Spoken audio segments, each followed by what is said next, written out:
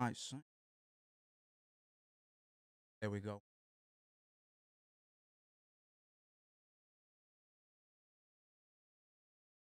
Don't worry about that. We're going to sort the end.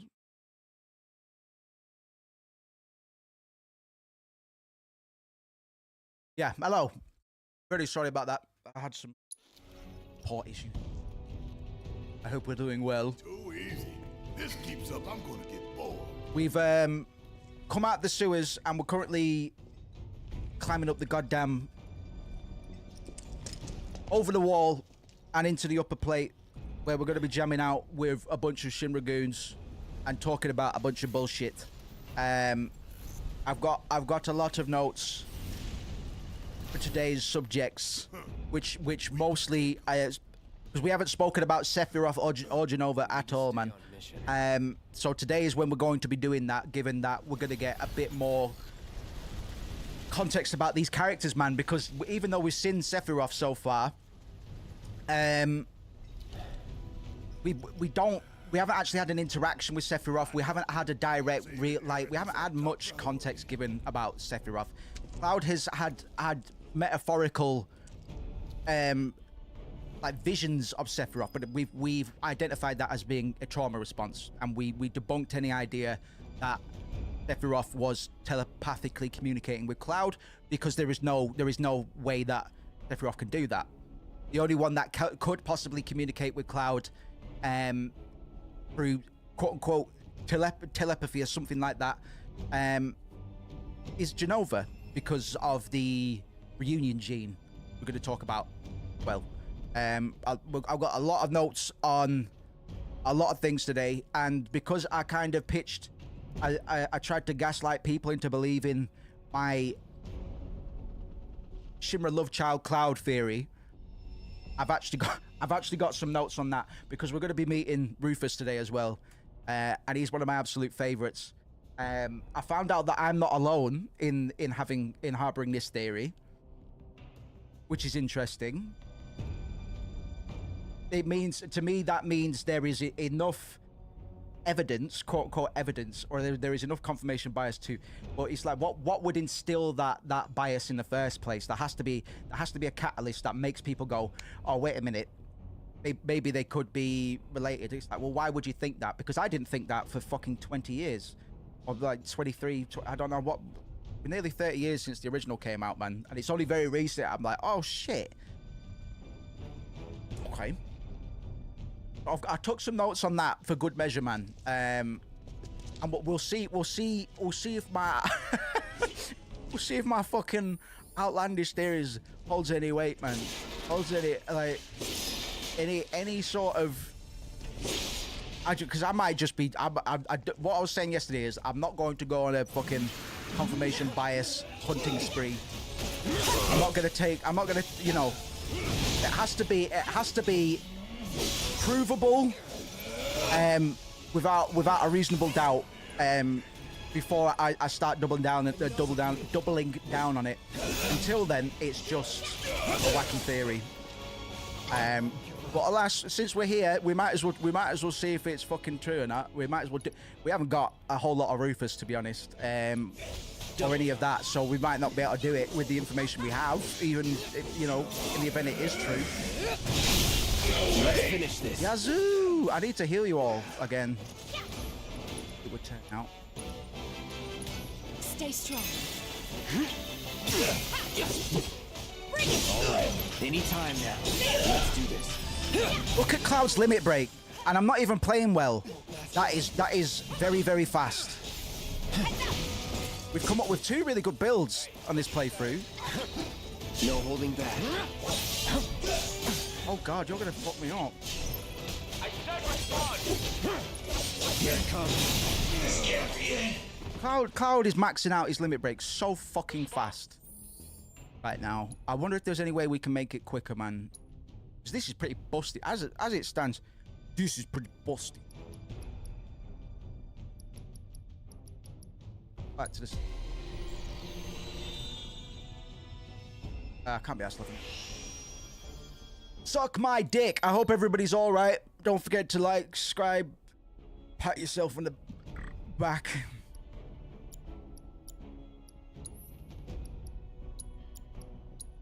Sorry, that sounded a bit insensitive, but it's only because it was. But I do really appreciate your patronage, and you should like and subscribe to this channel to support nice young budding boys like myself who are Hunter 2-2. Respond, fucking damn it. academic schlock about video games. This is Hunter 2-2. Just had to put down a few monsters. Over. Okay. Roger. Fucking avalanche makes this fucking OT. Okay, that's Probably fine. cowering in the dark somewhere. If you find the shitheads, make them suffer. 2-3 out. Listen up. We ain't running and we ain't hiding. Bro, Y'all don't know the meaning of suffering, but you will. when I blow up your friends and families, Call was over. shoot them with my barrel fingers.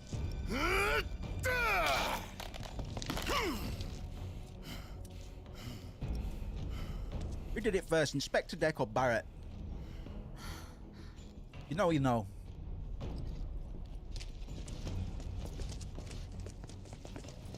All right, yeah, I've got a page. Ooh. Come on, we need to get inside. So I can't remember what this little buddy boy is called, but he's in the OG as well. We don't get introduced to it until the elevator, where we fight. It's a pretty crazy boss fight. There are some really interesting turn-based battles in the elevator fight, such that you can't melee attack him with non-ranged attacks, because you're on one elevator, one elevator, and they're on the other. Okay. Leaking gases, man. Barrett, where you at, man?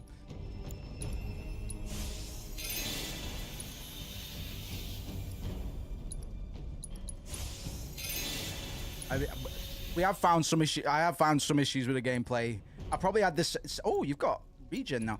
I probably had some of the same issues the first time I played it, but yeah, I'm not doing much to hide my disdain when I'm healing myself in these methods through this, like, because in the OG I could just go to the menu and just go let high post and spam circle a bunch of times until I was full health, man.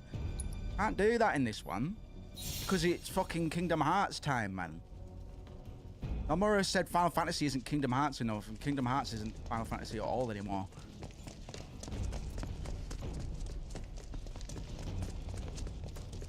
And that's fine. Like Queen, like, I don't. Nomura can do whatever he wants, man. Get up there. Jump over all this shit. Because Not much he keeps choice. getting paid to do it, man. Like he's got good people around him that could just say, "Do you want to fucking cut this out, bro?" It's a bit weird, a bit creepy, to be honest. You're 52 years old, but they don't. They just give him millions of dollars to make these games, man. Not him directly. Oh, fuck me. I mean, Final Fantasy VII was already the OG was the most expensive video game project. 30 million, which at the time was a lot of money, man. And 15 mil of that was on marketing. These days, 30 mil is fuck all. That's fucking nothing, bro, in AAA. Filmmaking, AAA gaming. Try this. 30 mil's a fucking pittance to these people, man. Think about the amount of people you have to pay, you know, and the tech that you need. Doesn't come cheap, bro. Man hours don't either if you're hiring good professionals. Not that I say good professionals, because there are bad professionals. Look, Cloud's got his limit break already, bro.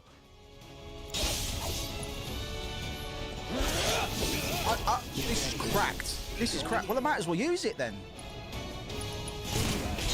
Might as well just use it, man. I'm getting them that fast. I can't believe it. Look how much Barrett and Tifa have. That's where Cloud should be. Cloud's already popping off with Cross Slash. Like, what the fuck? That's so busted. I haven't even cast haste in this fight. That's busted.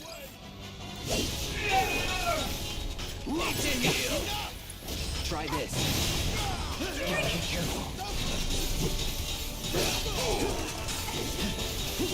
No holding back. Oi, sweaty Betty. Oh, you hurt my boyfriend Cloud, man, and that's not fucking cool, bro. Because now I have to pause the game and kill my flow. Oh. That hit. Let's get this over with. It's nothing.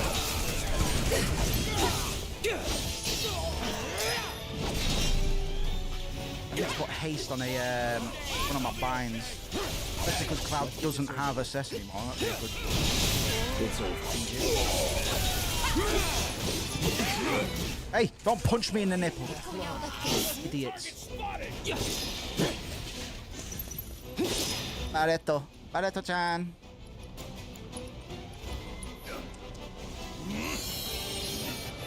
Okay. Barrett, run a scan on these willies and wallies. Fire. Weak to fire. Weak to fire, is it? Weak to fire and air, man, is it? Okay. Yeah, I just got rid of fire because you lot shouldn't really be allergic to it. Because everybody else is in the game. I'm going to throw teddy bears at him, man, because I bought loads of these and then I forgot about them. Mr. Cuddlesworth. Heads up. Yeah, Cloud, fucking chill out, man, because I'm getting battered, man. I might be taking a few more lumps because I didn't do those side quests. Like, I'm not as high a level as I would be if I rumbled my way through all those side quests, but it's fine. Gotcha. Bingo. Bring it. In my mind, there's not too many difficult boss fights left, apart from maybe the last two. Naturally. No? No? Bring it. I'm so impressed with Cloud's ATB generation, right? You're done. Now you're in for it. Now you're really going to feel a world of pain. Hell with being subtle. A curse on your family. A curse on your family.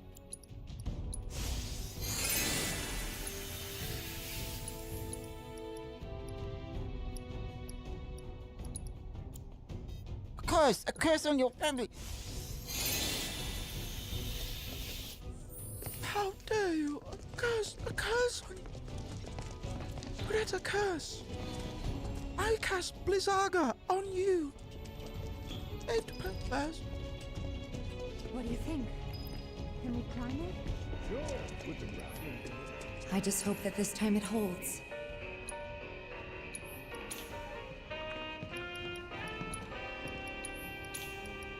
It's a weird song to do a jazz remix of, I'm not gonna lie. I'm here for it. It's a very weird song to involve in the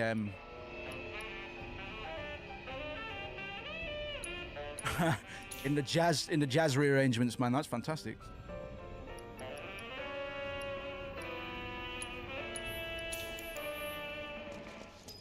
Okay. You going? Oh, whoa, you're giving me jump scares, bro. Yeah, Cloud, I forgot to do that thing before, but do haste and let's see what we can do. Oh man, he's a class C. He's class 3 soldier, bro. You're supposed to be Oh, that counter was pretty fucking good, Moose Cake. Well done. Do that more often, man. That was fucking tight. All right. That's not how you do it, but okay. Doing your best.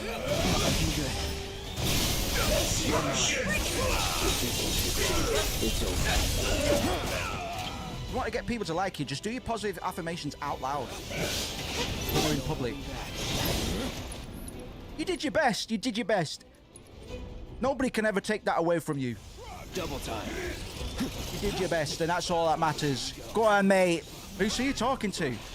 Huh? Oh, nothing. No one. Huh? Oh, that. Just doing my positive affirmation.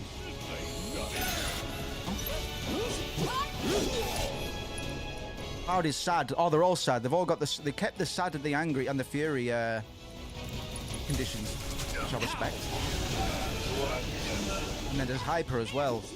Hyper, fury, and sadness. Is there any more? of the mood ailments that are included in. I suffer from all of those constantly. So it is true, man. But I can't take. There's no. We can't go to the corner shop and buy a remedy that will take care of all of our ailments quite like you can in a JRPG. I just stay heat and upset and hyperactive. Bit confused. I'm just looking for loots. Loot in the boots. I wish I could have like a little Walkman or something. Like even fucking Venom Snake, MGSV has a fucking Walkman, man. He has a Sony Walkman, Sony PlayStation.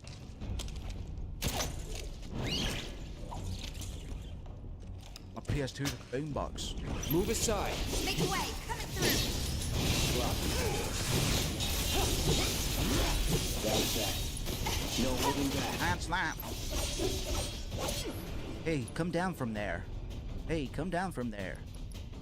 Stop fooling around. Calling wind. Get ready. Everything's weak to air now. Here we go. Go figure, right?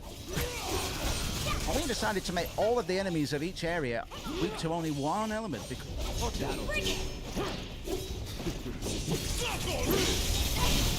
You're not. All right, try this. Why are you so big boots, little robot boy? Fuck off, back to Pixar. Gotta fight smarter. Raid on the Think I see Pixar a building. rope hanging off the top there. Is that what are you trying to say, Barrett? What do you want me to do? Oh, I think I see a rope hanging up there. I think I see a rope hanging off the top there. Ah, you do. Say it again, aren't you? If you say that one more time, I am actually going to do it. I think I see a rope hanging Right, that's it. I've had enough. I've had it up to here and then some.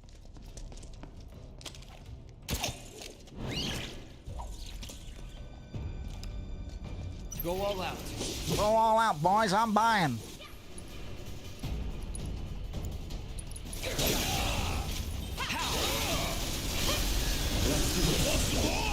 Want some more, do you? Okay.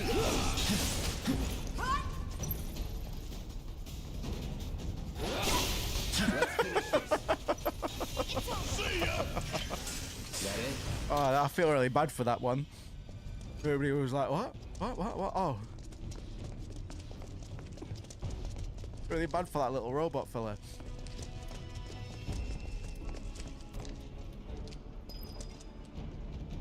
Oh, I'm looking for loots, man. If you want to know how to find every bit of loot in the game, on any given game with loot in it, first work out the way that you need to go, and then go everywhere except that way, and you'll probably get everything in the game. Do it like that. Fucking missable legendary weapons in OG, man. Like, you can't get missing score if you don't pick up missing score for Barrett during the raid on Midgar in disc 2, then you're shit out of luck, I'm afraid. It might be the only legendary that's missing, to be fair. That's missable. Yeah, I'm probably gonna say it is.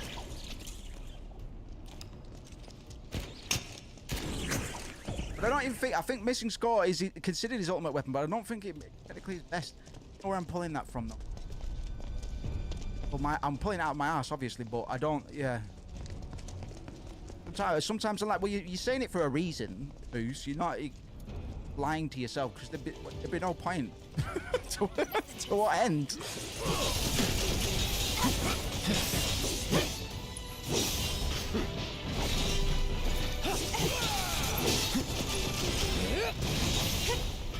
Alright, you two are shite at getting ATB, man. Maybe I should give you the transference modules. Yeah, scanning Barrett. Yeah. Big lad. Weak to lightning, bro. I haven't seen that in a while. Start of the game, in fact. I haven't got. Oh, I do actually. Coming at you. Taking over.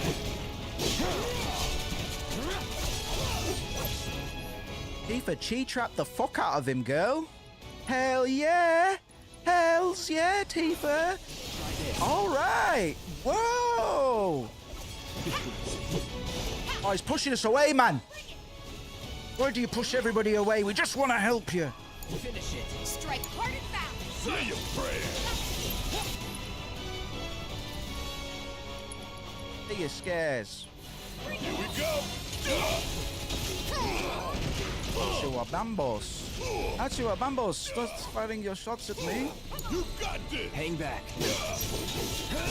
Hey, you're really pissing me off with your stupid bullshit. Hey. Stop it. There we go. None of that discharge, man. I don't want to read that. I don't want those words in my brain. Nobody ever benefited from discharge.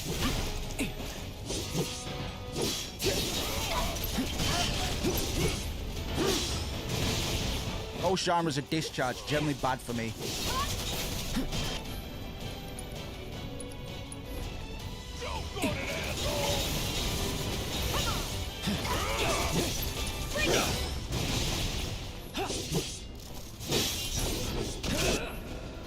Tifa, why don't you use your chi trap to trap them and then we can kill him and go on with our day?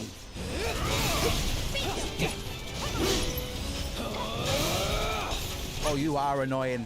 I'll be glad when you're dead. No. I'll be glad when you're dead, man.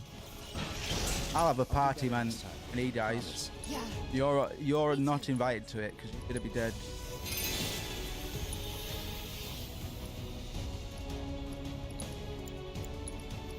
Woo woo.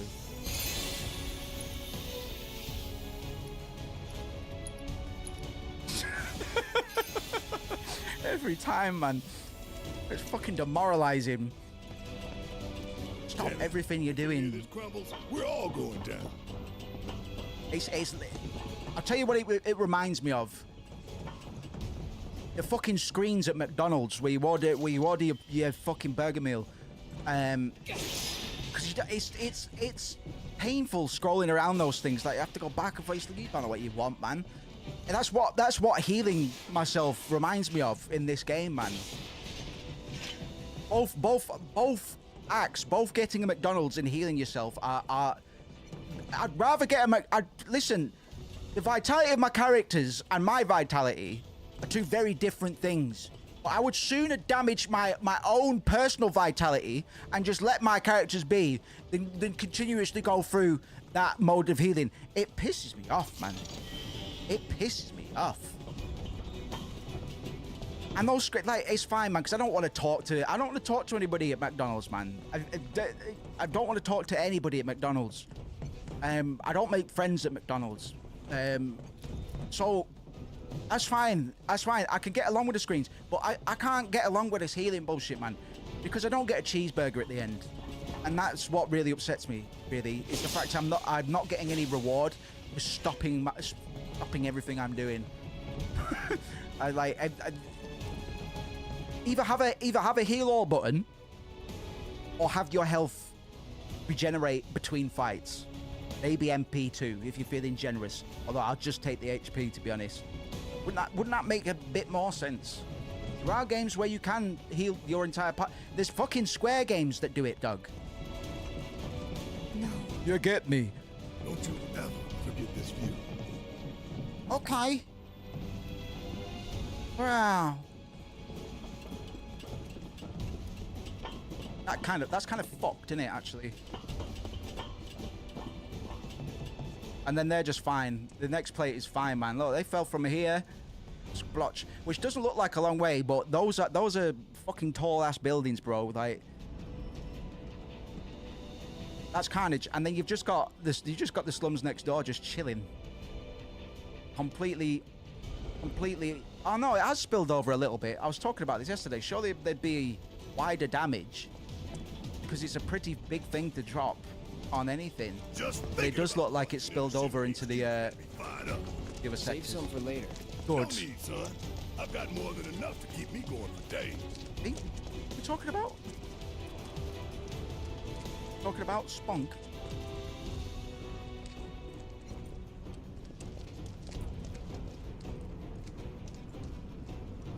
Mango juice. Saved it.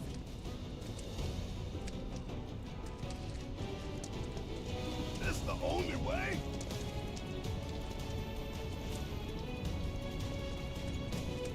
Tiptoe, tiptoe. Look down. You can do this. Don't look down. Just keep going. Don't look down. Don't look down. Are scared of heights? I mean, I guess anybody would be scared of heights. Like, who isn't scared? I know there are people that aren't afraid of heights, but you're telling me there are people that wouldn't get anxious walking across something like that if they had to? Or do people just go out their way? Some people enjoy heights? Apart from crazy Russian Spider-Man. I guess that's their whole vibe, innit? Bring it! Bring it on! What are these guys called? Theopolis? Theopolis? Hello.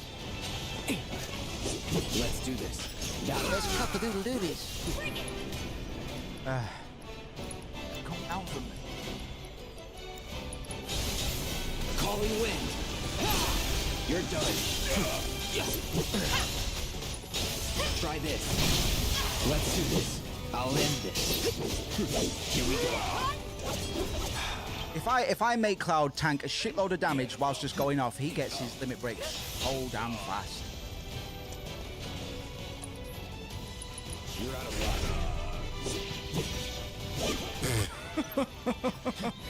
Okay. I'll let T hit, man. She's got it covered. Take that! All right. Pressured. We can go in now. Here it comes. Weak 2, dog. Air.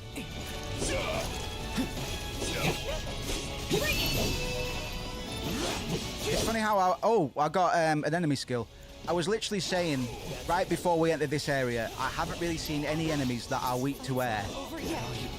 I expect that there will be far less enemies weak to fire, so maybe I should equip arrow. And sure enough, Bring in the heat. half these enemies are weak to air, man. Got a weird sixth sense to these I know things. I'll do A better. sixth sense, these things. Maybe a seventh. Yeah, I just invented enough.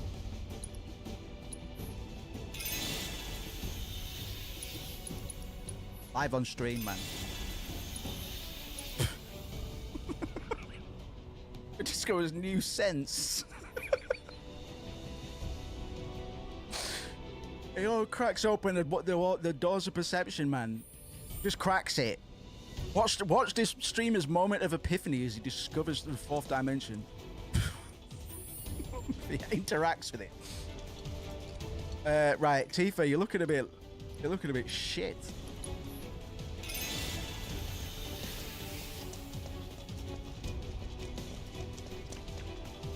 Streamer's jaw drops as he proves distance of ghosts beyond a reasonable doubt. That'd be a good stream. One to put on the. We'll plan that. We'll get plan that one for this year, maybe. Do it for Halloween. We did the Ouija board on fucking stream 2 years ago. That went down way better than I thought it was gonna go down. How did Want some more? it happen? Scatter. Let's do this. That's that. That's that. Not back and planning home. That's what talking on the time. You're the real boy.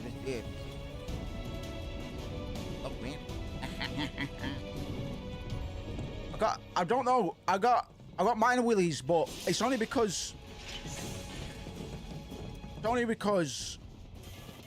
something happened. I don't believe in ghosts. I don't. I'm not even skeptical about it. I just don't believe in them. I'd like it if they did, because it makes then the game changes completely. But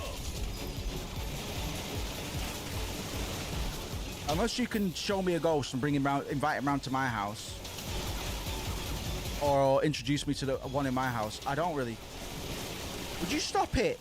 Let my friends past. Ah, you fucking cock monkey, man! What's that about? Fucking piss yourself! Alright, we're doing an academic reading of Final Fantasy VII. Thank you for tuning in. I'm just telling this robot to fucking piss himself, but it's only because he deserves it.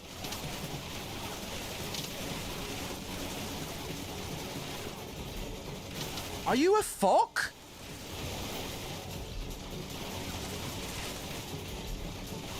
Are you a fuckhead? Rotten.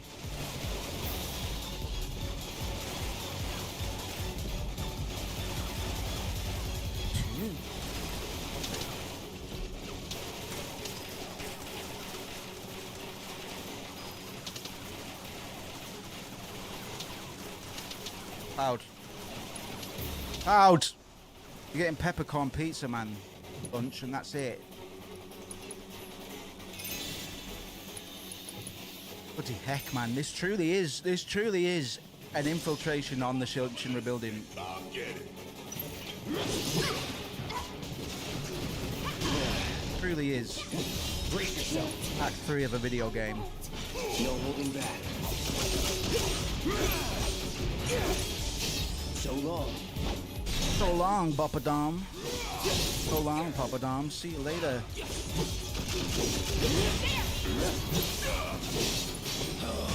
Wait, a strip of paper.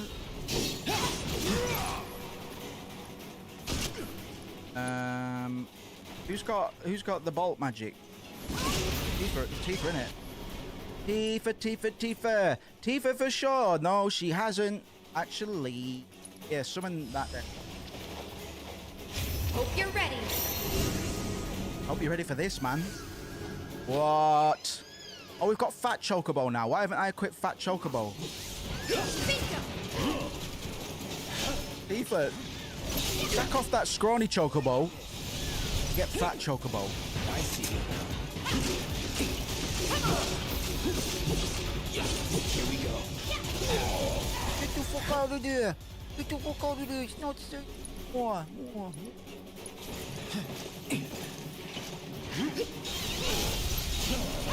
That's right. Oh yeah, they do that stupid thing. I can't even be arsed now. Go for your mate. And now he's doing something weird. Yeah, yous are annoying, man. I'm getting flashbacks of saying this exact thing first time I play this.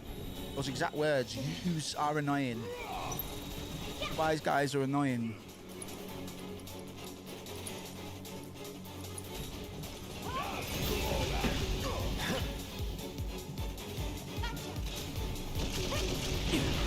I don't even care, man. Twist my nipples. I'm not even fucking listen.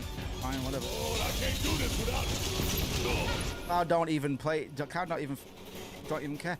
And I'm gonna play Barrett for these guys because it's far less painful. Barretto,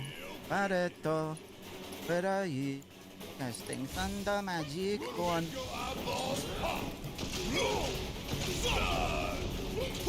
What's up? What's happening?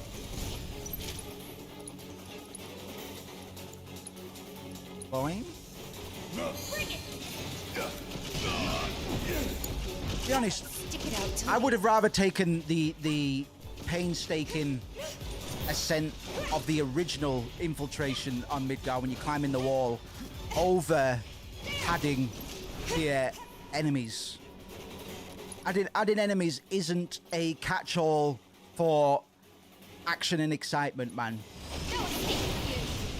Sometimes a simple journey can be more interesting than a string of exhausting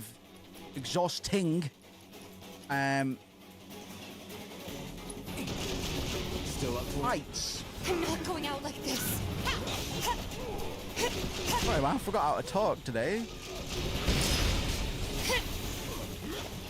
Take the lead. You're really based in my butthole right now. This oh shit. I'm waiting. I've lived through worse. I'm counting on you. Here we go. Here we go. Oh. Yous are annoying. Yous are. If I was to say anything about these guys, these are annoying. You up there, man, Mr. Peppercorn Jackson. You can fuck off, man.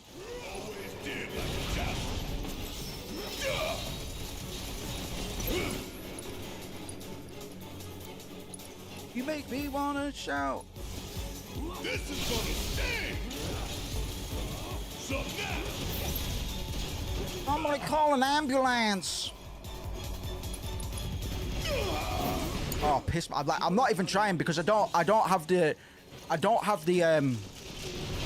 after coming out the sewers. You know, Looking good. just take me. I'll try next time. I guess I'll have to, huh? We get some nicotine, man. I'm gonna fucking need it.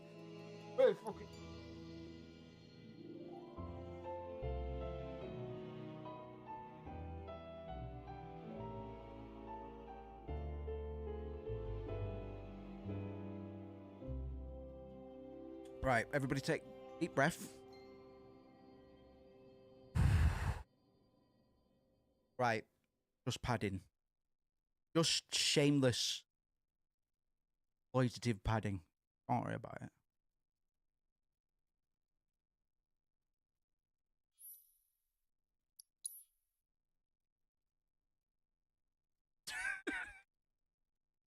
Right, well, let's look at our equipment, man, because that's actually quite a drawn-out fight. Even in the context of padding, it's pretty drawn out. And we can equip Tifa with the fat chocobo materia.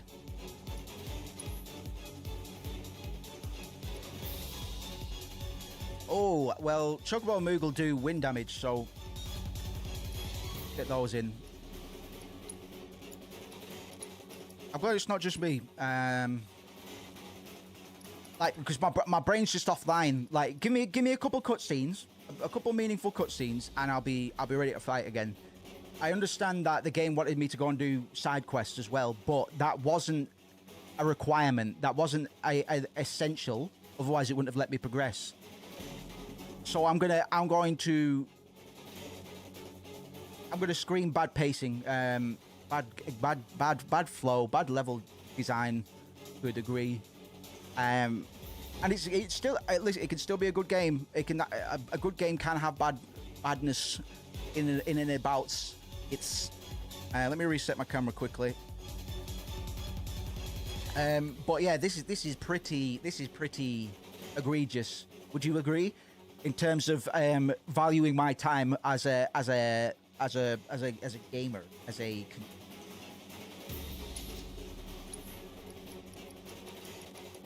but we're not, like I will repeat that when it comes to Final Fantasy VII, it's not really about the combat. And it took me a long time to realize that. I think that's a sign of my maturity, because I used to be one. Oh, well, I can't play Final Fantasy. Literally just stuck with turn-based battle.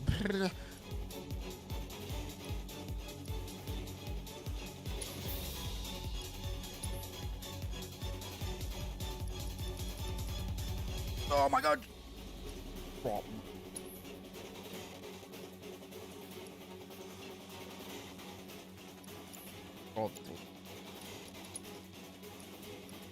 Are you alright, gorgeous? You've got auto life. Why don't we get you more strength in that, man? And are you done with those gloves? Well, mind you, they've got a million. Ooh. Okay. You've twisted my arm, but let's make sure you've got full materia on you.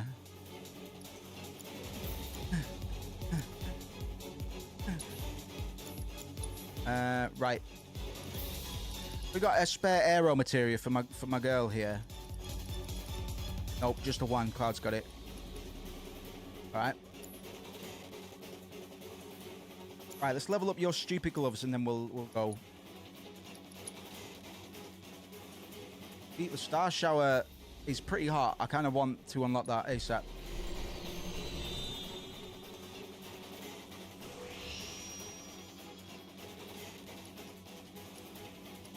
How is it I've unlocked some of these already? Have I equipped these gloves before? And I just didn't bother. I started this game off pretty rough in terms of learning abilities and stuff. And I still haven't unlocked any other limit breaks. I don't know if I've done something wrong. Because in the original, I've not checked, obviously, but in the original, you had to use each limit break X amounts of times, and then you get the next one. So use Braver 10 times, you get Cross Slash. Use Cross Slash 20 times, you get Blade Beam. Good evening, Lewis Aspinall. Welcome to the stream. We're playing Funky Fantasy again. And talking in great detail about it. Or we're going to be, once we get through this fucking trash. Get ready. Okie doke. Here we go.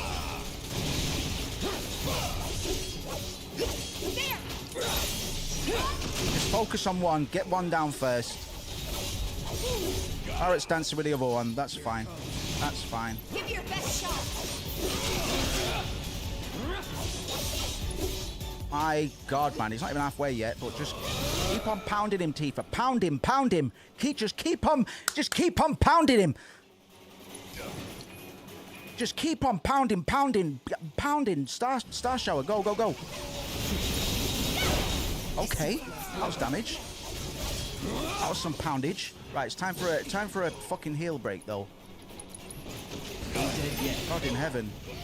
Tifa, heal yourself, my love. Gonna catch a cold. Try this. Just keep on pounding, boys. Just pounding. That's all you can hear, man. Just clap. Just the pounding relents.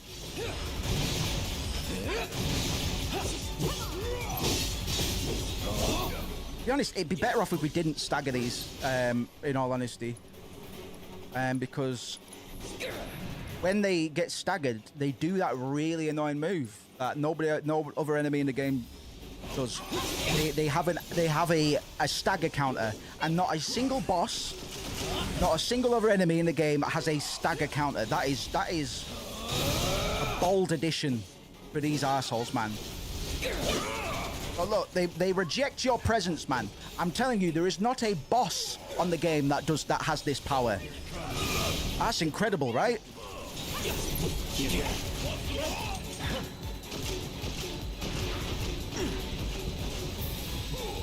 All right, go off, I guess.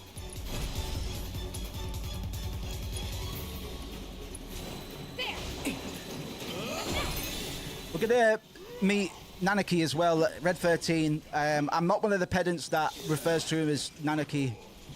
I always call him Red or Red 13 because it's a cooler name. But there are some purists in the FF7 academic community that do prefer Nanaki. It's fine. It's great that he's got a name, an actual name, but he's Red 13, bro. I know that's technically his slave name, but he's fine with it because he knows Red 13 is a cool name.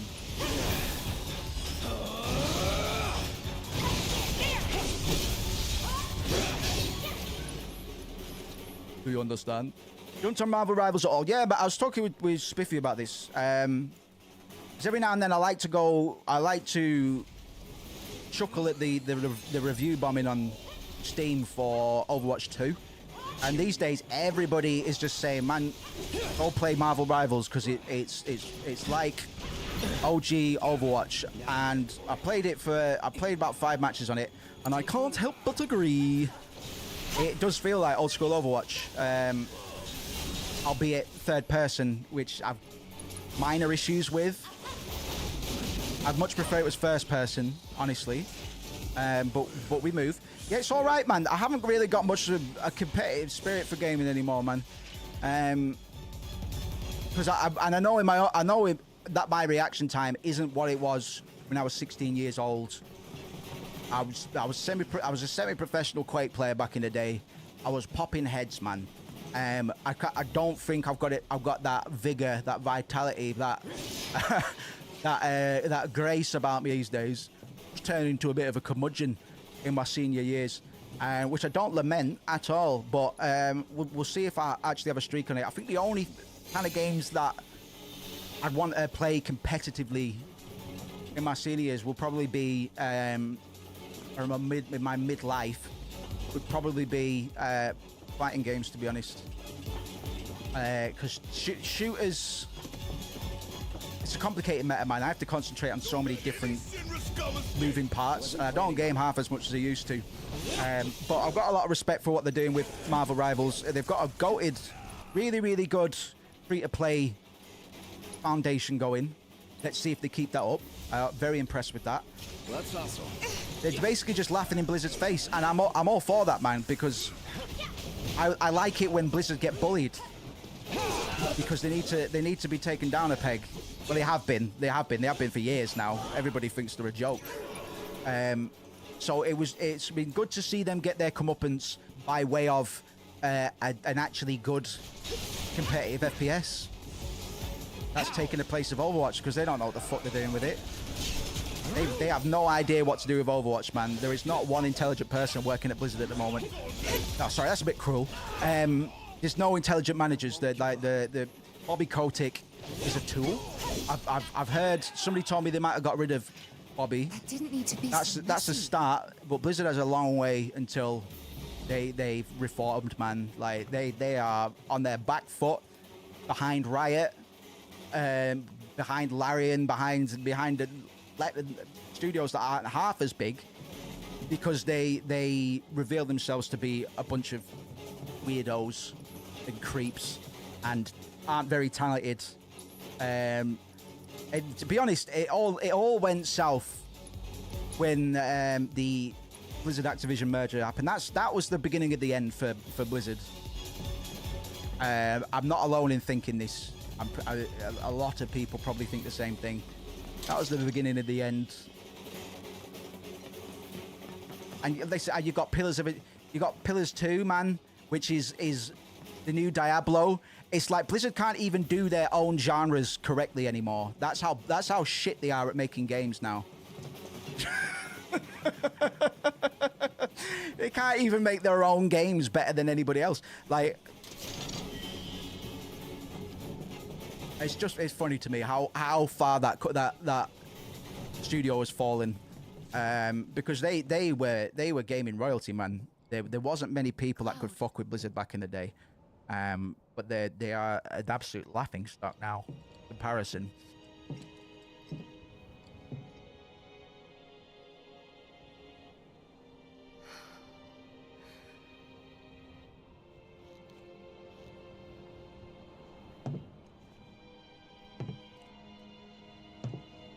Well, we've got the opportunity, because I'm going to be bringing a lot of our prior discussions full circle. Okay, that's the goal. In all of these cutscenes, notice how the women react to things contrast to how the men react with things. Very important. I guess we'll build another bar. Yeah. We will. You'll help too, won't you?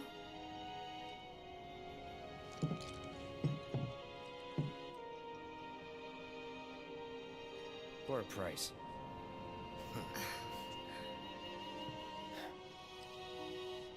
Paul makes a little joke there. Yeah, I'll stick around, but as long as you pay me. But it does kind of feed into my ideas of men in Final Fantasy VII are typically driven by selfish, self-contained desires and wants. Cloud rejects everybody in order to double down on this persona that he's grafted onto himself and his shattered psyche. Barrett is a dangerous, violent extremist, and many people. He's got, like we were talking about yesterday, he's got a lot of innocent blood on his hands. They are doing things in spite of others, whereas the women typically, or mostly, Aerith and Tifa are caring on a wider scale, on a society scale, on a culture scale, and it's these kinds of people, it's these maternal, these motherly figures that eventually they kind of rub off on the male characters, and they begin to see that there is another way through compassion and blah, all of that horse shit. That's the end of most stories is compassion wins in the end, unless it's hereditary like that. You know what I mean? So generally, most of the men are incredibly selfish. From the beginning, anyway. If you think about Sid and how awful he is to Shira, case in point, right? Nanaki, I keep referring to her as Nanaki, even though I said I wouldn't. Red 13 is a tricky one to apply that to. You could apply that to Reeve as well, though. He's self-serving man through Kate City. He's a Shinra spy until he isn't. Vincent Valentine, so self-absorbed that he just chills in a fucking coffin of his own, on his own volition. You got Aerith, Tifa, and Yuffie forming the three major female characters, and all of them, their stated and expressed purpose in life from the jump is to cultivate community and make sure that other people are okay, not just them, but other people, in a selfless way, especially when it comes to Aerith, who does the most selfless thing anybody could do. And she's, as of remake, she's got a lot of time to contemplate that as well, talking about how weird it must be being able to contemplate and know that you are going to have to sacrifice, you're going to have to give your life in order for the greater good to be achievable. And there's no way around that. So Aerith is making sure, above all else, that she dies, which is fucking crazy, man. Because if you told me that was her goal in the OG, it's not, like, because she doesn't have the same context. We completely changed so many things. But we know in this one that she is determined to die. She knows that she needs to. And that really does quite a lot for her character, I think, in terms of doubling down on the maternal themes, which I'm going to keep coming back to. And I'm gonna double down on Tifa and Aerith, particularly when we start talking about Sephiroth, Unova, Zach, maybe, and everybody else as well, but particularly Tifa, Aerith. I think form. They're almost one character in a way. They're just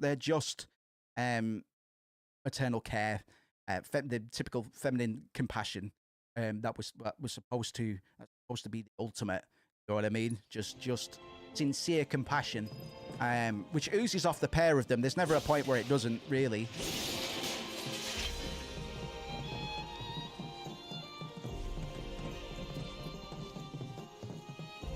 I'll look about. Do I have to hop, skip, and... Don't.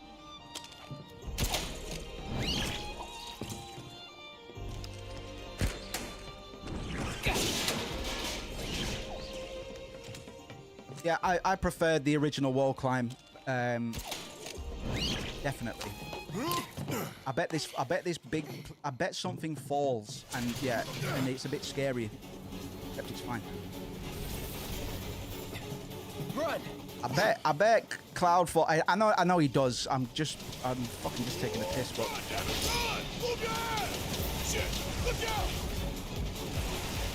I bet Cloud falls a long way, but he's actually fine.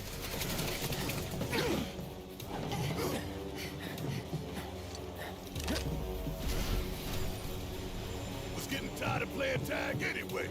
Come on! Keep it together. Let me handle this. Guess it's my turn. Yeah. Bang bang. Whatever. Man, it, whatever. Yeah, keep shooting me with your fucking. Don't even feel it. We need to scan. Need to scan the boys. Gotta fight quick. We've definitely missed a few enemies with our scanning, but I think we've actually done all right as well, you know? That thunder I hear? Yeah, it's thunder you see as well, for some reason. Hard and fast. It used to be called bolt, which makes sense, right?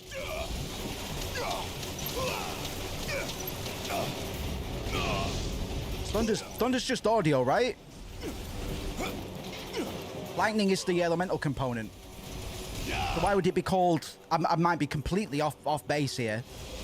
Someone, you feel free to correct me, but does it make any sense to be called Thundara instead of Boltiga, Boltara, or Bolt 1, Bolt 2, Bolt 3, as it was in the OG? I bet this is where Cloud falls over. Oh, everyone fell over. Yeah, go on then. That was close. It's not done with us yet. Yeah, I hear you. Let's blow bitch out of the sky. Blow this bitch out the sky, man. I was thinking before, man, is shit the only curse word that they've used? But no, we got bitch. We got bitch as well. Oh my god, he's asleep as fuck. Deal with that. I got this. Sorry, Barrett's just getting peppercorned right now. Not much I can do about it. Hold on to your peppercorns, boys.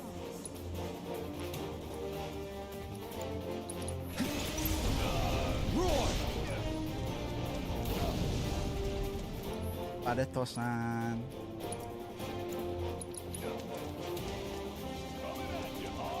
Aerial boss fight, is it? Alright. I guess that's the way to do it, man. We're talking about the elevator before and not being able to do melee combat because of the distance between the two elevators. I guess this is kind of a way of doing it, you know, but it doesn't hit the same, I will say. That was a pretty epic boss fight. Not Chadley, damn right, man. Well, we'll probably see Chadley. Actually, I don't know if we'll see Chadley again.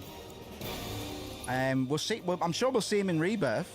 I cannot fucking wait for Rebirth because it's complete. I'm driving off road for that one. I'm not going to prepare any notes for it. I'm not going to research it at all, man. It's all just going to be real-time discoveries and discussions, man. So I'm really looking forward to that, man. Really, really, really, really looking forward to that. No.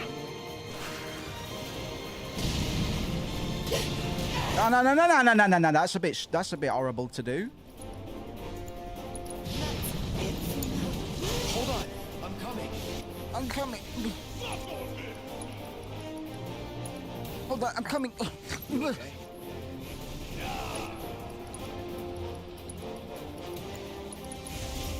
Storm's coming. Storm's coming. There's a storm coming. Oh, Barreto-san. Do we have any elixirs, man? Because I'm at that stage where I'm ready to use elixirs. Just to make this a little bit easier on myself. Take the lead. I can still fight. Mind over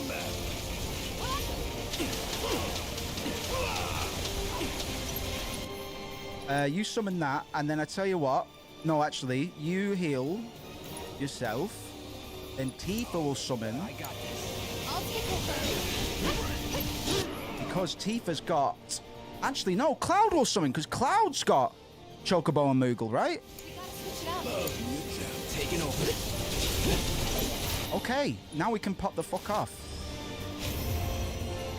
Do your thing.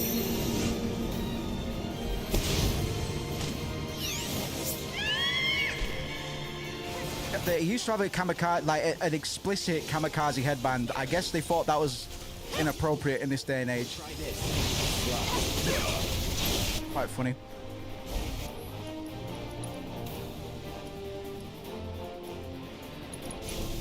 Bring Let's finish this.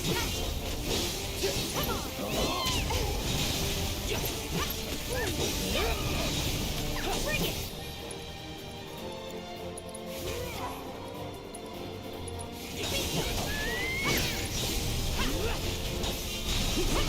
Wish I had limit for that, man, but I haven't had much grounding opportunity. All right, wait a minute. Hold up. Thought a little man was going to jump out of it, not going to lie.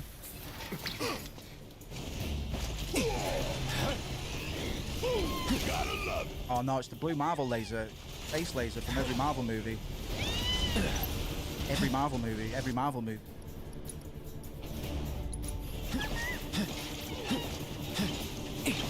Keep it together. I'm up for anything, man. Fucking killing robots, drinking, kissing, like that. Activity, I'll do it. No more playing.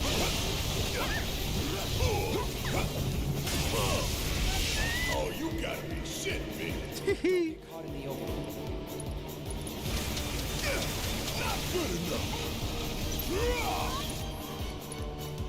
I think I'm a little bit underleveled. I'm not worried because we're still getting through, but I think I'm a little bit underleveled because of my callous attitude towards side quests for the sake of the stream.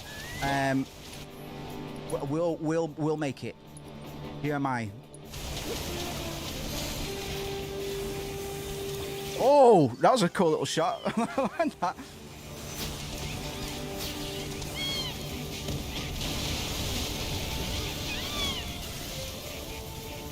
I'll pay you back. That's really cool. I like that. Simple, but yeah, it hits the spot. It's satisfying to watch, especially when big numbers start appearing. You don't mind popping you for the hole. Gotta leave the laser too. Oh, did I? I did, yeah. Oh, go in, boy. Is that all you got? Oh, Christmas crackers, man.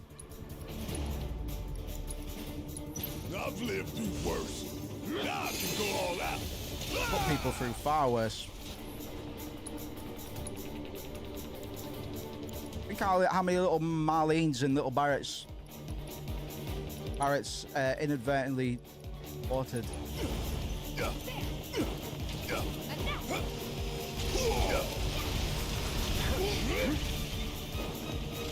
Come on then, just target me. Whatever.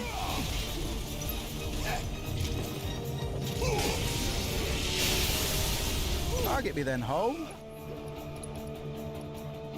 Barreto-san.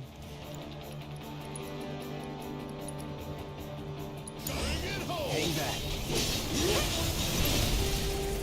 All right, go in. This is where we kill it. This is where we kill it, guys. Don't let me down. This Infinity's End is gonna really, really hurt the boss. Hope you're ready.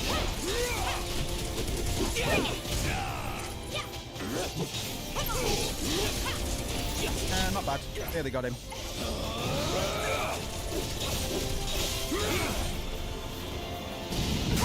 This was easier than fighting two of those little Robocops before with the stupid anti-stagger. Far easier, man. I'm not really sweating this. I've been low on HP a few times, but I've not really been sweating it, man.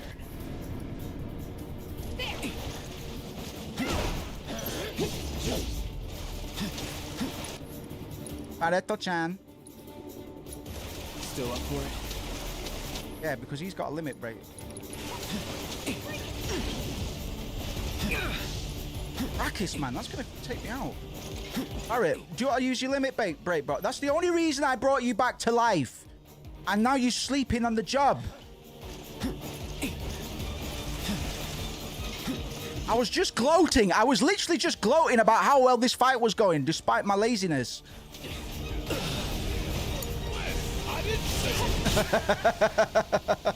Okay.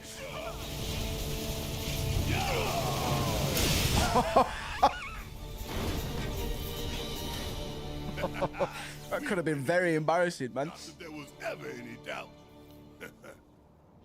Damn right.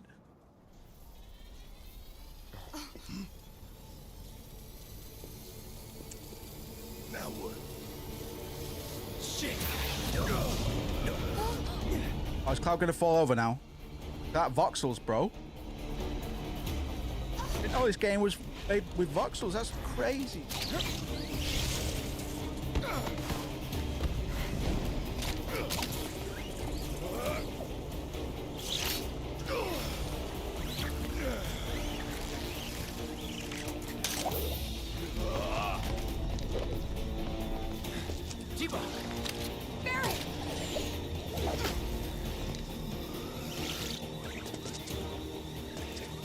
Do you know how strong Tifa has to be to do that? Yeah, that's strong, man.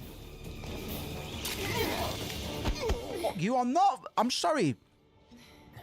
I know this is a JRPG, but that was the silliest thing. That was the most unrealistic thing I've...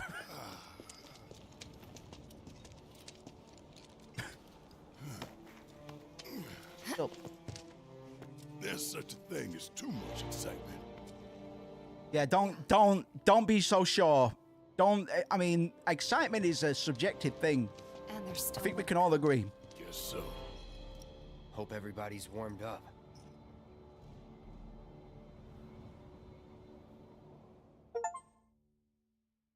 Guy, chapter 50. Rotten pizza. To refer to the top plate as a pizza. It's sliced up like a pizza, right?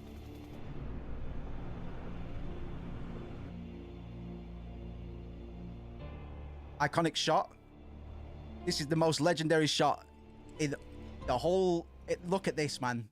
This shot is so transcendent in terms of what this composition, this shot of Cloud looking up at the Shinra building. You would struggle to find many images as ingrained into the gaming psyche as a whole than this very shot. I actually didn't remember this being in the game, but it would have to be because it's in the original and because it is so legendary. Yeah, perfect.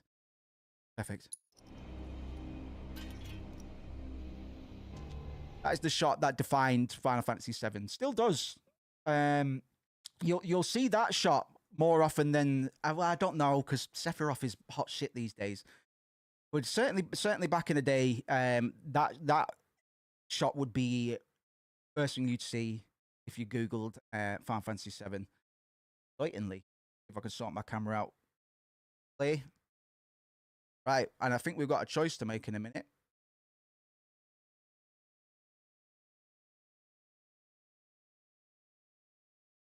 And I'll put it to the chat, man. When we get to that decision, I already know what the answer is going to be, but good opportunity for me, agency. But you fine fellows.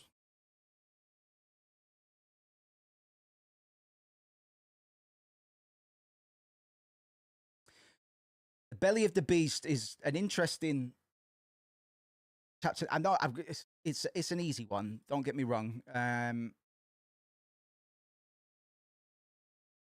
if we're going to be talking about theology and stuff, and how theology and capitalism link in the themes and narrative of Final Fantasy,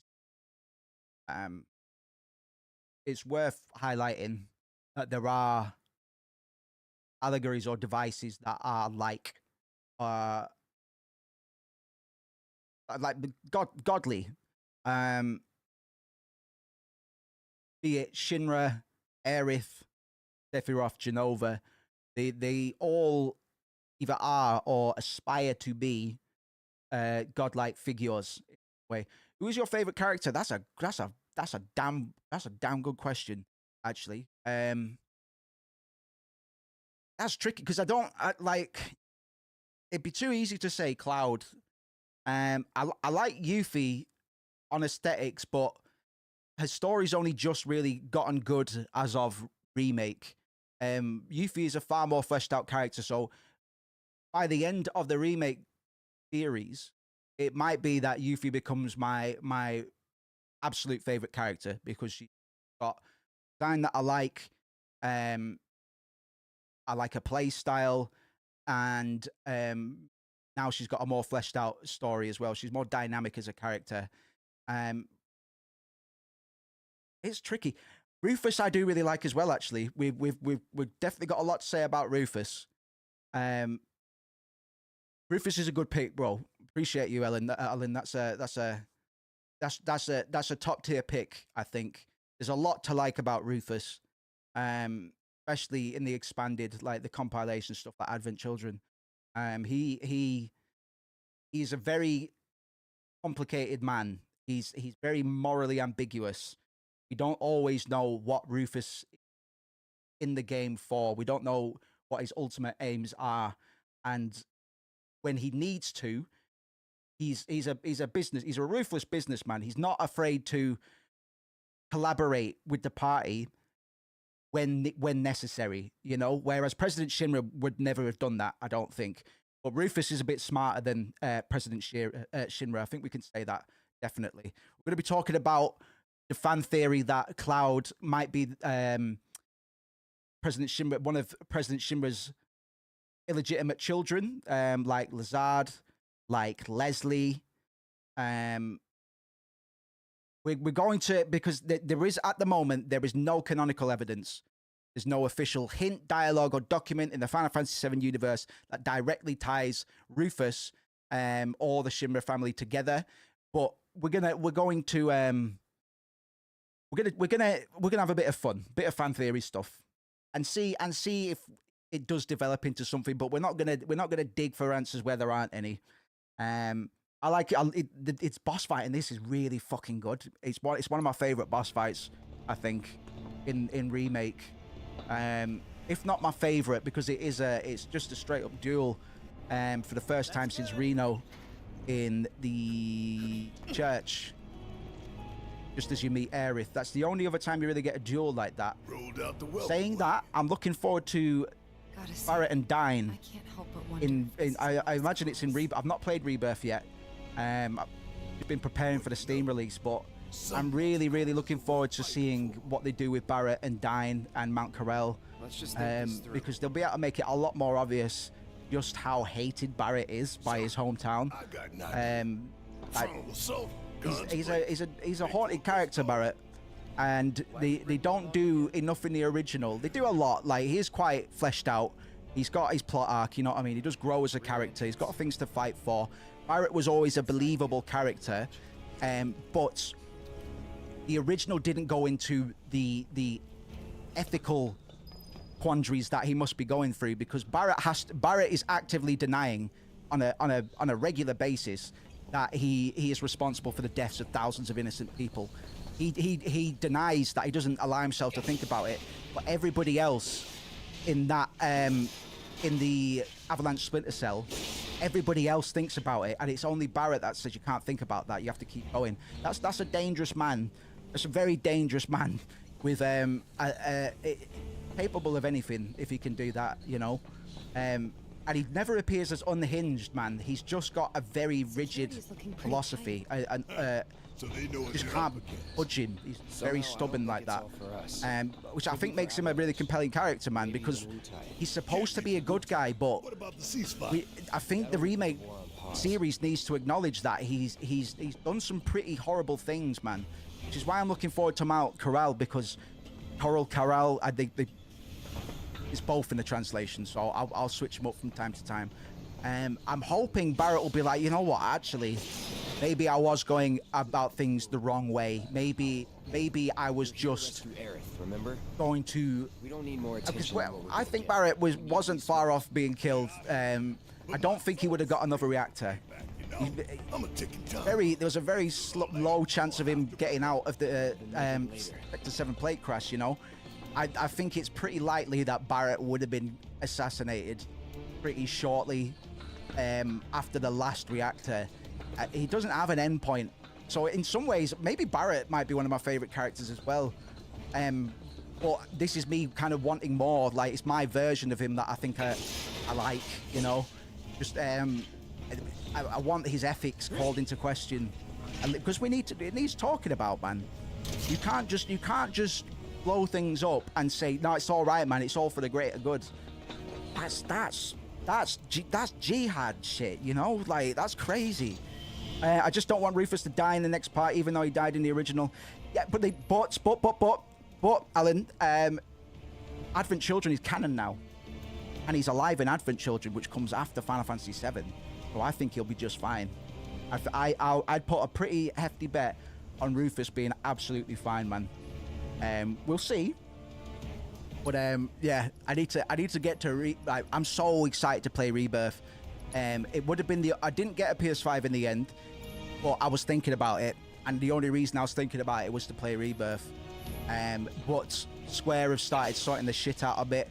I think we're going to see less exclusives from now on, because them gatekeeping with Rebirth and 16 really affected their profits. Like Square's down bad on the Final Fantasy franchise because they tried to do the old school exclusivity thing, which doesn't work in this market anymore. So I do think... Is there a bench there? Do I need the bench? I'm just gonna... I think when the third remake comes out, we'll see it a lot quicker than we saw Remake and Rebirth. And I do think Rufus will be alive and well in some way, shape, or form by the end. We do know he is wheelchair bound in Advent Children. I don't think that I think that's related to the events that happen during the Midgar siege and the Sister Ray. Actually, no, it's not then where that happens. When do they fire at Diamond? Because they move the Junon cannon. This is crazy, man. They move the Junon cannon to Midgar and construct the Sister Ray in Midgar, and it's when Diamond Weapon takes shots at the Shinra building that Rufus is supposedly taken out in the original. So I imagine that's what put him in the wheelchair. We see him in Advent Children. But for the longest time, no, like Advent Children and like fucking, I don't know, Dirge of Cerberus weren't canon. I think we can pretty safely say now, with the introduction of characters like Vice and Nero and Deep Ground as a concept and location, we can pretty safely say that the wider Final Fantasy VII compilation is probably canon, which is fucking crazy, because now we've got so many other toys and characters to play with. It's a bit like, oh fucking hell, we had enough white-haired badass swordsmen, you know what I mean, in Final Fantasy VII already, but now we've got Vice as well as Sephiroth, and I'm just all right. I'll see what happens, bro. It makes me nervous, but I've been very impressed with Remake, man. I didn't like it at first. I played it for 8 hours initially, and then I said I hated it, but I came back to it about a year later, played it through, and I absolutely love it now.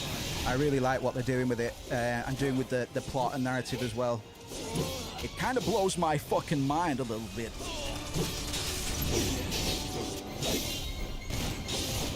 I need to take more notes on Rufus as well, actually. I think the reason I haven't is because I haven't read that one novella, man. I can't remember what it's called, man. And it's not because I'm a hyper fanboy. I am a hyper fanboy, but it's like, well, I just want to consume. I want to see. I want to know why a lot of Final Fantasy veterans have the theories that they do. Because Cloud being Rufus's brother is a pretty fucking crazy theory, man. But it's not come from nowhere. So I might be a bit light on talking points for Rufus, but I do have some notes on Rufus.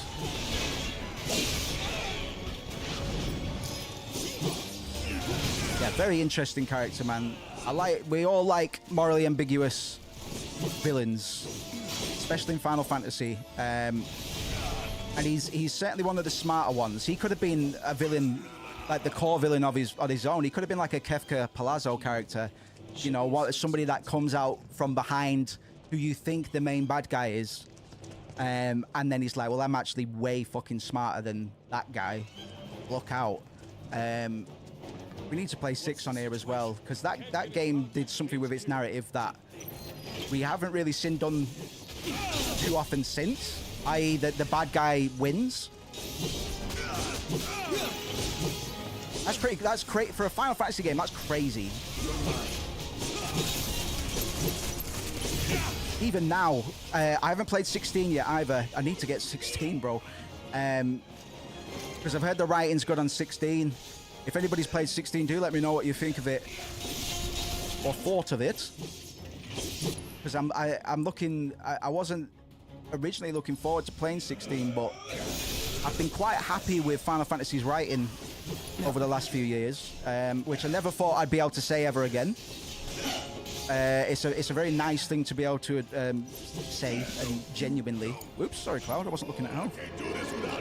I can't do this without you. Come on, Shrek. I can't do this without you. All right, right. These are only these are class 3, and I'm getting my ass kicked, bro. Not about that smoke, man. All right.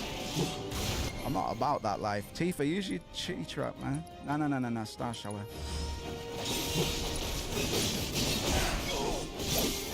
Sorry, Barrett's just getting harassed. Yeah, I think Rufus will be just fine. I think they've turned him into a smarter character than he was. So maybe they'll play around with his sister age stuff, man.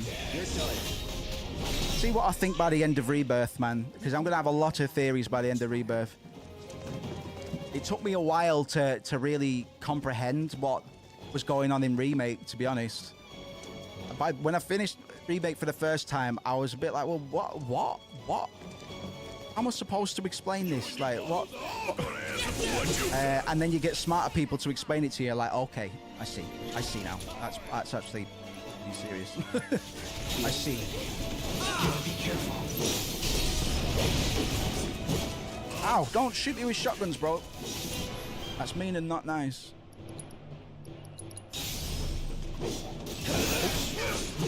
Just stood on the other side of him before I did that. Let's finish this. Suppressing! Okay, you suppressed. God damn. Right, let's get out of line of sight, Doug. Right, shit, I need to look at my health. Sorry, excuse me. Talking about fan theories all of a sudden, again. Pete, right, okay, I might have to, right, just... Not worth it, man. Too much stress. I submit. I won't. I had this. I know I did. Didn't go. You're not in control of your circumstance. Right to say. Both in a gameplay sense and a narrative sense. Predestination, big themes going on in video games. Word on the street, big themes are in video games. I hope everybody's all right. Happy New Year again. If you haven't heard it from me yet this year. We've kicked off the streaming stuff this year with a bit of a bang, really. Coming back to Remake. We immediately came back with Intermission. And then the last night's session wasn't as compact, you know what I mean? But that's on account of the filler, which we've bypassed. But the result of bypassing it is that we're a little bit underleveled at the moment. But we'll be fine. Go all out.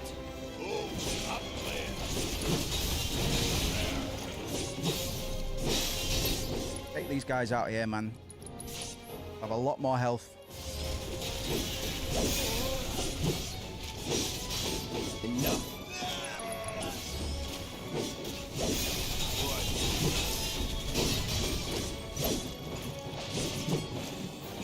Too late. I saw you. I see you. I'm through with you.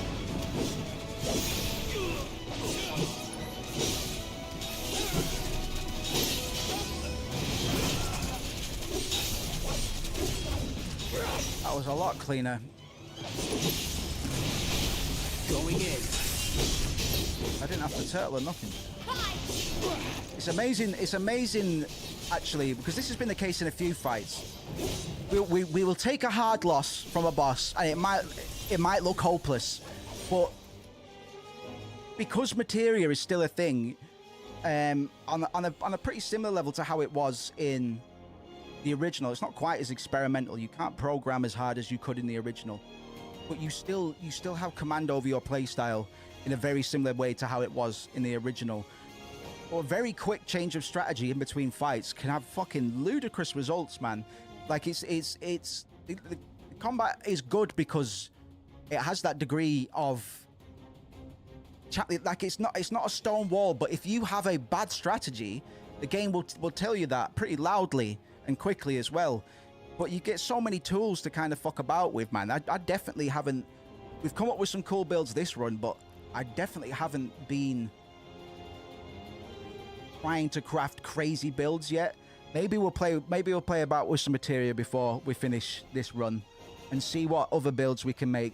We had the double revive on Sonon, and at the moment we're running a ATB build on a cloud with the transference module and haste and stuff like that. We're trying to see how quick we can build up limit breaks with cloud at the moment, and I might even be able to optimize that strategy a little bit. But I do want to see and play around and see what other combinations and weird effects you can get with this materia system. Oh, we're done here. I have a feeling there's going to be a destiny. Sure. Molotov cocktail, delicious.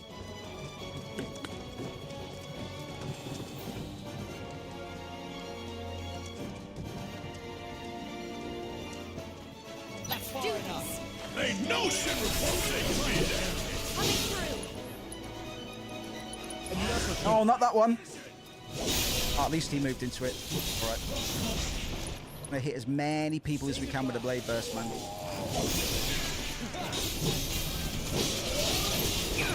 Oh, Christ, what a wombo combo. Happy feet. Wombo combo. Damn it. After you.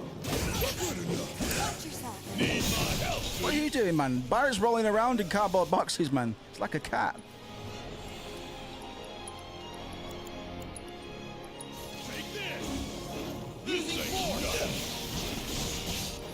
Rickets, man. Sorry, Barrett. I think you're going to buy it. Yeah, you're going to buy it. I'm sorry, mate. Sorry, bro. Gotta stick it out till the end.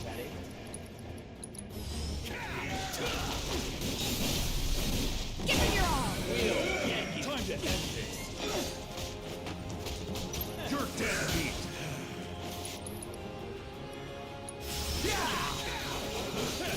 Oh, I thought that blinked over. Right, this is looking pretty grim. So we're gonna get our strategy changing. Yeah, we're gonna round back to that because we might lose this fight, man. See if Tifa can go off.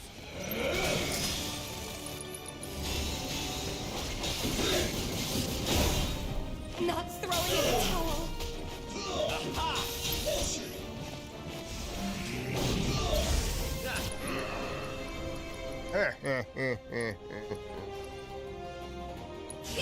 all.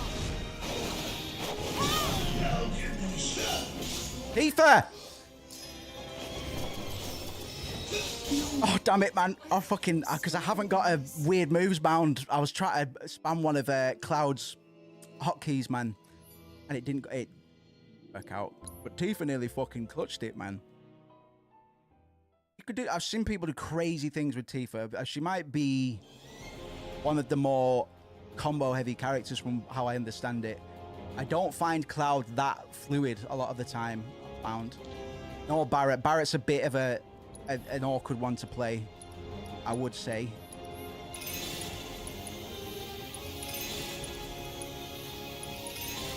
I'm not going to adjust my materia. I'm just going to optimize my positioning a bit. I could have opened that fight a lot better than I managed to that time. Give me a break. Woohoo! Woo! I love killing people. Perfect. Go off.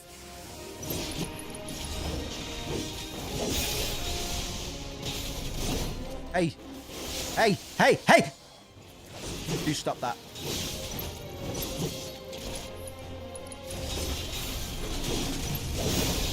Nice. Okay, these are the kinds of blade bursts we need to be hitting, man.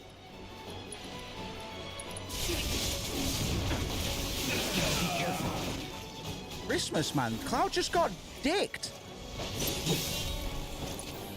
We got dicked on big style, man. Biggest dicking I've seen all year so far.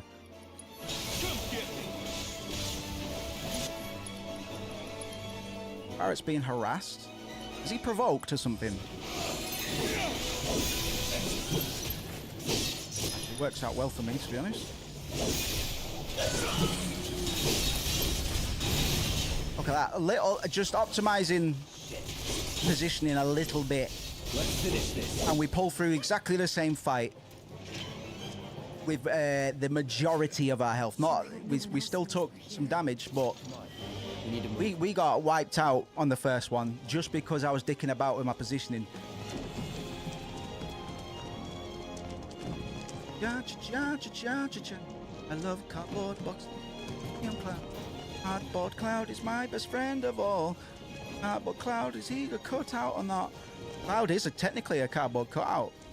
No, he's more cardboard cutout than he is himself. Is card made of cloudboard?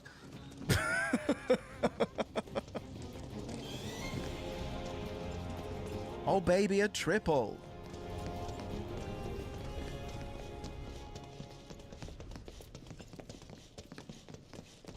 Get it?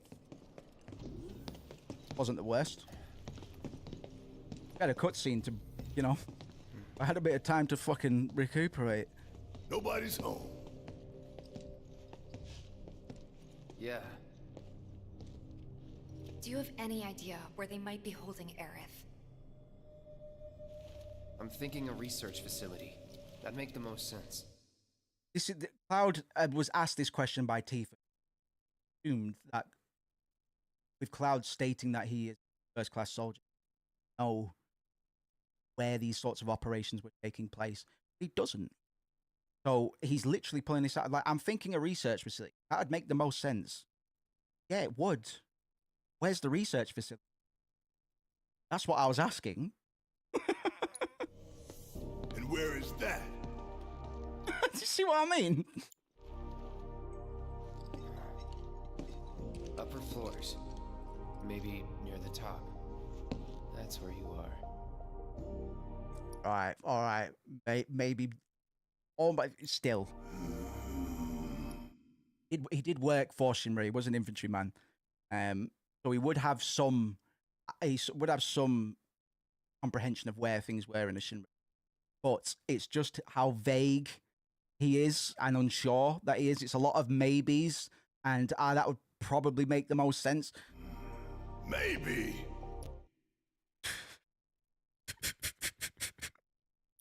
Maybe we can use the console at the reception desk to find out.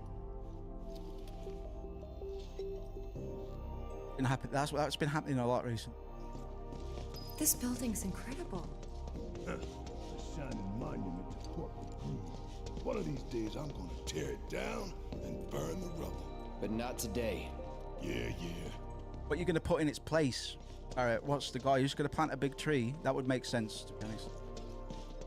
Thematically, a great, massive tree in the middle of Midgar, where the Shinra Tower used to be, thematically, makes a lot of sense somewhere down the road. But we know that isn't the case. But I don't think we should try. I'm taking a piss out of Barrett's techno hippie. Let's just keep heading up. Motivations.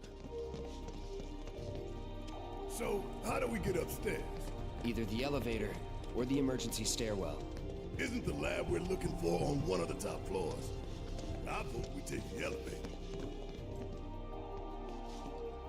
There she is, man. Right, guys. Are we going to take the stairs, or are we going to take the front route, the aggressive route, as it were? I'll leave it to you. I probably know what people choose. but I'll leave it to you. We do get a. I really enjoyed it. I was so excited the first time I played it. We get to go through the Shinra Museum, and we get to learn a lot about Shinra. So this is going to be really, really good. Really excited for this next thing. We're going to finish tonight. I think we're on track to finish tonight. Playing for nearly 2 hours already, man. That's flown in. That's absolutely flown by. So I might be being a bit ambitious, man, to be honest, but we'll see. We're gonna need a few. I'm really going to do my best to try and finish tonight. Pretty sure I saw one lying around. Got a lot to talk about, man. I'll probably be pausing a lot and dragging it out. Oh, the reception desk. Yeah, but how to get in? Go up and over, maybe? I haven't talked about Look. Sephiroth or Genova at all yet. Pretty sure we could reach it. I've mentioned them, but we've not started talking about those two characters. They are huge I deals, think I'll give it a shot. both in narrative and a meta-narrative Minus one context. here. I figure I've got the best chance. You two can sit back and watch.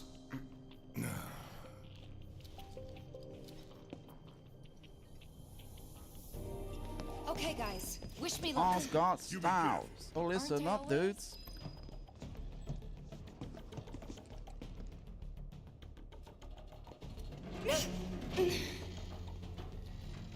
Go through the air and climb up trees. Huge, you're not too wrong.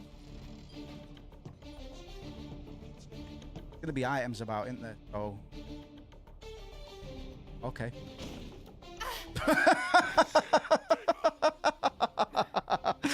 Oh my god. I thought I was dead for sure. Yeah, man, I thought you were gonna GTA wasted yourself.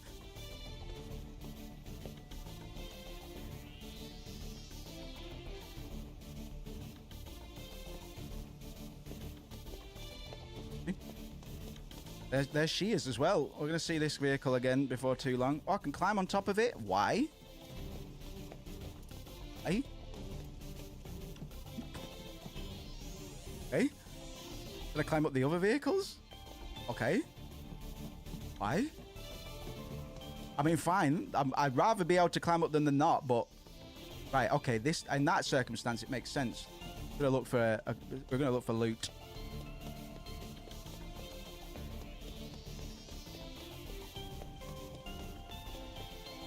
Loving these synths.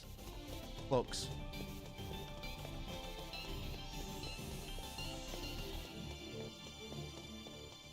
Might be an original composition. I've checked any motifs.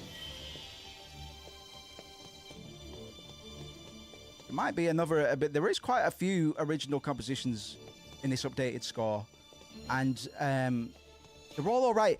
I don't think they're well, you can never be as catchy as Uematsu, man, but there are some really good ones. The theme for Remake is really damn catchy. I don't, like I was saying yesterday, not one I'll put on, you know, it's not loaded up on my iPod,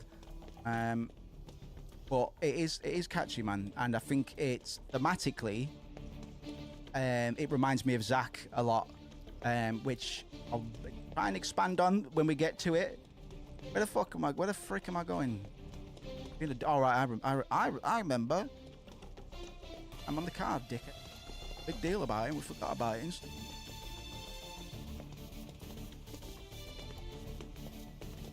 Yeah, party time, T. Whoa. All right. Going for it. Hop. Hop, lazy legs. Better be worth it, man. Off you hop. Tifa. You obtained a pair of purple pain. Well, we haven't learnt Star Shower yet, but I will equip purple pain as soon as I can. I don't think I think that's a new one. I don't know if there was a purple pain in OG. A lot that I'm only mentioning this because a lot of items are direct name and appearance copies of original weapon. Hand over hand, huh? But That's there are fine. some new ones Bring it on. here and there, so point them out when I see them. Us. I can't not point them out, man. I can't watch any TV or movies or anything without pointing out stock sound effects as well.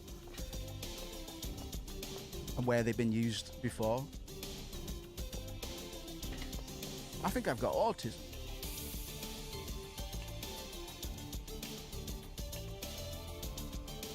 I don't keep any logs or anything, so that's the only thing that might go against that theory, but probably a pretty safe bet. Where are we going, Teefs? All right.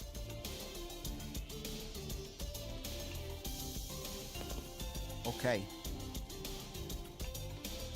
All right. I think we're making progress.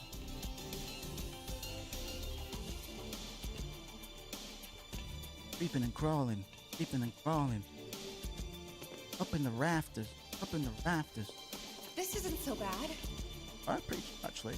Pretty close now. Pretty Just good. I'm need glad to I did make all it those over there. pull-ups with those big gentlemen. And Jules, big lady. Was Jules trans? I can't actually remember now. Ah, shit, I can't remember. That's weird. That's weird. Ah. Can't tell. Does it matter? Good. Does it matter?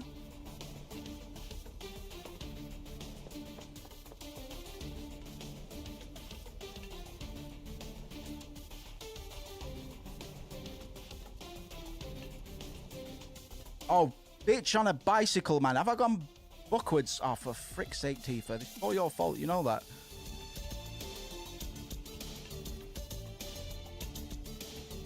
See, if she did squats instead of pull-ups, then when we landed on that sofa, she could have bounced off a fat ass, man. And we could have been there by now. But as it stands, at least we can take advantage of all the pull-ups that we did. There was a reason for that. There was a reason for that happening.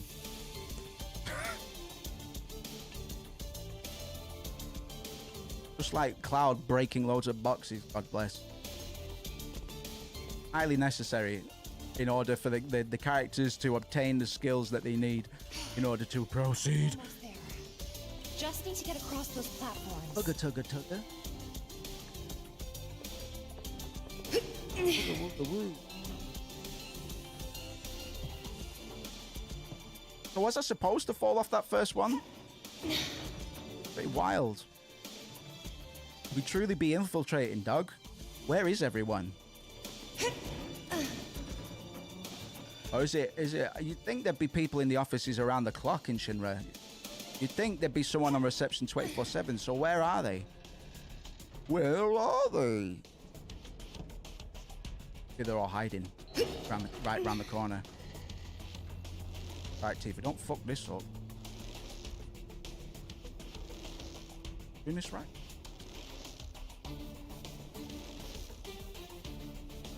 I have a feeling I'm not doing this right. Press triangle there. Okay. Oh, it's like the swings on it's like the swinging cage on 9. Dig.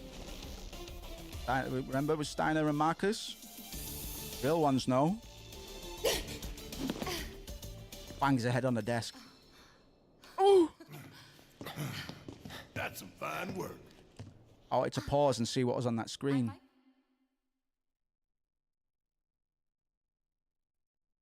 Bunch of horse shit. Be able to disable security from here. Huh? Ha! Hot damn, girl. But I didn't do anything. Shit, I'll take it. So you can use that to look up what floor the research facility's on? I think so. Give me a sec. Bingo. Professor Hojo's Bingo, lab. what's his name-o? 65th floor looks like. Huh. Guess we can only get to the 59th floor via the elevators or stairs. To access any level above that, we need to check in at the Skyview Hall reception. 59th floor it is then. Right. Okay.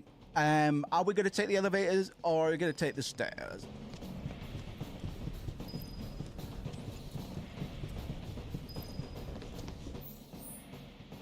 Which side is which?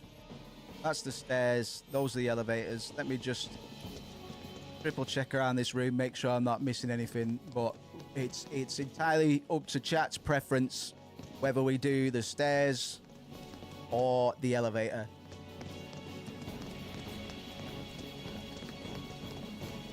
Have a quick scoot downstairs. I don't want to miss anything. I'm not going to be back.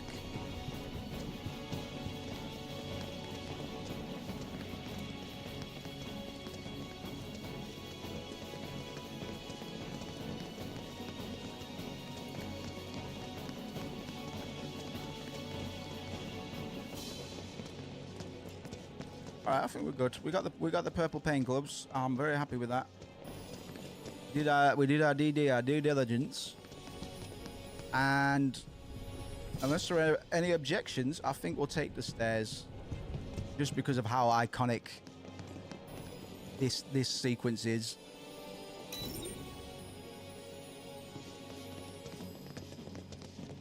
And it's just as brutal as it was in OG. You have got to be shitting me. Nope. We're a lot less likely to get caught this way. But a lot more likely to die of boredom. Right.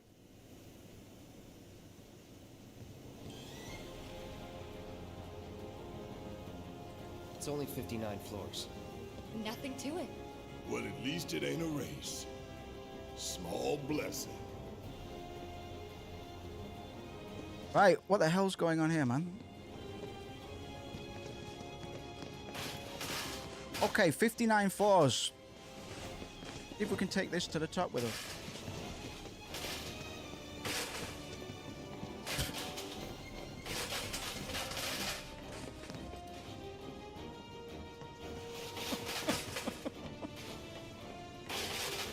Get out, Tifa, get out the way!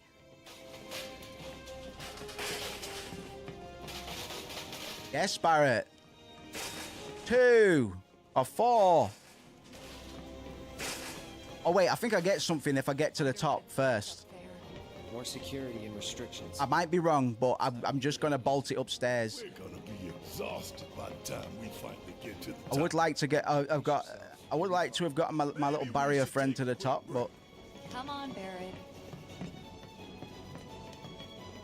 You can stop if you want. Can even say it's for me. Just say you can't hack it. I'll hack you, jackass.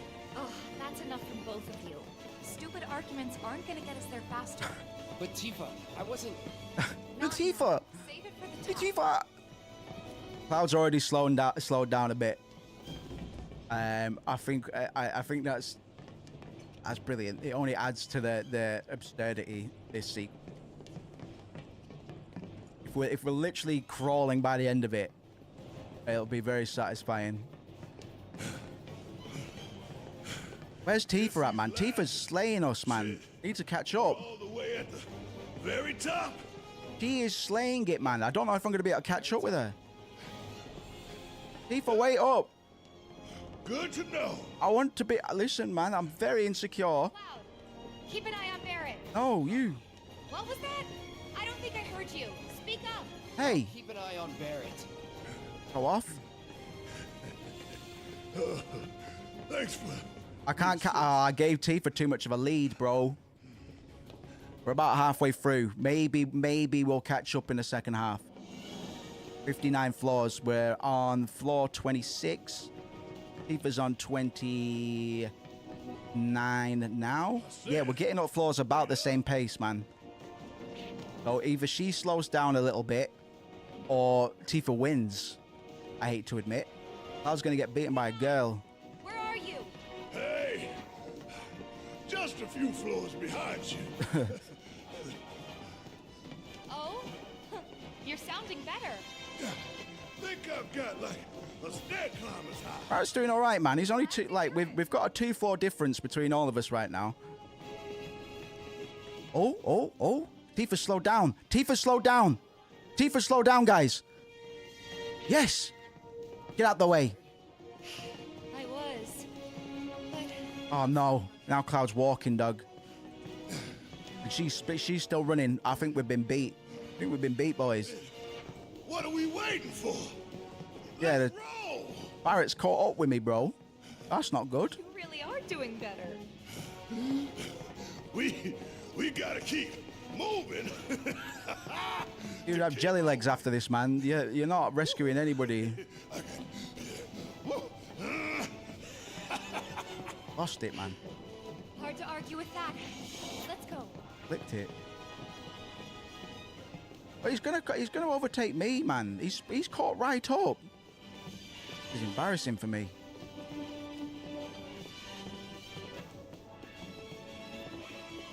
Space and aeronautics. All that they've still labeled all of the flaws that we don't get to see. Helps to give a bit more sense of scope. These stairs, are these stairs ever gonna end? I wonder how tall the Shimmer Tower's supposed to be. Be good to compare it to Ask the stairs.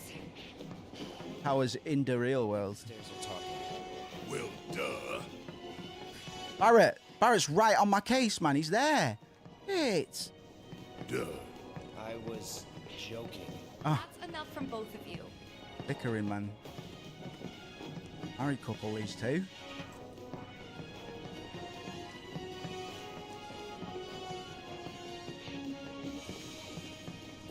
Isn't old married couple like the most damning expression for marriage? Worst route ever. Nobody disagrees with it. Suicidal last day. At least. I like an old married couple. You hate each other. Let's shut up. Yes, let's. Why?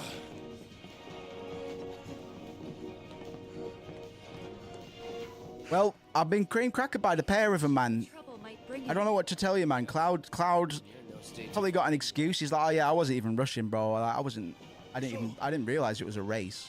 What I didn't even think of it that way. Oh, Fang. shut up and move. Oh, Barrett, I'm going to overtake you, bro. I'm going to overtake you, bro. Whoa, tight corners. Cloud comes zipping up. Whoa, he overtakes Barrett. But Tifa's still got a hefty lead. Whoa, tight corners, Cloud. Really is. It's like he's floating on air, man. He's fucking zooming.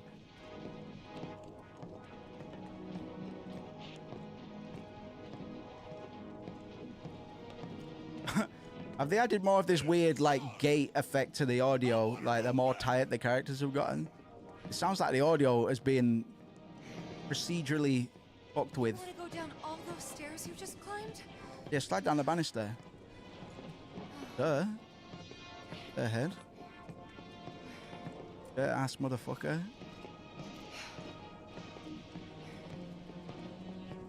We move. We move. This is definitely helping me stay on time to finish this game Another day. tonight. Another struggle. Climbing stairs. Stairs. So much trouble. So much trouble. Singing the blues, man.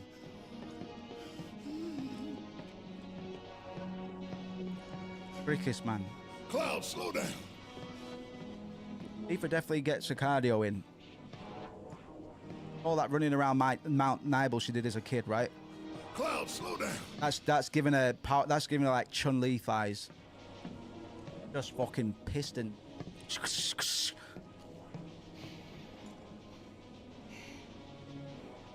end. And then you all die, man. Or they all die of cardiac arrest.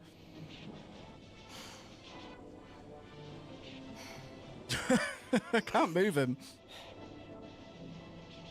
He's just knackered, bro. He's sprinting again in 2 seconds. Starts now. Okay. I will be sprinting again in no time. Oh, they put a cutscene in the way. That makes sense. That makes sense. 70, 80, 90, 100%, 110. Well, this will probably be about 4 hours after Yuffie left the Shimmer Tower, just for reference. Because look, you can see she's still got the same goon that she's lording around. So unless she always has a dog boy following her around, and they all, you know, But I'm gonna guess it's the same one that we saw her lording over in Intermission. So, based on when the plate fell and knowing that Yuffie saw it fall, we're about 3 or 4 hours. We've missed her by about 3 or 4 hours. Aging materia cooling to reduce temperature. And that time, that guess of time is completely pulled out of my ass, man. But I think it has taken us about 3 or 4 hours in actual gameplay to get here.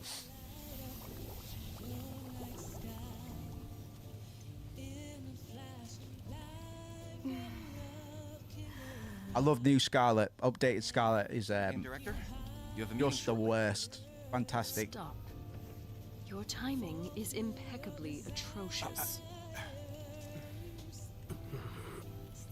Mako density and materia integrity are both holding steady.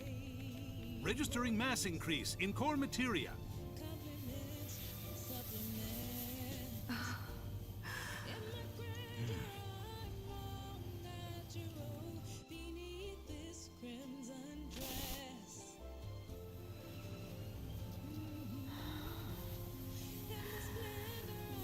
Now, show me something truly exquisite.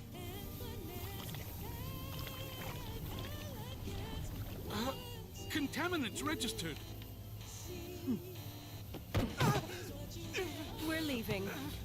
Materia growth accelerating, outpacing models. Registering crystallization within the reserve tanks. The reaction is out of control. Remake thingy. Stop it quickly. Clean up the mess, would you? Happy New Year. So New Year. this is the Skyview Hall, huh? Bet this place cost a fortune and then some. Huh? Let's look for reception. Your thing?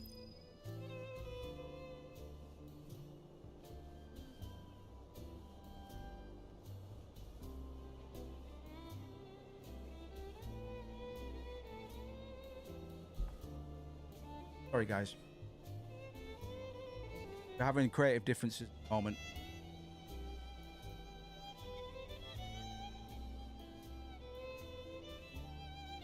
Pretty serious, but I won't guys into.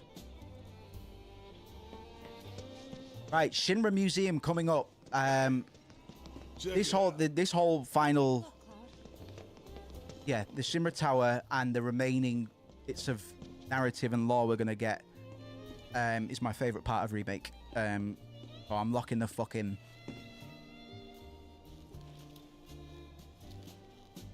Damn fools.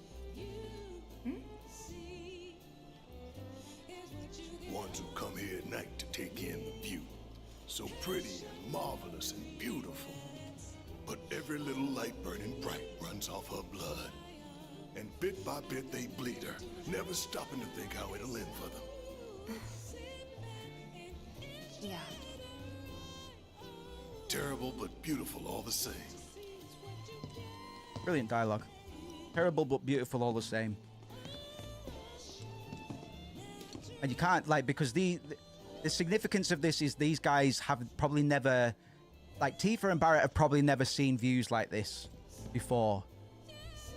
You know, and I'm reminded of, because we've been watching Westworld recently, I'm reminded of Dolores towards the start of season 2, where we see her see city lights for the first time, and she has a very similar effect to it as well, or reaction to it rather.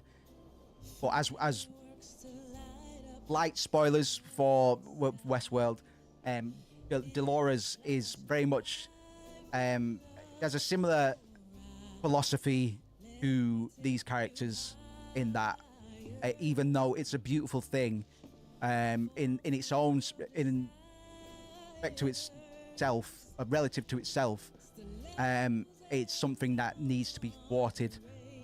Terrible but beautiful, like all the same. That's quite a poignant line. It is very on the nose, but there's significance to it because these guys won't have seen this before.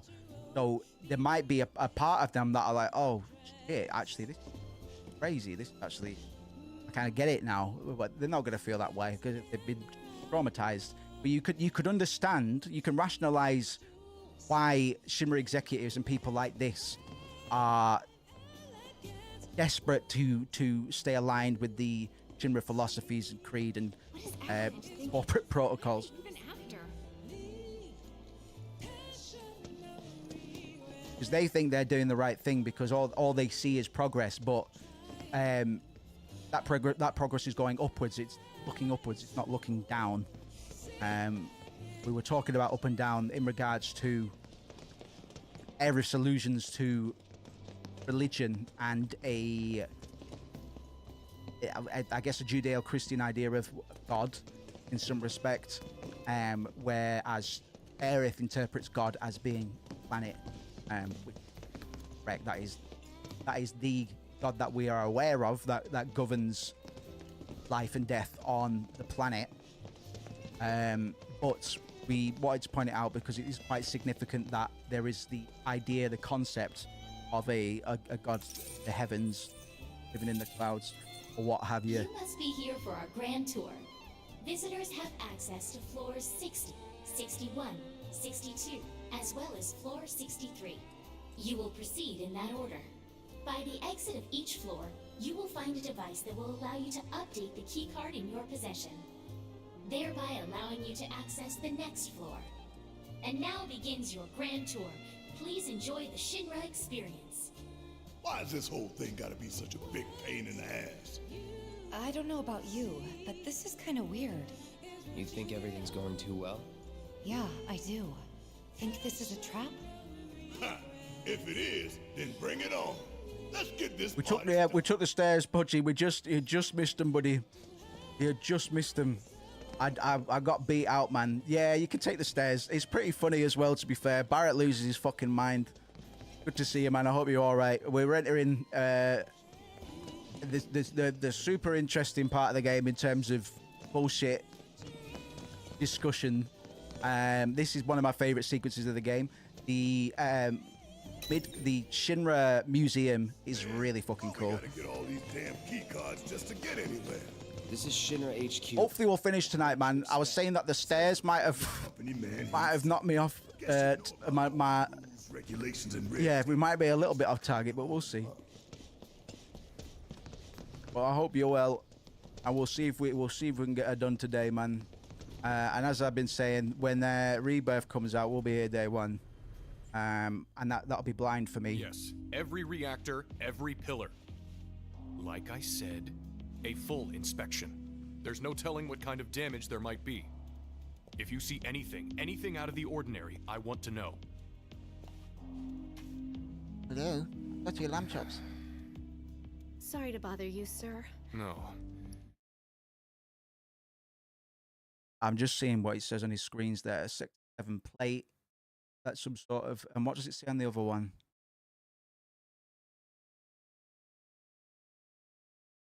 Sort of code? Some sort of code? Photo mode. Oh. Ah, damn it. Can't change the... I do get a little bit of a better view. It looks like a bunch of bullshit on the left screen. But we see Reeve here looking at news or information pertaining to the Sector 7 plate crash. Based on what we know about Reeve, retrospectively, we know that... Oh, actually, no. He stated in Remake that he wasn't about that life. We know Reeve didn't want to be a part of this. So he's probably feeling a great degree of regret over it. Maybe even obsessing over it. And that's why we're seeing him focusing on it in here, making arrangements for inspections and stuff. We don't know if those inspections are his idea or if he's been told to do them. But I really hope Reeve and Katshi get developed into a bit more of a actual character in Remake. And this is the place to do it, man, with these cutscenes in the Shinra Tower. Give us a bit more Reeve now, because you've actually already shown us Katshi before. When the tower, like, for some reason, he was highlighting the cat to watch the pillar collapse. He couldn't have done that himself, even though he works He's an executive at Shinra. Like, I don't really know why he was doing that, but fuck it. Sorry, I'm rambling. I want more development for Reeve. That would be nice. I brought the damage assessment. He's for Sector 7. weakest character in Final Fantasy VII OG. Sir, perhaps Even you weaker should than get some sleep. Yuffie and Vincent, who are optional characters. Isn't that crazy that Yuffie and Vincent are optional, but Katsuki isn't? Isn't? Isn't that crazy? Oh my gosh! Destroying an entire sector it's beyond the pale. Director, I would strongly advise you not to say such things outside of this room. There you have it, man. Don't I know it?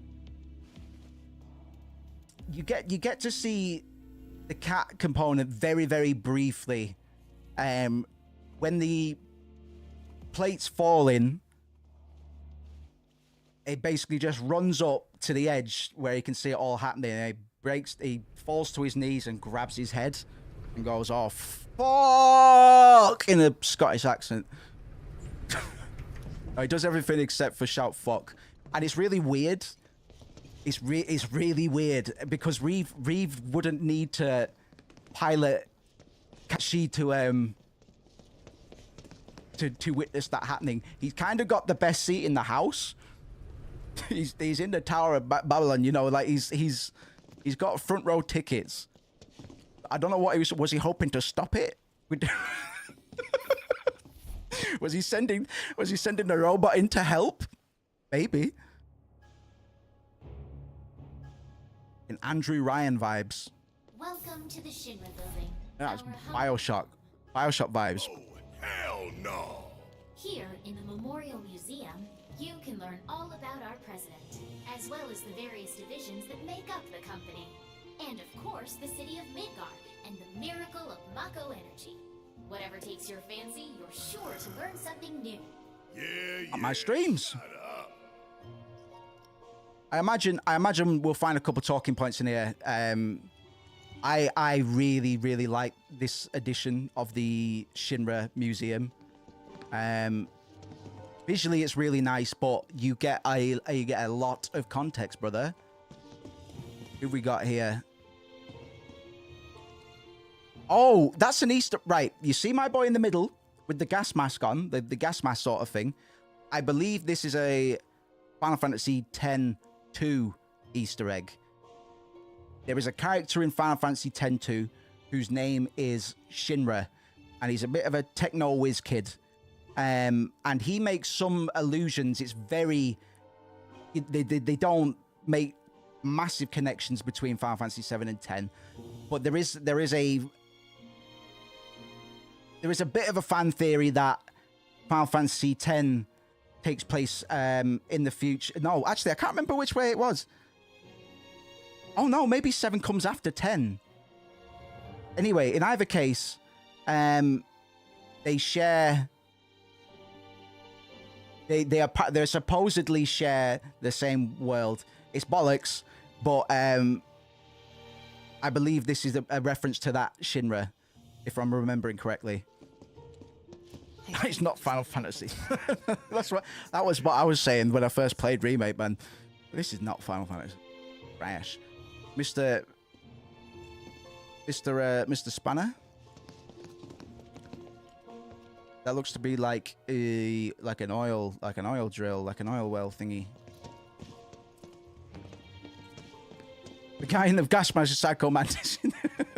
He's the third child. That'd be great, man. Put Psycho Mantis in Final Fantasy. You might as well. I see you like Kingdom Hearts games. Bit old for that, aren't you? Yeah, look at my golden pistol. What's that? What does that represent to him? Because he's not got it with him. Oh yeah, President Shearer's legendary golden 9mm. Cool.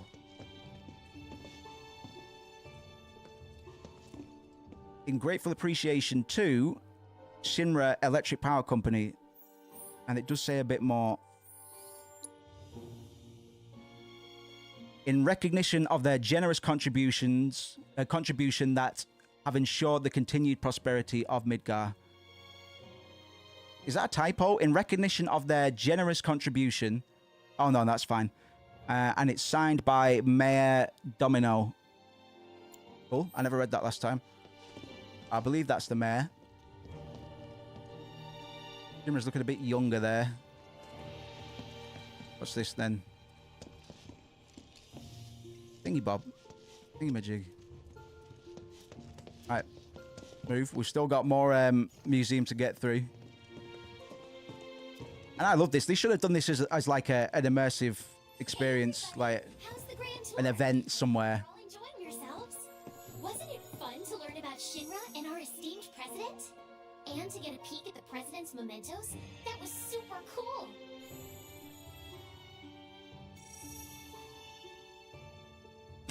It's wicked.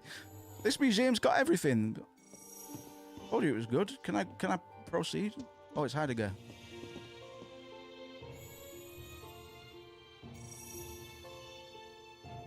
What do those little heart icons mean? Okay, is that what they're all responsible for? Now, moving along. The next exhibit will teach you about the important work we do here. So, does Reeve work in some sort of social capacity? Like, I hope you're ready to be amazed, because you simply won't believe all the exciting look at him, man. He's a little saucy boy, isn't he? Little kissy lip boy. Right. All looks so familiar. Because we've destroyed a bunch of them already. And how? The advanced weaponry exhibit is currently undergoing maintenance. We apologize for the inconvenience. Whoa, Palmer's small, isn't he? What? Read this? This paper right here? Is Palmer really? Are his legs clipping into the fucking thing? I don't think Palmer's that small. He's a short guy, but I'm pretty sure his legs are clipping into the fucking base. Developed for military applications and adapted them to a different purpose. Graphic design, by the way. Look at this shit. Search for new precious resources in the infinite reaches of space. Y2K as fuck, brother. Since we have plenty of Mako at the present, Sorry. these plans are currently on hold. Goose, when did you start swearing? That's not you. Bit of a shame, really. That's not like you. Yep, so we've got a bunch of the machines that we've been carving up. And that is a class-free soldier. Hojo's legs are also clipping into the base. With Scarlet's? He looks all right. Can I see his shoes? This is very important stuff. I'm sure you understand. I'm pretty sure Palmer and Hojo are both clipping through. Which is great. Welcome to Shinra headquarters. My duties as Director of Research and Development are in... I don't know if Joseph Mengele would agree to do something like this. And Hojo is effectively just a Mengele type character, man. I had to Google it. Final Fantasy X-2 Easter egg. There was a character called Shinra in the game, that little kid in X-2. Yeah. So I guess it in the theory, I'm pretty sure it's a joke overall, but if we're playing into the theory, Final Fantasy VII would come after the events in Spira, but it can't have been that long because he's like 30 years, hops. Maybe it could be a bit older than that, but that's a lot of change in 30 to 50 years. A lot of change. Could be more, could be less. I don't want to say it's less. So that theory makes little to no sense. To establish Midgar and Shinra and Mako energy in less than a century. Like, Spira was in disrepair, man. Like, it was fucked. It was fucked. Luca was the only place that didn't get hit by Sin. And that's just because they said so. Because they really tried. Is currently undergoing maintenance. They really tried to not let it happen there, but nowhere else. Fuck Killiker. I do like Ted, but it's got its own horse shit as well.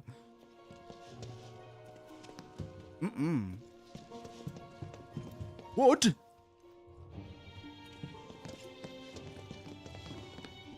Sorry, Reeve. I think your legs are no, Reeve looks all right as well. I don't think his legs are clipping. To the Shinra building. Yeah, the Albeds had it. The Albeds had their shit together, man. It's amazing to me that we went from Barrett to Waka, who is a out and proud racist from the very beginning of the game. He is not hiding it at all. Like you are harboring a racist for about half the game until he grows some fucking brain cells. That's hilarious to me. The audacity of Waka as an early party character in Final Fantasy X is crazy to me. He's just a big bumbling racist, man. It's crazy. Like, I don't think they've ever done that since, man. Impressive, wasn't it? I hope you enjoyed learning about our divisions and the wonderful ideas and solutions that are produced to benefit us all. Here at Shinra, we strive to ensure the safety of all residents around the clock.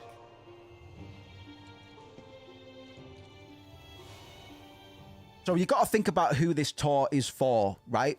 And based on the tone and the personality of this narrator or this tour guide that they've got going, I would have to guess that a lot of school trips were made to this museum,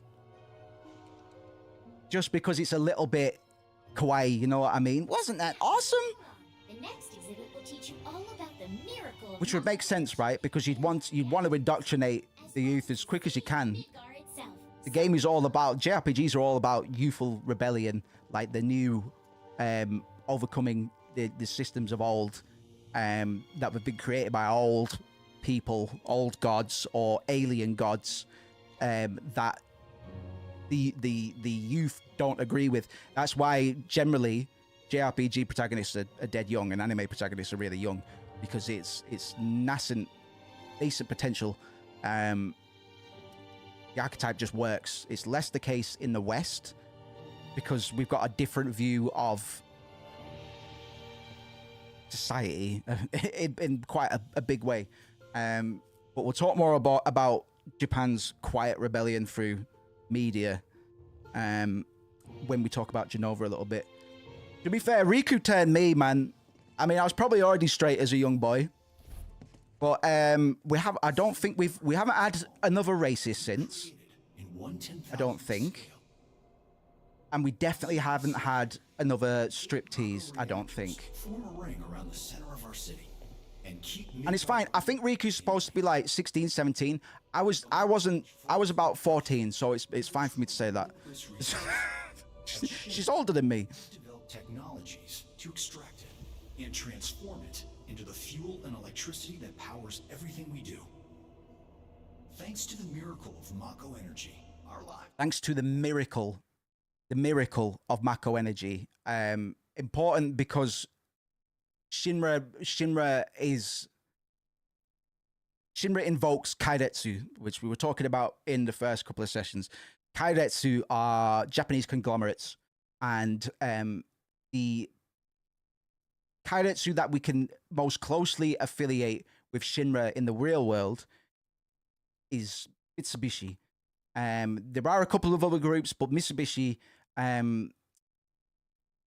they've got their power sector, they've got their vehicles, but they're also the 5th largest bank in the entire world. They very much are a bit of an analog for, or Shinra is a bit of an allegory for that kind of Kaidetsu, that sort of industrial and corporate capitalist influence over the state and affairs within. Quite oppressive in the same way. Quite a lot of people trying to climb that corporate ladder, a very diverse corporate ladder, but one that chews people up and spits them out all the same. Them using the word miracle is pretty significant. We're going to be talking about Genova very soon. Genova and capitalism are directly tied to each other. Bear with me. If you've not heard any of this stuff before, I promise it all makes sense. It's not me going off on a weird conspiracy theory. There's good foundational history things that are going on now that kind of back up this idea of capitalism being, especially in Final Fantasy VII, not being unlike an evil god of some kind. Like it's a corrupt god unto it. Like Shinra are constantly trying to ascend. They have a bit of a inferiority complex. So when a lot of the core characters like Aerith will make a point of living in the now and doing what you can immediately around you, Shinra are obsessed with what's in front of them and the future, and they're always looking at the clouds in a very literal sense, to the point where they don't live in the present, and they are looking forward to this thing called the Promised Land, which can never come because you will never have enough. Shinra will never have enough to be at the quote-unquote Promised Land, which is an allegory, but there is some theories within the game that it is a physical place. They will never reach the Promised Land because nothing will ever quench their thirst. And until somebody stops this corporate vampire draining the planet dry, it will take everybody else down with them. Using the word miracle is very significant here, I think. Are richer and better than ever before. Mako keeps our lights on at night and made Midgar into the city that never sleeps. A triumph of technology and testament to man's potential. Testament. Nothing but a bunch of lies. Brilliant. Except that Mako has made people's lives better. Oh, Cloud! I love this line from Cloud because finally somebody's fucking said it. There's levels to it, man. It's not a simple problem to solve. A lot of people rely on it, man. You got to think about completely innocent people in hospitals and all the rest of it, man. And from Barrett's perspective, he doesn't think about all of that. He doesn't allow himself to feel guilty about the innocent lives that he's responsible for ending or injuring. You know, he's caused a lot of trauma in a lot of people's lives. You could say what you want about Barrett's individual trauma, but if he's trying to set the planet straight, he has to admit at some point that he was going about it the wrong way. In the original, I don't think we have time to ask these sort of questions about Barrett, but they've done a lot more to drive home the fact that what we did was actually pretty egregious. Like, it was actually a pretty bad thing. And the characters can refuse to talk about it, but to me, that just communicates that their concerns are, they're self-interested. What I was saying about a lot of the male characters in comparison to Aerith Tifa and possibly Yuffie as well, is that the men are very selfish, generally, very self-absorbed ideologies, very closed off and emotionally stumped, whereas the women are generally the ones that can live in the present. Barrett's a bit like Shinra in that he can't live in the now because he's got to be driving forward. He always talks to Tifa and stuff. It's like, you just got to keep on looking forward. What he doesn't realize is this is exactly what Shinra are doing. Like, he's a micro Shinra in a way, and he doesn't realize it yet. But Barrett's trail of retribution was not going to end peacefully. It wasn't going to end with a good result. It's a good job that the process was interrupted when it was, and he had time, you know, and events unfolded the way that he did, because I think Barrett wouldn't have been alive much longer, and rightfully so. Like, maybe, you know, maybe that would have been a good thing. Maybe it would have saved a lot of lives if Barrett did get taken out peacefully. Maybe Sector 7 would still be a thing. Maybe. It's made people blind to the cold, hard truth. Even I used to buy into their bullshit. True. We'll learn about this in Rebirth. He has reasons to be angry at Shinra, but I'm still going to say that they are very selfish and self-absorbed reasons. Remembering that makes me even madder. And that's why I like Barrett as a character. He's morally complex, man. He's not a straightforward character, not as straightforward as he was in the original. Certainly. I'm hoping in Rebirth they talk about this, and Barrett gets bullied a bit in Mount Corel, and he's like, you know what? These people really hate me, but ultimately this is my hometown, and I've tried to do what I've been doing for them. Really, it should have been the same way for all of the top plate guys as well. I should have been thinking about people other than just myself and Marlene, because him caring so much for his daughter is admirable, but he's killed a lot of people in the name of his daughter, and that's pretty fucked. Like, Marlene's gonna have to grow up with that on her shoulders unless he changes his ways pretty quick. She's eventually going to be like, okay, Daddy was just bullshitting me when he said he was out saving the planet. He was actually massacring innocent people. She's gonna realize that at some point, man. Right, we're gonna have a really cool cutscene now. It's gonna tell us a lot, so we'll talk about it afterwards, man.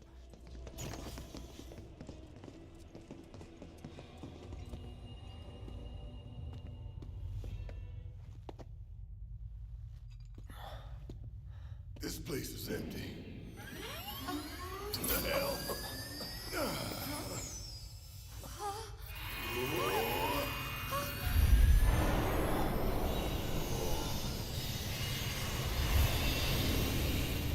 Unreal 5, motherfuckers. Oh, Unreal 4, actually.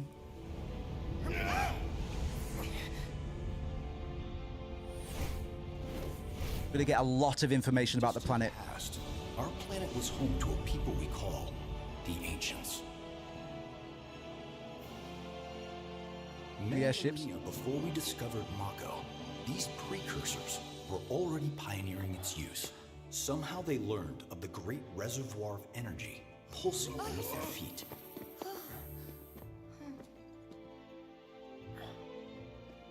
And once they had, the Ancients developed the means to harness this bountiful energy and bend it to their will. The fruits of their labors have survived to this very day in the form of certain kinds of materia. Their scripture, too, has endured. We who are born of the planet, with her we speak, her flesh we shape. Unto her promised land shall we one day return. By her loving grace and providence, may we take our place in paradise. Alas, the Ancients themselves are long gone. 2,000 years ago, a meteor brought an end to their civilization.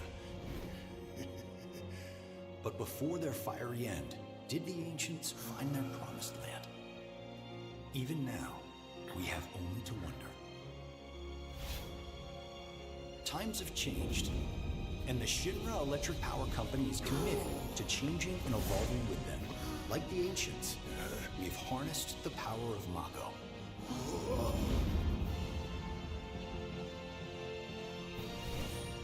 Are they out there watching us, waiting for us to join them in some blessed corner of the world? A green and verdant land where boundless Mako energy will provide for our every need. Shinra is working for you to fulfill the hope of the Ancients and lead us to that promised land. We shall not rest until our dream is realized. We will not stop till our dream is realized. Dreams aren't based in reality, for starters. We're going to unpack all of that.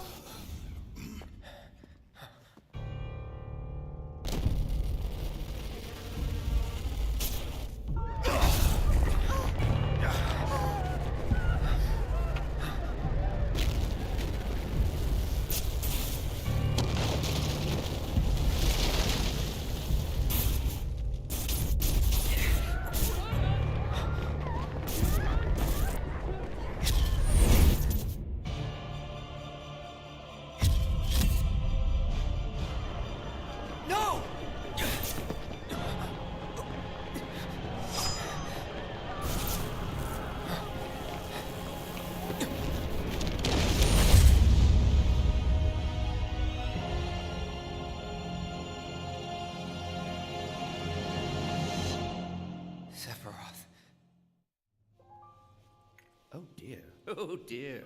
A man of my refined taste. Oh, it's gonna get good now. Short of its proper accompaniment, this tea might as well be boiled pond water.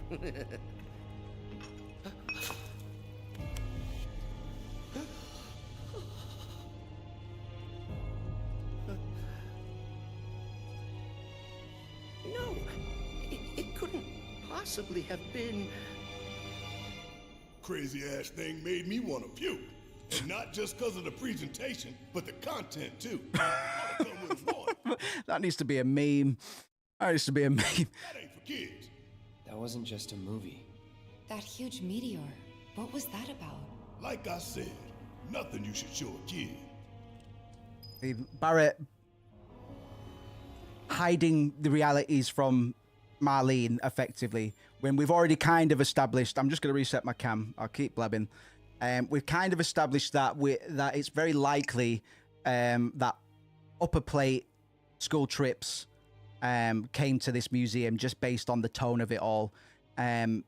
Whereas Barrett is saying the absolute opposite. He's saying, no, we shouldn't be showing kids this at all, because it gave them an absolutely incorrect idea, as per his philosophy anyway.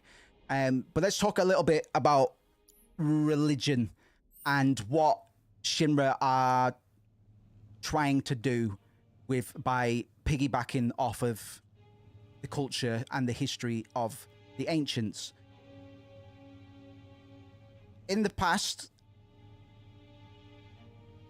or it's generally known and accepted that Christianity and Islam are both derived from Egyptian pagan sun worship, and then they splintered off based on how things were interpreted, and as we all know, they both splintered off to be very different things, but the ideologies came from the same point of origin initially, and this is kind of the case with Shinra and the ancients. I can't remember which character spoke about accepting the scripture at face value, but I think that tells us a lot about the way that they're using the ancients to further their own aims in regard to having people on side and stuff. They've made this pursuit of industrialization and vast expansion and draining the planet. They've made it look like a righteous, godly thing to do by invoking the beings that were in direct communication with the planet, which they notably refer to as her. They give the planet female pronouns, whereas we would just call Earth is an it, right? To us, it doesn't have, you know, we don't assign gender to it. It's just an object. Whereas these, etc., referred to it as a her. We've already spoken about there being room for the concept of a skyward deity, but it all comes back to the idea of being present in the moment and doing what you can today. Don't live in the past. Don't live in the future, because you're already, you know, it's all around you already. It's not in the clouds. It's already around you. So Shinra are physically doing the exact opposite. It's a big allegory, man. Shinra are moving further away from the planet by building these towers higher and higher, you know? We'll touch down a little bit on some of the religion stuff, but I'm going to really go hard on the religion stuff when Genova and Sephiroth have had a proper introduction. But let's run through some of the theologies, mythologies, religions, philosophies that have inspired Final Fantasy VII in some way. And I'm going to leave one out. I'm going to leave the biggest one out the way, because we're going to come back to that. We'll start with Midgar, Norse mythology. The central city Shinra built is named after Midgard, the realm of humans in Norse mythology. Midgar's advanced technological society, contrasted with its environmental degradation, reflects humanity's struggle in Norse myths. In terms of Ragnarok, themes of apocalyptic destruction and rebirth all parallel the Norse concept of Ragnarok. like a cyclical end of the world event. The weapons, like diamond and ruby weapon, they're akin to Jotnar, the giants of Norse mythology, beings of immense power tied to the end of the world. They are only activated, quote unquote, when the world is in great peril, when there is an end of the world scenario taking place. In terms of Buddhist philosophies, the game's portrayal of the live stream echoes Buddhist concepts of samsara, the cycle of death and rebirth. It represents the interconnectedness of all living things and the cyclical nature of life as well. We can clue that in quite easily. Same goes for Shinto. The nature and the spirit, well, nature's spirits and the planet. The reverence for the planet and the live stream reflects Shinto beliefs in kami, or spiritual beings or forces inhabiting natural elements. And materia, the energy derived from the planet's spiritual essence, aligns with the Shinto concept of tamashi, or spiritual essence, spiritual energy. What else we got? Gnosticism, bro. The Demiurge and the Shinra Corporation. Shinra's role as this big manipulative force of industry, exploiting the planet, mirrors Gnostic concepts of the Demiurge, or a false god that creates and controls the material world as well. Genova has some Gnostic themes as well. We'll get to that. There's a bunch we can tie to it, man.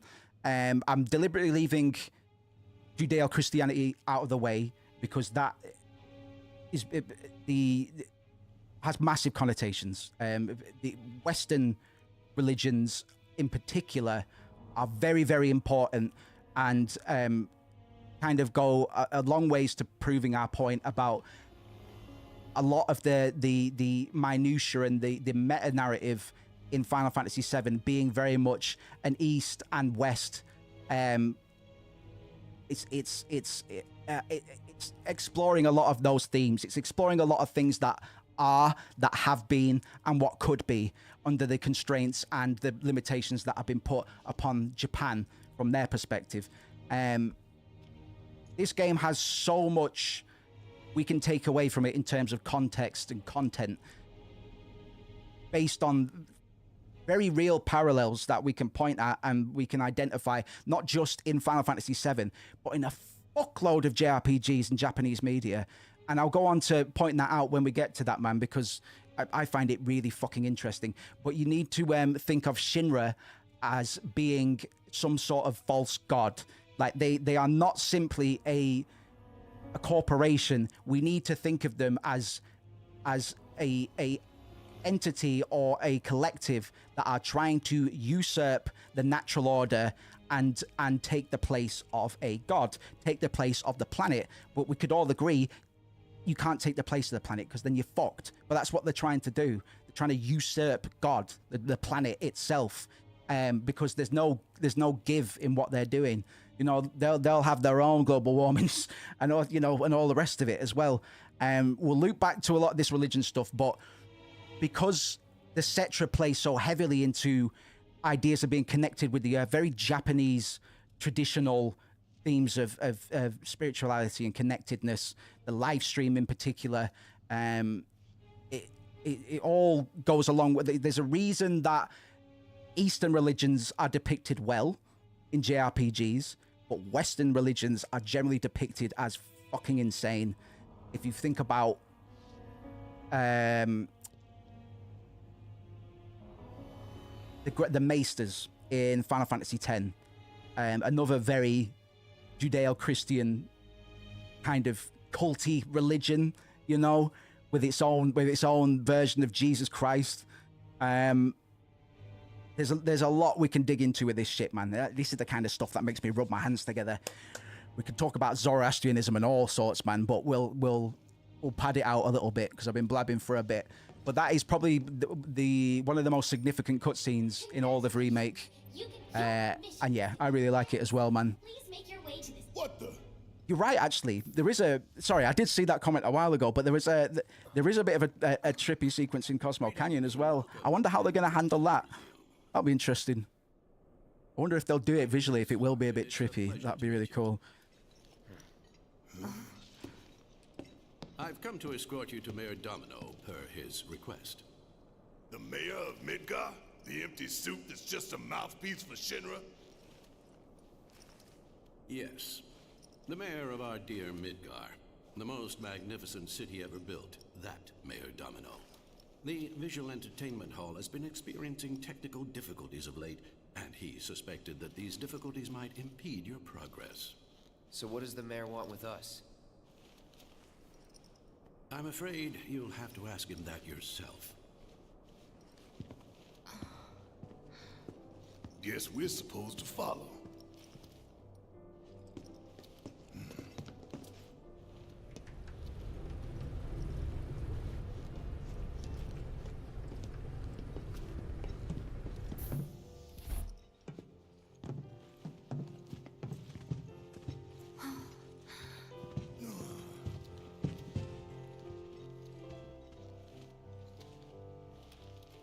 Look at this place.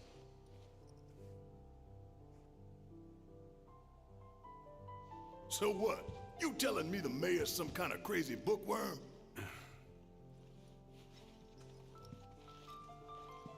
I really like how these scenes are being handled because there is a little bit of wonder in all of their reactions. Like, Tifa can't take her eyes off it. Barrett and Tifa both think, some part of them thinks this is amazing, you know? And I don't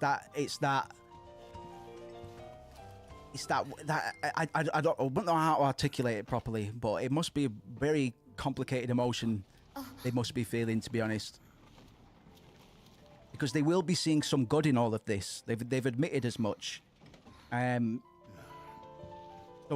does Barrett admit that he needs to adjust his philosophy, or, you know, like, maybe technology is all right, but we need to keep it in check and give back to the planet somehow? I don't know. Through here.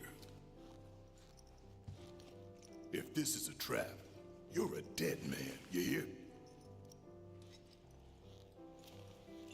But we're getting, in terms of tone, we're presented with soft lighting, you know, an unclaustrophobic environment, and soft piano tones that aren't melancholic. They're more, and they're not like high class either, if you know what I mean. And it's not a pompous composition. It is very much a splendor, a beauty occurring sort of piano melody. There's no harsh strings or evil, like, cynical plucks. I think we have to point that out. This place isn't presented as being an evil library, which, you know, they could have done all sorts. We could have been led through anywhere, but this is being presented as a nice place. You know, despite the circumstances, it's worth noting that the characters are probably acknowledging that there are some good factors to the structure of society as it is at the moment, but obviously the trade-off is not worth the cost. But I'm wondering if Barrett begins to vocalize his philosophies a bit differently. Because he must be thinking about Marlene and stuff, man, and her education and all sorts, and be like, man, what if I just put all this down, cut a deal, and made sure, like, you know, give my life so that Marlene can live on the plate, you know? I'd hope that the writers are thinking these sorts of things are going through his head, where I'd be at as a writer.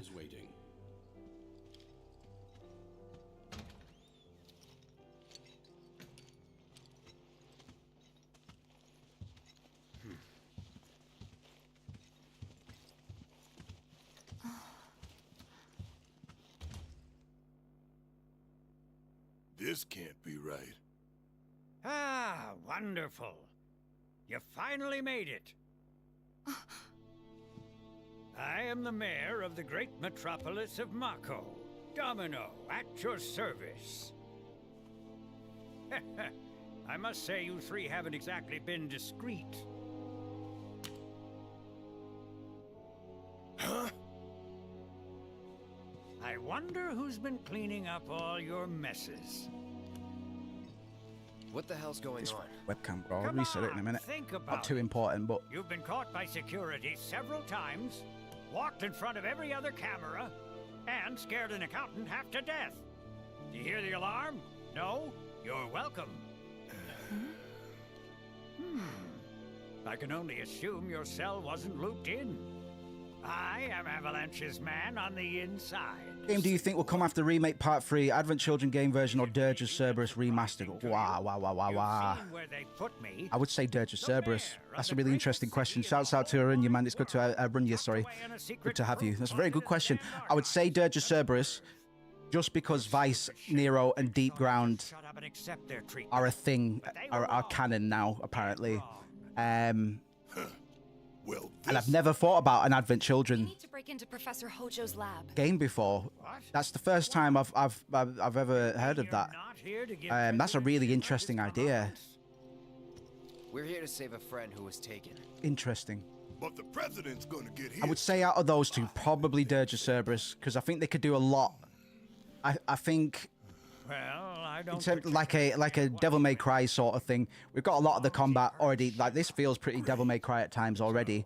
But I think Vincent still has some appeal. I think you could still sell Vincent, and you could probably sell Yuffie as well, because Yuffie's got a part to play. But I think just because Vice and Nero are because all of it's canon now.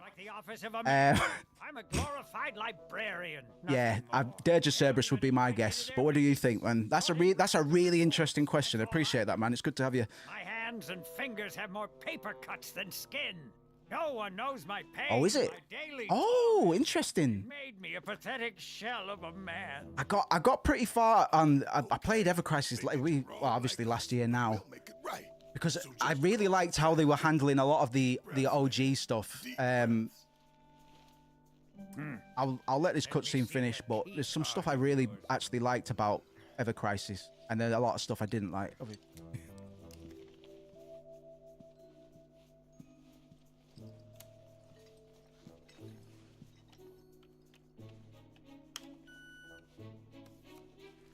Here you are. You can now use it to access the recreational facility on the 63rd floor. And then what are we supposed to do? You look for a fellow Avalanche collaborator. Identify yourselves and he'll give you a key card to the 64th. The countersign is... The mayor is the best! Midgar's mayor is nothing less! Everyone says he's cooler than the rest! They brought it back, because you do meet Domino very fucking briefly in the OG. Say mayor to the guy, and if he goes the best with gusto, then you found your So man. we've even got more development for fucking Domino now, which is just great, man. Like, I just give more. I mean, I'm just gonna reset my webcam. Yeah, Ever Crisis. I really liked how they explained Cloud imprinting onto Tifa, or Tifa's perception of Cloud. In the original, it's not really that clear that Cloud builds his psyche off of his version of what he wanted to be for Tifa. It was always fictitious, but in Ever Crisis, through the dialogue, you see Tifa give him a lot more of the ingredients needed for Cloud to quickly assemble this idea of who he is, because he's just a cardboard cutout. You know, he doesn't know who he is. Deeply disturbed, traumatized young man, and it is to be believed that it's not. He doesn't generate his personality, his new personality, based on his memories of Zack necessarily. Zack does have a lot to do with it, but it's more so the idea of being Tifa's hero. And he's wearing the soldier outfit and stuff already, conveniently enough, you know what I mean? so he just quickly jumbles it together, and it all makes a lot of sense in Ever Crisis in a way that it didn't in OG. I hope the Advent Children game on PS6 plays different than Remake, because I don't like action games with switching. Yeah, fair enough. All right, I respect that. I don't. It's like, I probably agree with you about 50%, because I'll always like having. No, in fact, I probably agree with you 100%, because you said I don't like action games, which is different to RPG games. Because back in the day on OG and stuff, like turn-based combat, managing multiple party members is the whole experience. But I actually agree with you. I don't like the fact that I don't have complete control over all of my party characters. That's part of the whole appeal, right? So I agree with you 100%, bro. If you think you've found the collaborator, say Mayor, and see if he says the best. You got it now? Yeah, I absolutely agree with you. And the combat just gets a bit tiring as well sometimes. In general, I think there's a lot of padding in these games. But to be honest, man, I'll be thinking about this Advent Children game a lot more. Or this idea of an Advent Children game, because it would suit Cloud just being on his own, man. Think about Lightning Returns, which I didn't play.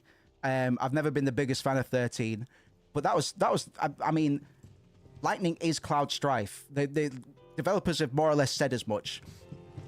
She got her own game, so it stands to reason that Cloud going into isolation during Advent Children because of his guilt and stuff. You know, he has a lot of visuals to kind of carry the quiet moments, his visions of Fenrir representing his guilt and regret over Aerith and stuff. So I think the story could carry itself. And then you've got like G-Bike sections when you're fighting the triplets, the three Sephiroth boys. Yeah, man, that's a really good idea, actually. Because then you could flesh out Advent Children a bit more. Yeah, all right. That's really good. That's a really good idea, actually. I've never thought about that, but you could do quite a lot with an Advent Children game.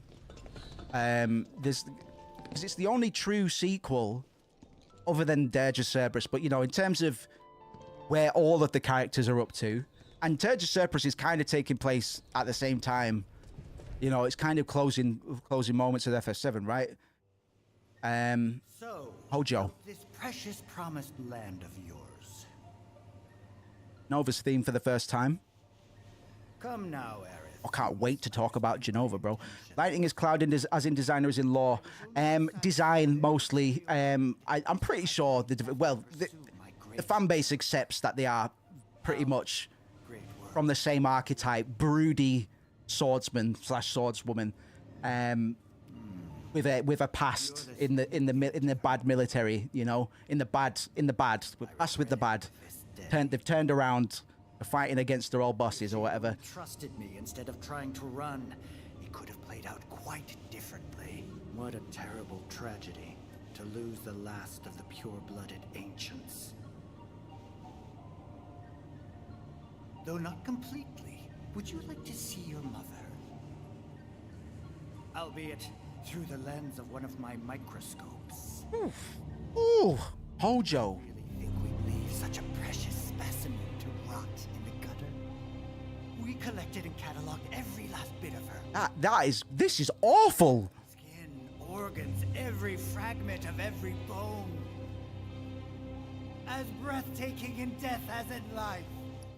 Hold up, bro. Hold up. It has been said that Aerith had to go along willingly in order for it to, quote unquote, it to work, whatever it is. Hojo is a very sick puppy. He's telling Aerith that he reduced her mother to nothing. He reduced her mother to molecules, man. Whoa, that's brutal. But wouldn't this make Aerith unwilling? If you told me you did that to my mom, man, I probably wouldn't be up for what you wanted me to do. Hojo is the main villain of Dirge of Cerberus because he controlled Vice. Yeah, I agree with that. Hojo could be regarded the overall villain. He's kind of where all the bad things start to happen, man. Because nobody said, "Hold on a minute, that's Fox. That's what you're doing, man. You can't breed her with a tiger. Can't do that. So it has to. Something has to. Enough is enough, Hojo." And you, my dear, Ifalna was elegance, right down to her cellular structure. Aerith is doing very well. I would be more than a little bit pissed off. I've got more of a temper than Aerith. Oh, yes. Time for yet another meeting. Oh, it's fucking getting good now, man. The whole playthrough's been it's been wonderful. So thank you for everybody that's joined us throughout and anybody that's joining us today, man. It has been a really, really, really good time. Here's the 63rd floor. I'd scream if that happened to me. Yeah, man. It's pretty late, but I bet people are still here dealing with the Yeah, me too. Sector 7. It's their own damn fault. That's the realest thing I've ever heard. Yeah. Guess I better get working on my conversation skills. Yeah. Excuse me. The game's getting going. We got a lot to talk about, man. I'm gonna try and wrap this up tonight as well, but I don't want to rush, bro. But I need to think about what we'll play next, man. I'm open to suggestions, man. We're on a hot one with Final Fantasy at the moment, so I do want to introduce Final Fantasy VIII to the stream at some point as well.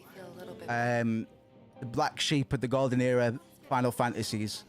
I want to turn some people around on it. If there's anyone out there that doesn't like Final Fantasy VIII, we'll give it a similar treatment, man. I don't know Final Fantasy VIII quite as well as Final Fantasy VII, but I do know it very, very well. And there's a lot to talk about. A lot of similar themes. A lot of stuff. I've got a lot of good opinions about a lot of the things that people don't like about Final Fantasy VIII, certainly. I wonder if Sephiroth wants to kill his real mom after loving Genova more. We still got the opportunity. Like, isn't Lucretia technically alive? Isn't she just like she's just chilling in a big crystal? So he probably could. Doesn't know though, does he? He's a silly man. He thinks the weird capitalist space alien is his mummy. Are you, Mr. Collaborator? I think we just need to start talking to people who look the part. Probably. It's like I'd probably just go, I've got a new mum now. I don't need two mums. And I'm pretty good at killing people's parents, so I think today we welcome a special guest, Shinra's Director of Public Security, who has an important message to share with us. Everyone here at Shinra is deeply saddened and outraged by this unconscionable act of terrorism. But at the same time, we will not be cowed by threats or violence. To the people of Midgar, I make this vow. We will find the villains responsible and bring them to justice. Are you listening, Avalanche? You cowardly dogs! Run all you like. Shinra is coming. Do you think the other plates are in danger? Is it true that Wutai is gonna attack Right. us again? We should be safe here, right? hold on. Let me. We're gonna talk about Heidegger. It might have stood out that I haven't talked about much philosophy yet. A lot of the philosophy stuff is better left until the end of the whole experience, I think. But we'll mention Heidegger since he's just chilling out here with us, man. Get my cam back on.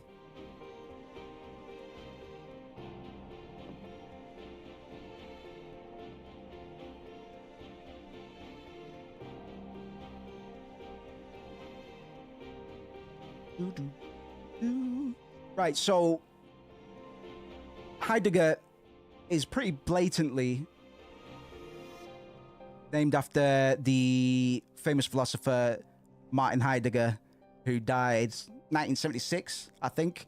Heidegger in Final Fantasy VII is one of the antagonist executives of Shinra, head of public security, i.e. the military, and his character is linked to technology and weapons. and he's often spying on Avalanche as well. Heidegger's character is quite significant because his philosophy is relevant to the game's narrative about technology and nature. Heidegger's one of his more well-known philosophical works was called On the Question of Technology, which argues that modern technology can dramatically change the world, which we're seeing done here. It doesn't go too much further than that in terms of making a point, but since they've chosen to point it out as blatantly as they have done, yeah, sorry. My mind's moving a bit quicker than my mouth at the moment. The history of Midgar and Shinra are super entrenched. Also in terms of politics, like governmental power is in the hands of Mayor Domino, who in actuality is just a puppet, as you'd expect. In the remake, we find out that the mayor has teamed up with Shinra, is actually an inside man and a member of Avalanche. In other words, governments cannot control large private companies such as Shinra. A critique that especially resonates today because companies like Google and Facebook and pipelines like Shell escape regulation in ways that are eerily close to Shinra. Remember, we've already talked about Mitsubishi and that being the closest real tie-in to Shinra that I can think of. Big Kairetsu, 5th largest bank in the world, power, vehicles, weaponry. It's exactly the same thing. But the surveillance capitalism of these corporations resembles that of Shinra very closely. Midgar is portrayed as a panopticon more than once in the remake, where Shinra and Heidegger loom over the protagonist and observe their every room. It's very much a top-down view on society. So the narrative about technology and nature can kind of be understood a little bit better through the philosophy of Martin Heidegger. In the game, Heidegger is referenced explicitly as an antagonist. In other words, the military is bad.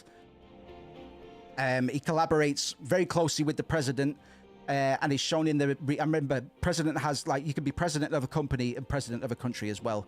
Like the kind of dual concepts in this case. Through different scenes that we get with them, he's constantly spying on Avalanche, and his character is also present as a hologram during just before Airbuster or whatever, and he's constantly being linked with weapons and technology. The character is named after Heidegger, in particular because of certain threads of existentialism and phenomenology. I always hate that word, man. Which we'll have to get into a bit later because I've got a lot of talking points saved up on existentialism, and a bunch of other philosophies as well. This is one of the games, I'd say this and BioShock were the two games that got me into philosophy. But yeah, technology has a really prominent role in Martin Heidegger's philosophies. Like I say, especially in his seminal work on the question of technology.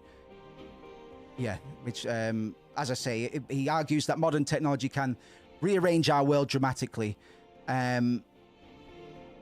He is not in favor of conceptualizing technology in the instrumental context, including the idea that technology can be mastered and fully controlled by humans. Let me see if I can find the quote, actually.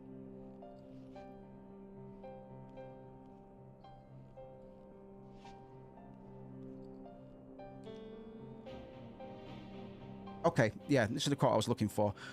Martin Heidegger, in A Question of Technology, says, "Everything depends on our manipulating technology in the proper manner as a means. We will, as we say, get technology spiritually in hand." Note, spiritually. We will master it. The will to mastery becomes all the more urgent the more technology threatens to slip from human control. Perfect paradigm, right? Especially the use of the word spiritually. Remember, I was pointing out the word miracle before as well during the exposition dump regarding the ancients and the conception of Midgar But technology, I could talk about this for fucking hours. Just this one point alone. Maybe I'll come back to it because we need to keep on going for a little bit. But if anybody, if that interests anybody, if I've said anything that you want a bit more information on, do let me know. But it was because it's such a blatant reference to a well-known philosopher, and I've ignored it up until now because I know I'm saving a lot of the philosophy stuff till later. Combat. You can use it to train for battle in a virtual space. There's a lot to talk about with Heidegger, man. He's got some really interesting philosophies, man. But for our sake, we just want to think about the idea of spiritual industrialization. I was told to expect you. Like upper floors, right?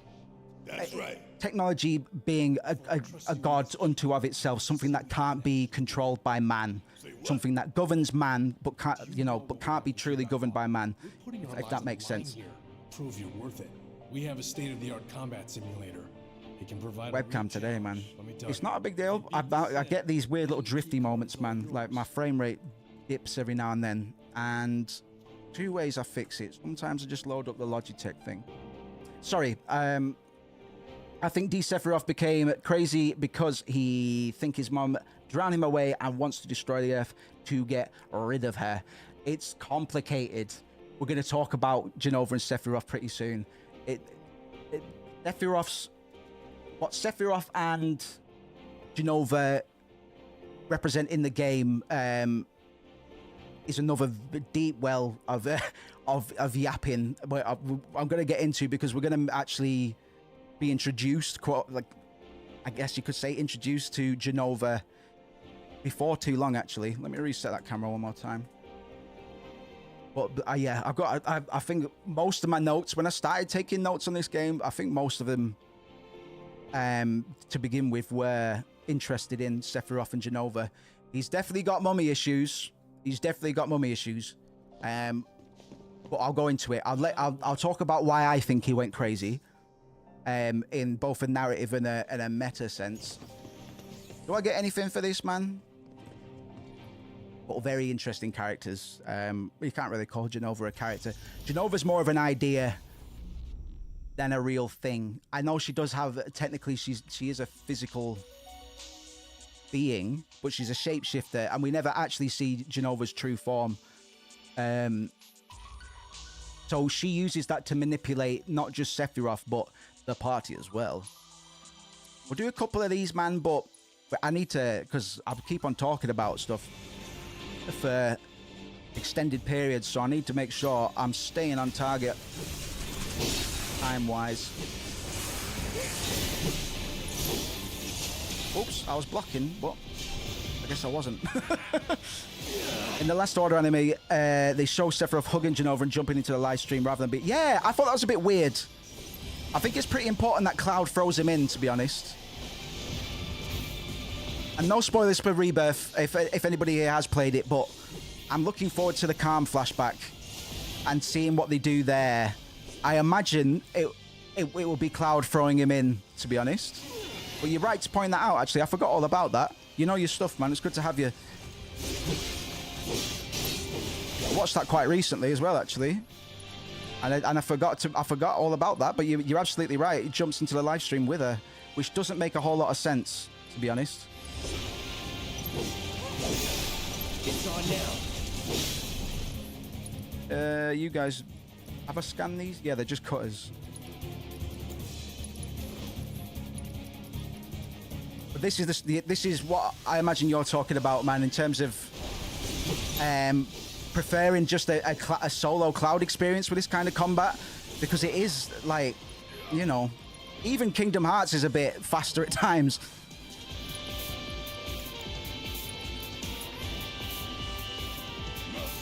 Kingdom Hearts can be pretty wild, especially Kingdom Hearts 2. I didn't finish. I couldn't get through Kingdom Hearts 3. Couldn't do it. I couldn't do it, man. I couldn't do it. It was too much even for me. That game made me go crazy on stream. So we had to cut it off, man. I was losing my mind. Tifa. Oh, has she learned that move yet? I need to swap her gloves out. Hang back. But yeah, I would like to play more Final Fantasies after this. Final Fantasy VIII is in high consideration at the moment. I've been thinking about playing Undertale as well. But yeah, I mean, if people have a preference over what we play next, I've got a lot to say about them both. But Undertale or Final Fantasy VIII is what I'm thinking. Let's finish this. Going all out. Just button bashing, man. All my characters are dying. They wanted to show Sephiroth more good side as he has his own story. Yes, you're right. Absolutely. He's got a bit of a sense of humor in like Crisis Core and stuff. Like he's telling jokes, which is crazy. It's really good to see that side of Sephiroth because we never see it in the core version really.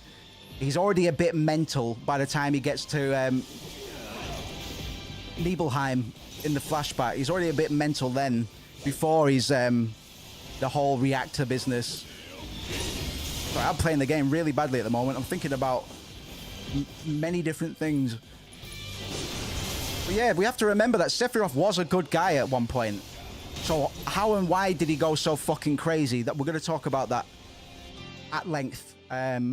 It's quite interesting to think about. Don't know what happened. Boom, boom, boom, boom, boom, boom, boom, boom, boom, boom, boom, boom, boom, boom, boom, boom. Ringtone of the fucking century. I've got the Smash Brothers Melee theme as my ringtone at the moment, but this might be better. You know what I mean? That's ruthless. Have I got my current one on here? Where is it?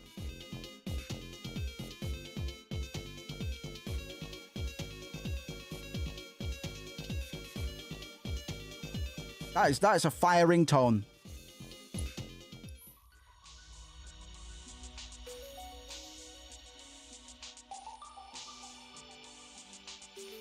That's my current ringtone, man. I've had a few Nintendo Wii tunes as well. They make for really good ringtones. You're getting all the best ringtone tips. It's like it's 2005 again, guys.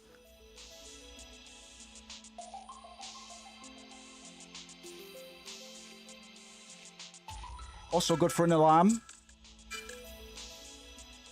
But you will hate it eventually.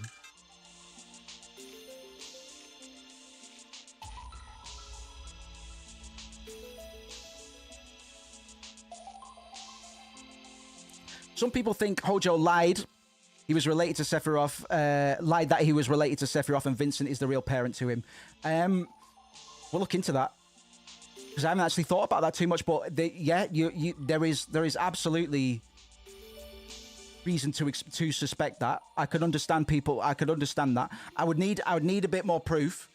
Maybe there is. I'll look into it actually because I didn't think about that.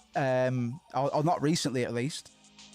Interesting theory. I've got a theory that much like Intermission, we might get a DLC scenario for Vincent when he was a member of the Turks and Lucretia was still alive, and we get to see a bit of the relationship between Vincent and Lucretia and how all of that stuff kind of went down. I have a good feeling. If I'm wrong, then that's what they should do. You know what I mean? I think that'd be fucking great to have a bit of Vincent when he was in the Turks. And he doesn't need to have all his transformations and stuff, you know? Or maybe he could towards the end because we know Hojo does it to him at some point.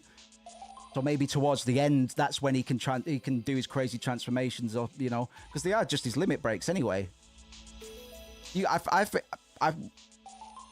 I've got a good feeling about them possibly doing that, man. It makes sense, right? Because they gave Yuffie extended content to develop her more as a character because she was one of the optional characters. Makes sense to do it for Vincent too, right? Right, do I want to do this? Not really. I want to keep going. I'll come back and do all of this stuff in my own time before Rebirth's out, man. But a lot of the side content, I've done it anyway. Fuck it. to unlock more, because you can unlock like Vice. I've not fought Vice on remake. That's probably scary. I haven't seen the fight or anything. I've seen enough. I'm a man. Isn't he like the super boss? Here, this key card will grant you access to the 64th floor. You can use the elevator to get there. Once you're up there, just what is it you plan on doing? Taking a big shit in all their toilets. Oh, it's Chadley! Wonder why Sid Highwind was not a guest character like Red 13 was in Rebirth. Oh, okay. Access to R&D is limited to authorized personnel only. We'll find a way in. Know where we can find Hojo? Red's a guest character. Don't worry, I don't mind that as a spoiler. That's because that's being held in the main conference room. Interesting to think about. Professor Hojo and the other directors will be in attendance. Think they like surprises? Interesting. Take the president as I wonder why that is. Try it and secure. That doesn't make much sense at all. We need to find out what they're planning. So you want I don't know. I still need to play Rebirth. I have an idea. But we're nearly there, man. Fucking couple of weeks. What's the date? My watch is dead. The 8th today. To the conference room. Thanks for the 15 days? Just over 2 weeks? I can't fucking wait, man. I cannot wait because I'm going in somewhat blind. Obviously, I know what happens in Final Fantasy VII, but I don't know what happens in Remake, so... Whoosh, whoosh. Cloud, I've been waiting for you. Well, that'll be an interesting because I can't do research for that stream. Like, I do have notes. I don't always need them just because it's all uploaded. But because Rebirth is a first-time playthrough, we're going to be talking about ideas, theories, and building on theories and ideas in real time, which is going to be mind-blowing. I'm going to be very, very excited. I haven't been so excited to stream a game in maybe forever. Maybe forever. They're saving him for closer to the end, maybe. I think Sid was... Yeah. To be honest, bro, that's actually... reminded me of... because when I was younger, when I used to play it with my friend, we were about seven years old when we got the game. We used to skip all the fights, all the random battles, because we just wanted to get to the next story beat. Or the next cool boss fight, you know what I mean? We just wanted to make progress. So I would always reach a point as a kid where I was underleveled and I'd get gatekept by certain bosses. The first boss that gatekept me was Genova Life on the ferry, and the second was Dine, because for whatever reason, even though Barrett was the reason I bought the game, because he was on the back of the box, and I was like, a fucking guy with a gun for an arm. Well, I didn't say fuck because I was 7, but I didn't level up Barrett. But that's a duel, man. So if Barrett can't beat Dine on his own, you can't progress. So I always used to look at the characters that I didn't have in the manual, because they used to do manuals full of information, man. And I was like, oh man, Sid's so fucking cool. Sid's so cool, man. I can't wait to get Sid. It was so bad. I restarted the game that many times that on one of my playthroughs, I just called Cloud Sid.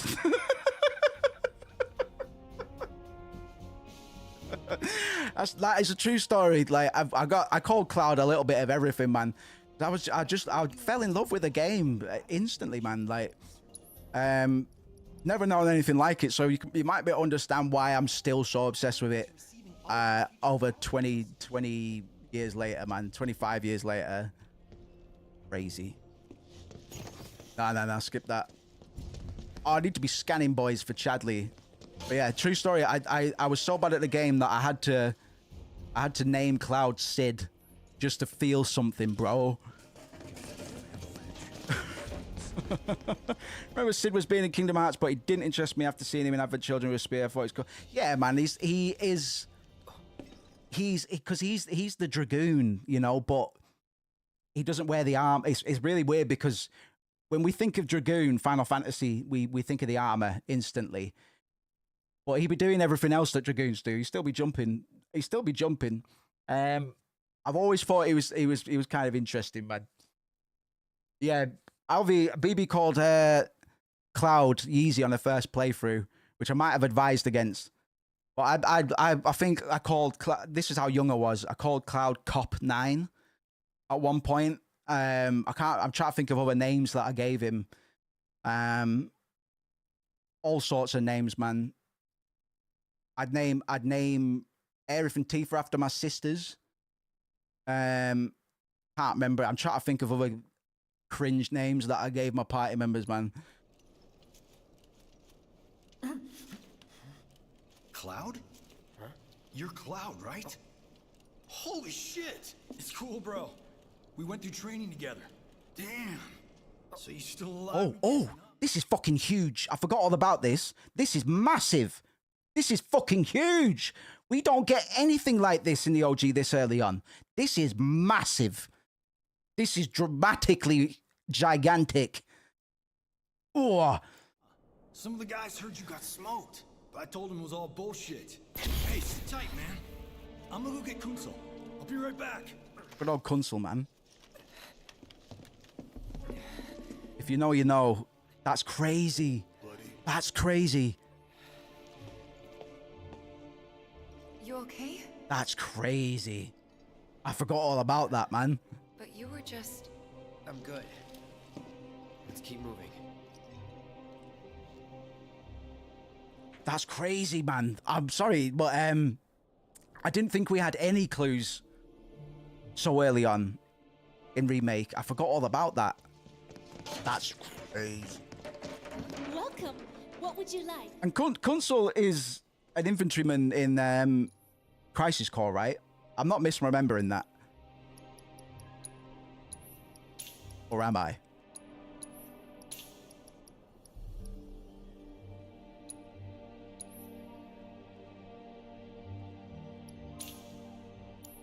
We're going to be working on my theory, on my silly theory that Cloud and Rufus are related, because President Shinra has been having babies with women, and they're not looking after them or the babies.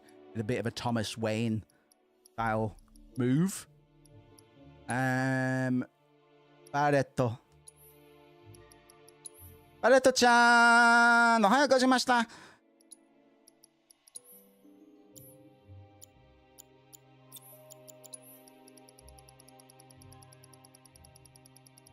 Actually made my own original character work, who is a anthropomorphic female cat with a spear and goggles when thinking of Sid's design. Very nice. Another artist. Good to have you, man. I'm big on character design myself. I'll share some of my stuff on stream at some point. Working on a lot recently. What am I doing here? I'm equipping something for Barrett, right? Level materia, really. Sure, I'll put ATB boost on. I'm being a bit haphazard with my materia selection, to be honest. But generally, the way that I optimize my materia is I get chin checked by a boss, and then I have to revise my strategy, because just piling on materia to level it up isn't a strategy. It's kind of foolish. But we got the purple pain. We got purple pain, man. Clap. Right, let's painstakingly level up Tifa's gloves and then Barrett's hand.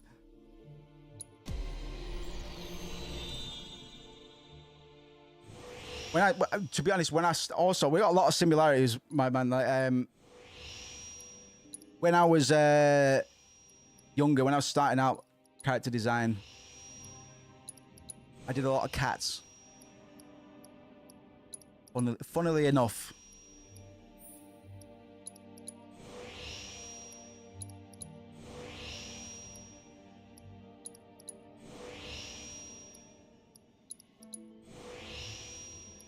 Sorry, I went complete radio silence there because I had to disassociate. That I've been complaining about these skill trees quite a lot during our playthrough. So I think what my brain did just then was just turn off for a minute. See if it does it again. My two biggest gripes with mechanics that we use a lot.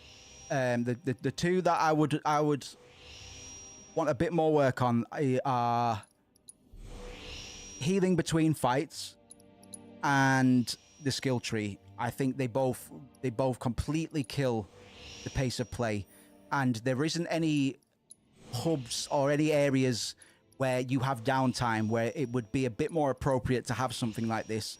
You are generally always engaging with something, and you are. It's sad when you're not. You know. Funny that Yuffie wears different clothes in Dirge of Cerberus than. Oh no, you're absolutely right. And then Advent Children, yeah, you're right. Like she must have just had a bug out bag, like a. I guess she was just carrying around a spare pair of clothes, man. Probably get sweaty doing all that ninja shit. Sim at a time like this? Yeah, that was a Superman change of costume, record time. Right, Cloud just got triggered. I'll just point out that because it was quite significant. Cloud got a little bit of a trigger moment because somebody recognized him from his days working for Shinra as a soldier or as a something else. I trust the narrative is intact. Narrative. The narrative. I've embraced the Wutai Avalanche conspiracy wholeheartedly. I've almost come to believe it myself. Wutai's response? So far, nothing. And if those cowards do react, all the better for us and our story. Very well. This stuff is happening right now, by the way. Like, corporate bosses and politicians are talking about narratives. One other matter. Oh? A message from our man Palmer. And we were saying yesterday, just from my time in the markets, man, I know that sometimes a narrative is more valuable than actual substance. Yeah, I know. People like ideas. People like to believe in something. That's right. We only get one chance. Hojo should be at that board meeting, so that'll buy us some time. We need to plan this just right. Not too hard, not too tough.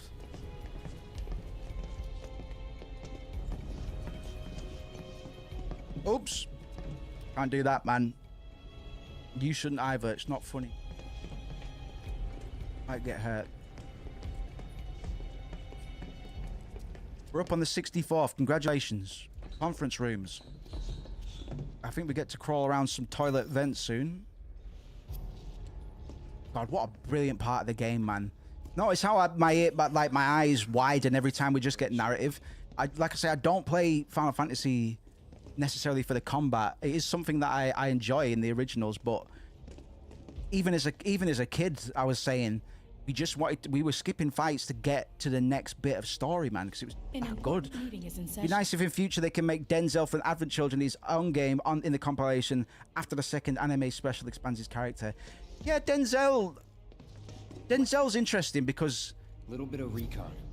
We start Advent Children with Denzel, like we come to learn what's going on So we can get into the air duct. after the events of OG, after the events of Final Fantasy VII, through the eyes of Denzel, and then he's not really developed all that much. We just kind of see he's our eyes in places that we shouldn't be, like with Kadaj in the ancient forest or whatever it was.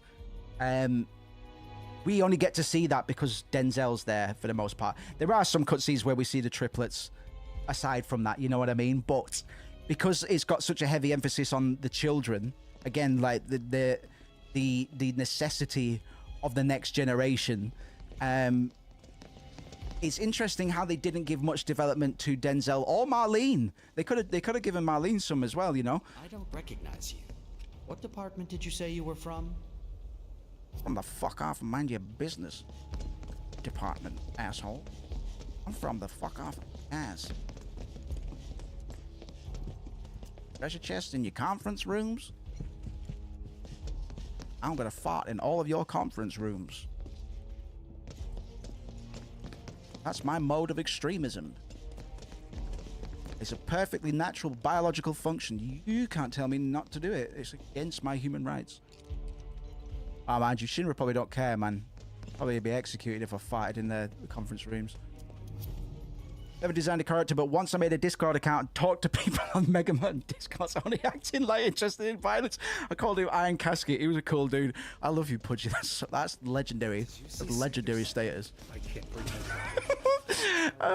I once made a Discord account, talked to people on Mega Man Discords, only acting interested in the violence. That's so good, man. Yeah, I will do, bro. I'll definitely get some. I've got a project dropping soon. I haven't got anything on this PC. I've been working on my iPad mostly, so I will get some bits. I do a little bit of everything, you'll come to find, man. I'm truly a jack of all, master of none. Truly. I'm a master of yapping, but that's probably it. Never mind. You're right. Good to have you, man. You crack me up. Oh, thank God. No one's in here. Tifa needs to take a big shit. Show them what the ones down below look like. Come on. Let's just find that duct. And that duct. Gotcha. What's his foot in toilet water, please? Splosh.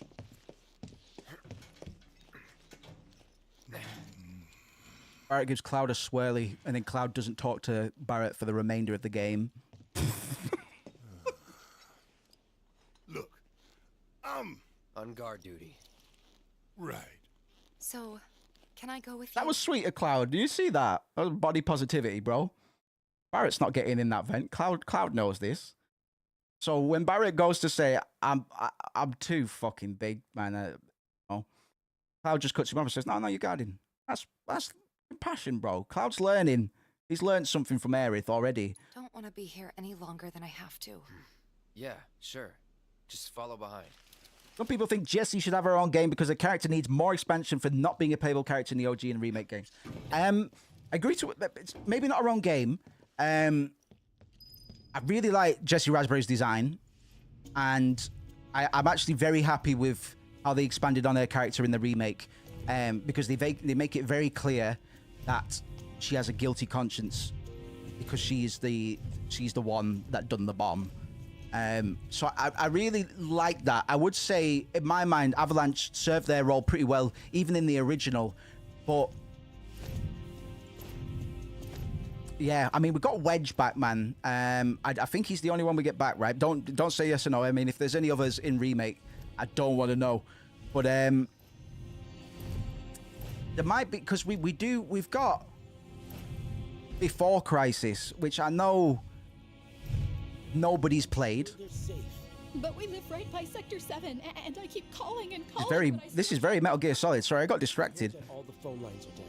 It doesn't mean anything. You sure? Pretty sure. Very much like Metal Gear Solid, although I'll bet we'll not be able to Spider-Man taking a big, frothy hot dump. But 10 points if it does. Depending on the board's decision, we may start 2 projects simultaneously, rebuilding the plate and the city. Members of the Urban Planning Division will likely take point on both. Director Tuesti has ordered teams to come up with 3... Can't make sales a part of marketing. It doesn't work. Each team needs to come up with a detailed proposal and I like Jessie. Wish she would have lived when I played Final Fantasy VII the first time. Yeah, man. She's definitely got the hots for Cloud. Makes it. Not, then we'll wait for the. And you're like, Cloud, how can you turn that girl? She's the sweetest thing, man. The only thing is, she's a terrorist. A bit of a red flag, maybe. I'd say if you're going out with a woman who knows how to and regularly makes explosives, you might want to be careful. But other than that, she's a darling. She's hot as well, so maybe we can overlook the whole terrorism aspect. Sorry, armed activism. I think in the Japanese, they tried to hint his romance with Cloud as a rival to Tifa. Yeah. Well, we can accept that Tifa is the love interest of Cloud, right? Because a lot of people get that fucked up. A lot of people think it's Cloud and Aerith, but Aerith isn't Cloud's to love. And Aerith goes as far in the remake as to say, do not fall in love with me because I know I'm going to get Jesus. I'm gonna get Christ's suit sacrifice. So just don't go there, bro. But it's interesting because they never. I want to see Tifa and Aerith have a bit of a falling out because Tifa's getting a bit jealous. I want Tifa to get upset with Aerith because Aerith is just being Aerith, and Tifa sees that as Aerith coming onto Cloud, but it's not. It's just Aerith being sound. So I want there to be a bit of friction there, maybe, just to point out, just to make it clearer. With my own eyes, sauntering down the corridor. We don't have time for this nonsense. He was as close to me as you are now. The shock of it made me spill my tea. Enough already. You said it was bad tea anyway. I'm not gonna mourn your tea. But, Mr. President, sir, I swear to you. The only tea we've got time for is trauma. Sir, I have the damage assessment for Sector 7, and I'm afraid the figures are catastrophic. Notice the wording here. A corporate executive that is more directly aligned with the philosophies of their corporate overlords would not use the words catastrophic. They would use a less dramatic word. They would try and undercut it. They would say, we've managed to recover loads of materials that we might not have ever seen again, so we can actually build 5 new schools. Put a spin on it. But Reeve is making a point here. He's saying it was catastrophic. I don't agree with this. Fundamentally, I don't agree with this because I'm a good guy and I didn't have a proper character in the original game. But by gum, I'll have a stake in this one. My sacrifice will mean something. That's the doom and gloom. Was there anything else? They're not asked. Well, sir, I've also drafted a reconstruction plan for... Huh? Not with the Ancient in our custody once more. With respect, sir, I don't see how... 2 words, Reeve. Neo Midgar. Neo Midgar is a concept that's new to Remake, and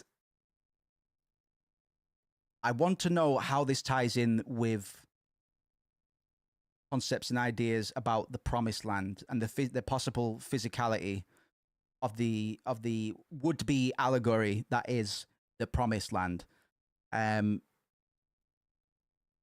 because them talking about an upgraded Midgar makes it very clear that they don't intend to move anytime soon. So what does the Promised Land now mean in this revised context?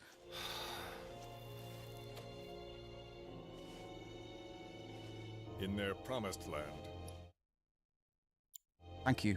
We will build a new Mako-powered metropolis. Mr. President, Thank you for clearing that up. I love it. The game's been doing that a lot recently, and I do appreciate it. Still don't know for sure that the Promised Land even...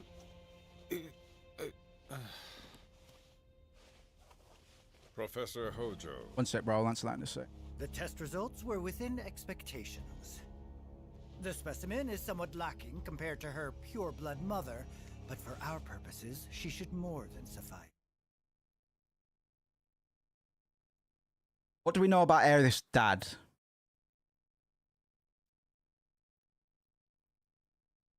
The pure blood reference stood out to me. I don't remember a similar line in the original. What do we know about... Oh, it's Gast. It's Professor Gast. Of course it is.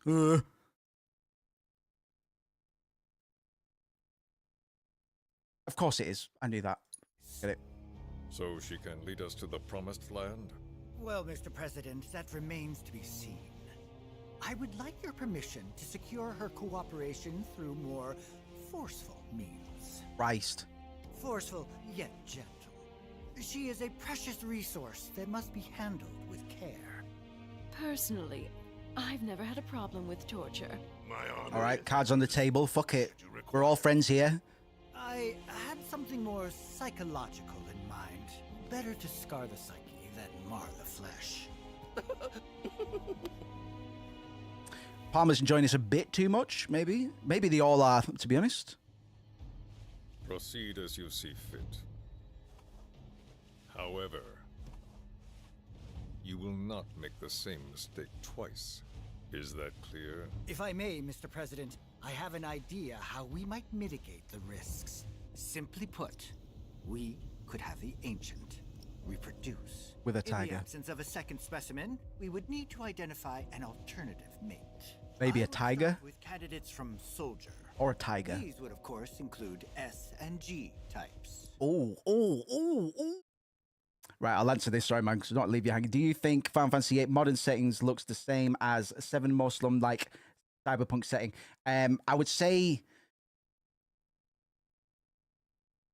Final Fantasy VII is what I would call a lot more cyberpunk in a typical sense, because it's got the dystopia angle. You know, it's got the big oppressive city with walls, lots of industry and technology, which should be for the better, but it's not. Final Fantasy VIII is fragrant. It's a breath of fresh air. But Final Fantasy VIII is a lot more grounded. I don't know if I would call Final Fantasy VIII cyberpunk, actually. Urban fantasy or something around that. We'll see.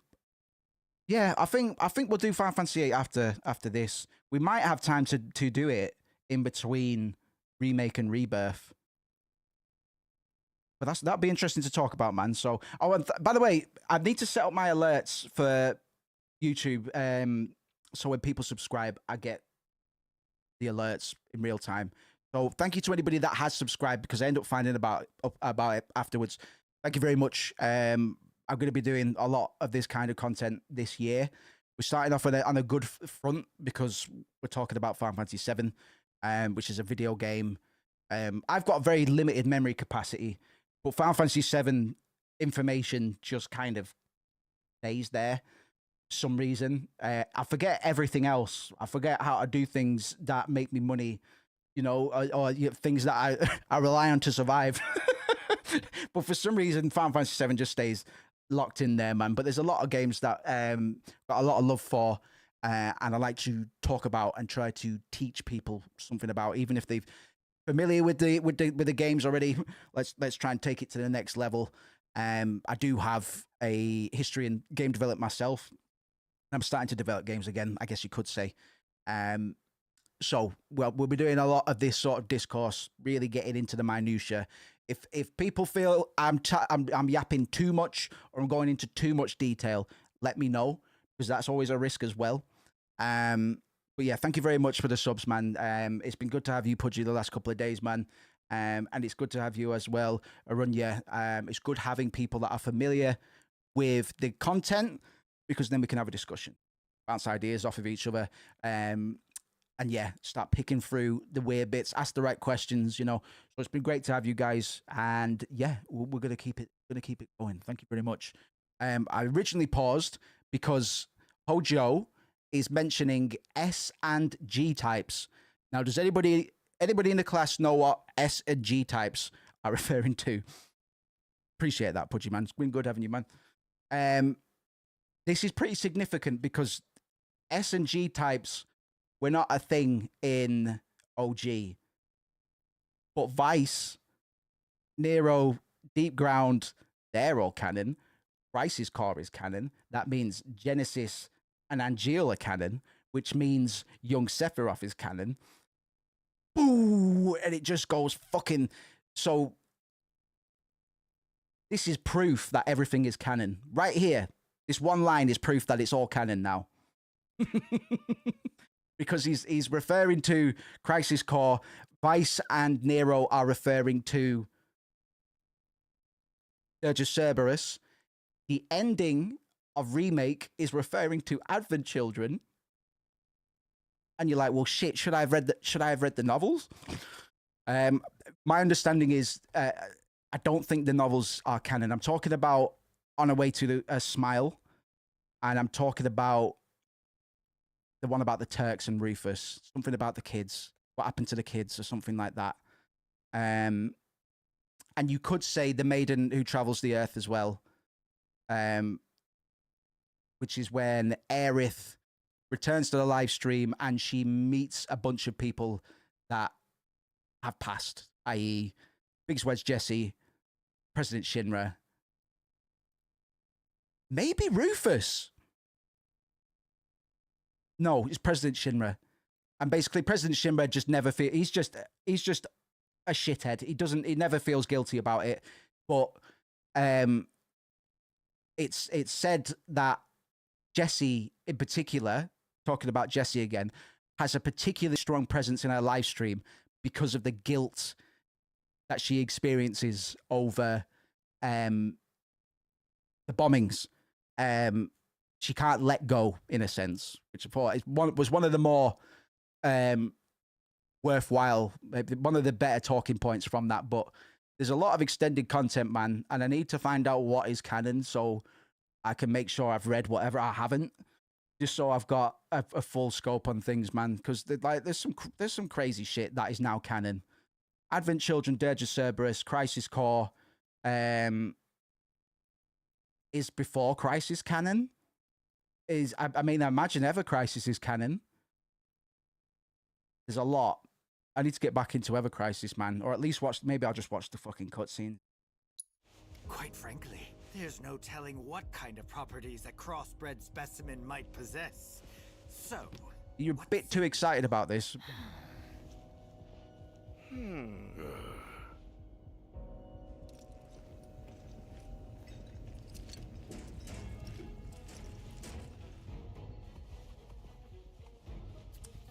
What are you looking like for time? Nothing else. Mr. President! Meeting adjourned. Please, sir. Okay, I'm not gonna force an ending today. We might be left with a little bit left. We might be left with an hour or two. It depends how long this upcoming padding takes. Yeah, you missed it. He was saying some awful things. He's been saying some awful things. He told Aerith he turned Aerith's mother into molecules, bone molecules. We follow him. That he didn't waste a single bit of that specimen that was Aerith's mother. That's the plan. Because he's trying to break her psychological. Whoa, fucking hell! Did it smell that bad? It bolted. Whoa, guys! Guys, wake up! Guys, wake up! Where are we going? You were leading me, so.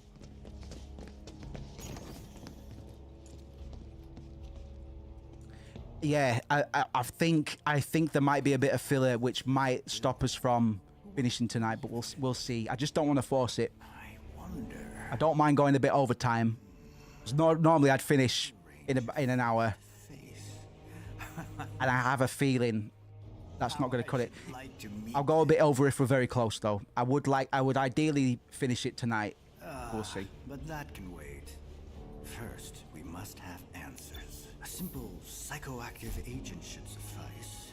Nothing likely to cause any long-term damage. Diane, I'm thinking of injecting the ancient with viscous chemicals.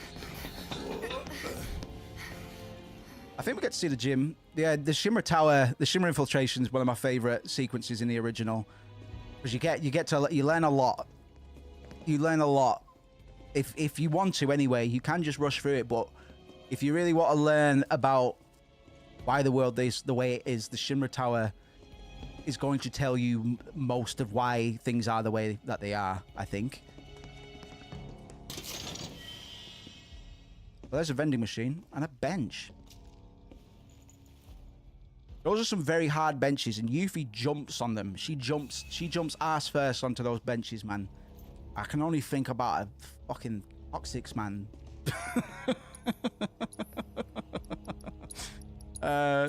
3, 2. Oh, I've got no money. I have no money. Well, oh, wasn't there somebody's weapon that needed?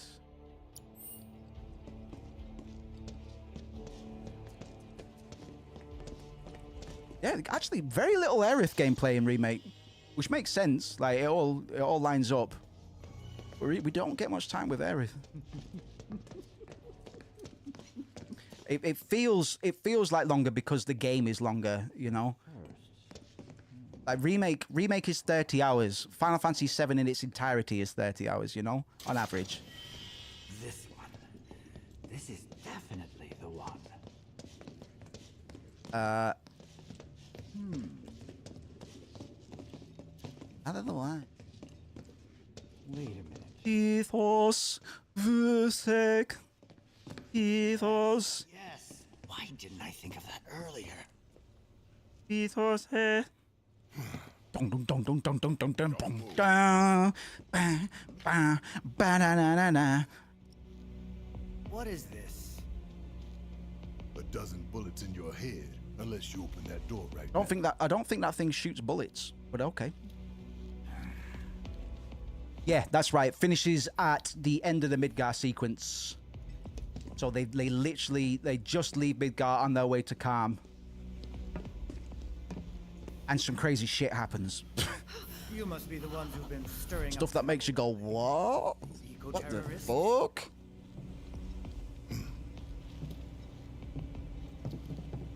If so, I can't imagine what business you have with me. The president's upstairs. Go on, shoot. Shut up. Keep walking. Ow. Pointy. None of y'all better move a muscle. Do stop pushing. Unlike you, I am less accustomed to physical... I am 90 years old in anime years. What is it that you want? Our friend. She's in your lab. Really? Tell us where Aerith is. Oh, so she's your friend. Well, well, well. In that case, yes, that might do the trick. Mind speaking up some? It's nothing. Just imagining how she might... Hojo animates beautifully. Like, everything to these two little strands of hair, man. Specimen. Ha ha ha ha. I promise. You will regret this.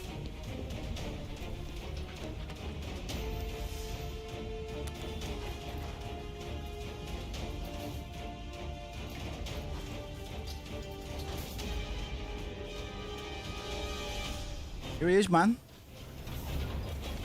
Dun dun dun dun. Bam bam bam. Do do do do do do do do do.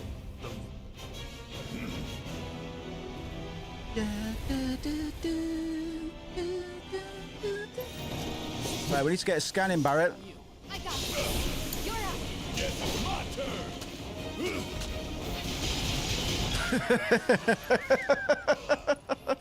That was silly. Let's make this. Any weaknesses, boys? Nope. I got this. Bam, bam, bam.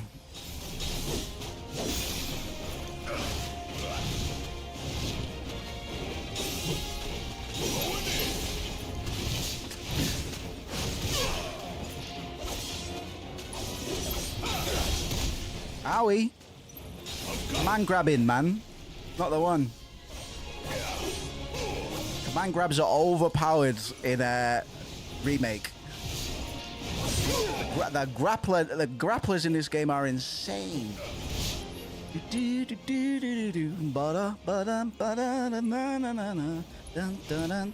need to get haste on Cloud. Ow.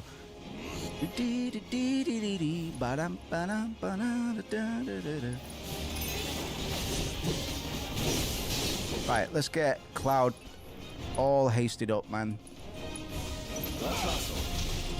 Let's hustle. Let's mosey. Ow. Ow. Wasted opportunity.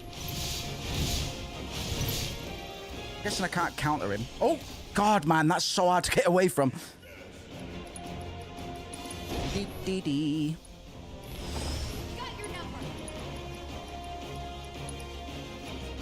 Your number is 80512. I'm now.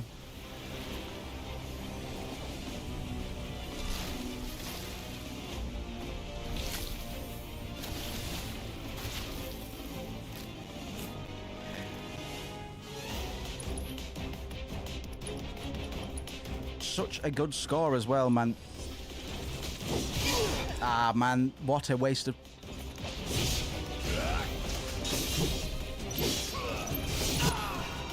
Try and position myself so I hit as many as I can with a blade burst. But when they're moving around, it takes a bit too long to come out sometimes. All set.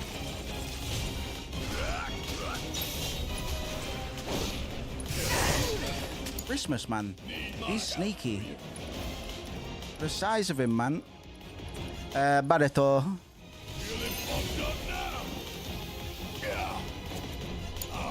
Let's do this. Okay, let's go. Gotcha.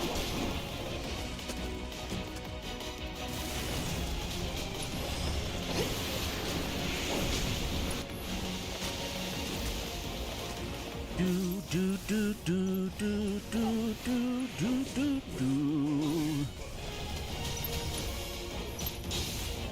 And I want a Final Fantasy fight, like a 2D Arc System Works anime fighter game. Either just a Final Fantasy VII one, or an overall bit of everybody. Maybe not Clive. I still need to play 16. But who knows? Maybe Clive's the best.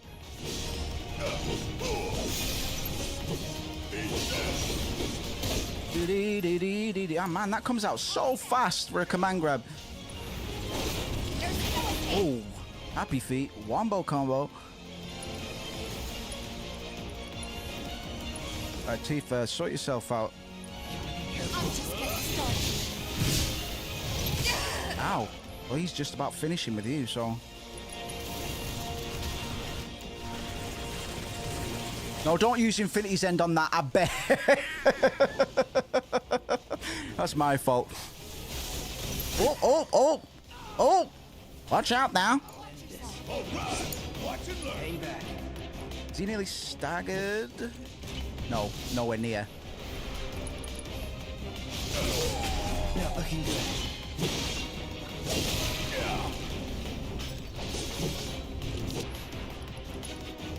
Who's got the goods in terms of summons? Alright, let's just go in for now. Going in.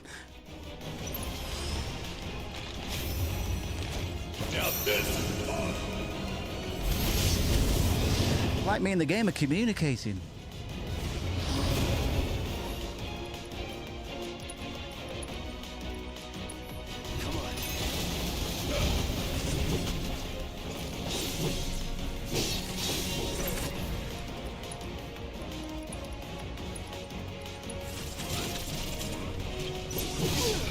Man, it's hard to keep eyes on everyone, innit? I'm not going to get a blade beam out because he's trying to seize. See what I mean with blade beam, man? They start moving, it's a bust, so maybe I should only be blade beaming Mr. Big Pants. Do do do do do. Do do do do do.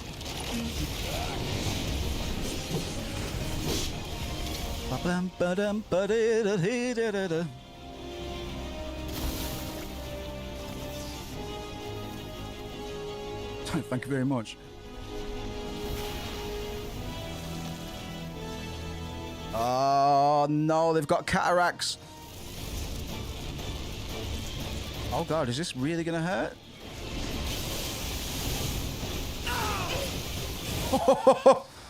Oh, that's not good. Have I got an elixir, bro? It's been a minute.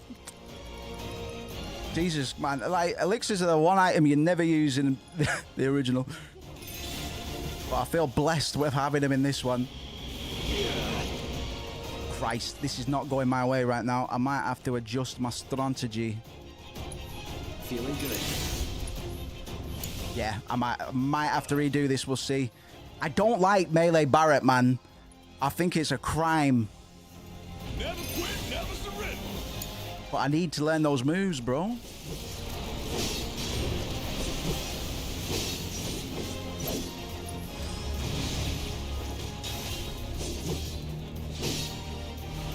Ooh.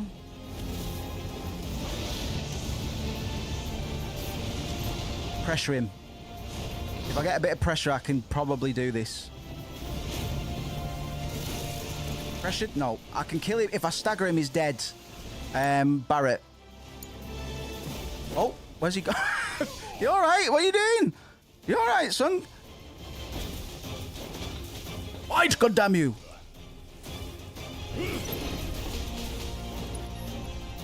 What are you doing? Get up and fight!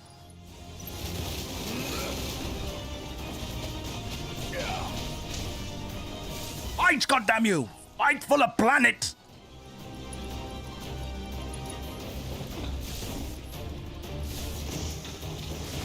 Man, melee Barret, not the one. You ask me.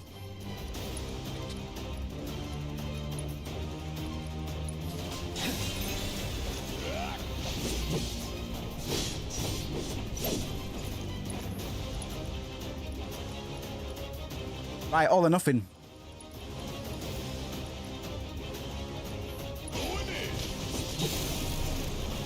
You stagger him, it's a done deal, man. The pressure might be enough.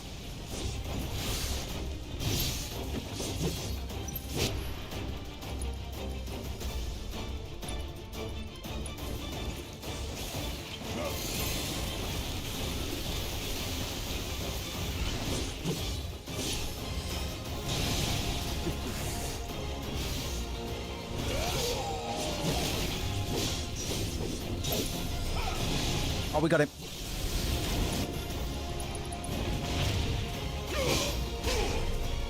Phew.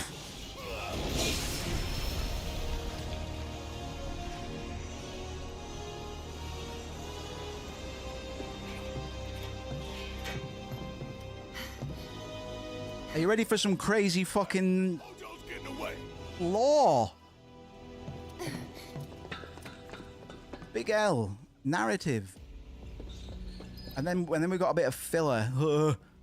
It's on the bench.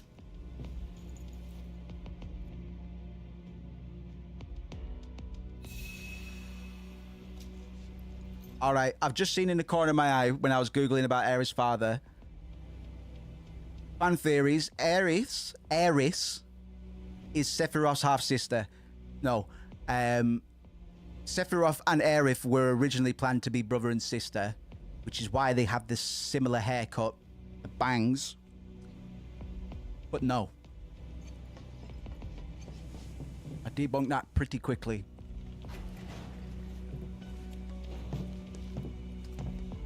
Yeah, a lot of people are asking who Sephiroth's dad is. It's either Hojo or Vincent. Theory is Aerith's father. We know who Aerith's father is. A lot of people are very confused about basic shit in Final Fantasy VII. That's what I'm here for. Get set them straight.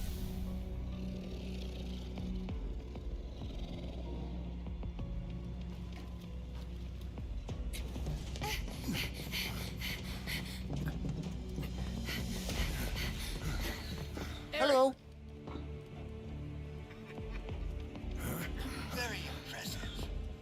I really must thank you for providing me such invaluable combat data. He's pulling this shit in Crisis Core as well, so it's good to see that, you know, he's still got his old habits. More than capable of handling you. Y'all about to learn predictable. We're taking Aerith back. Oh, take her back, you say? Correct me if I am wrong, but did the girl not come here of her own free will? Yes, but you're looking to void consent. Your words, well, not your words verbatim, but... Only came here to save Marlene. I'm afraid you misunderstand. But I really can't be bothered to explain. This facility is home to extraordinary specimens that will change the world as we know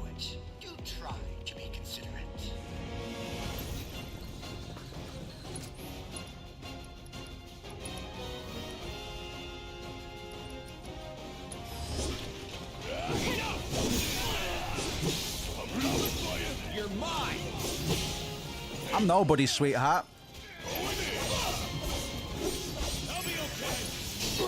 I'll be all right. Oh, well in, son. Let's do this. That's that.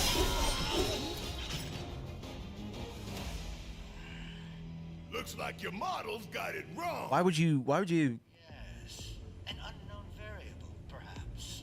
Well, no matter.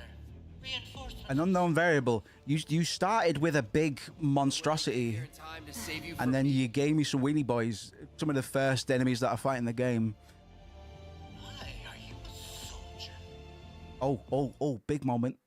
Big moment. You want anytime Cloud's past is brought into question, it's more than likely Cloud is going to freak out and get triggered. Cloud is going to be getting triggered a lot before the end of this playthrough. And it's important to note that it's queries into Cloud's identity and his past that trigger these. More than anything else, it is Cloud's inability to conceptualize who he is and where he came from, or who he was, I guess. Yeah. No, not quite. Huge. Oh, now I recall. My memory was mistaken. Huge. My boy, you weren't a soldier. Huge. Bring this so far forward is a game changer, isn't it, man? I wonder what the Final Fantasy VII House Hojo feels about Hojo's new design. I love it's a story I'll never tire of, man. I'll always go back to it every couple of years. My boy, you weren't a soldier. Is Cloud going to completely disassociate and not is Cloud's psyche not going to allow him to hear the truth, or is Hojo actually going to drop a bomb on his head?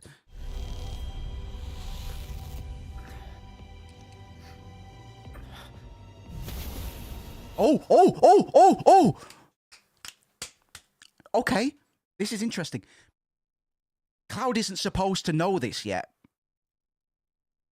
We were just saying that this has been brought forward considerably, like a long way, man. When did we get to actually know Cloud wasn't in Soldier? During the live stream sequence with Tifa after Mediel is attacked by Ultima Weapon and it collapses and they go on their little spirit quest. So that's not for a long time, man. And it's significant then because Cloud has been completely broken down, like physically, mentally. He's a vegetable for a segment in the game, man. It's important that he is in that state for the story to then bring him back to life. You know what I mean? The fake Cloud dies and we get new Cloud, who is kind of still inspired by Zack, but now he can identify why he's taken on this sort of responsibility, taken on the burden in the way of the Master Sword and stuff. So, not Master Sword, the Buster Sword. Bringing it forward here, and Hojo nearly giving him a spoiler is big, but he didn't give him the spoiler. He didn't have time. And the Whispers are here to make sure that Cloud doesn't find out just yet. I believe that's why the Whispers are appearing at this particular moment. Remember, the Whispers are there to make sure, or to try and make sure, that the events of the OG are the events that come to pass in Remake. But we're going to see some divergence from that. It's going to be a pretty major point towards the end.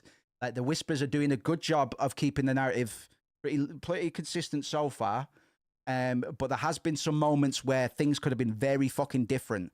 And in a way, you could see the Whispers as being like begrudging fans of the original that didn't want change. And it's just the community going, no, don't change it, don't change it, don't change it. Completely forgot he was a veggie at some point. Dude, it's been so... Yeah, man. Like I say, it's all logged. Fucking my useless brain, man. 50% of it, I think, is just Final Fantasy VII trivia. My life. What is this fascinating phenomenon?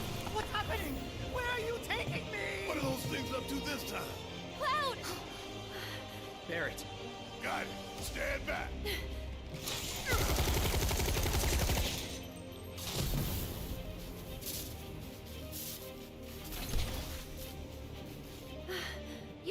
me. Yep. You good? I'm great.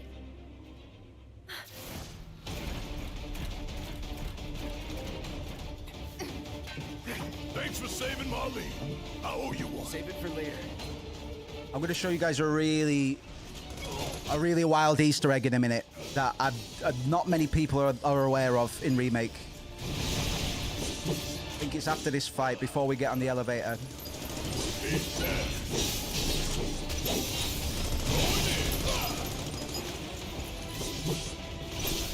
You're mine.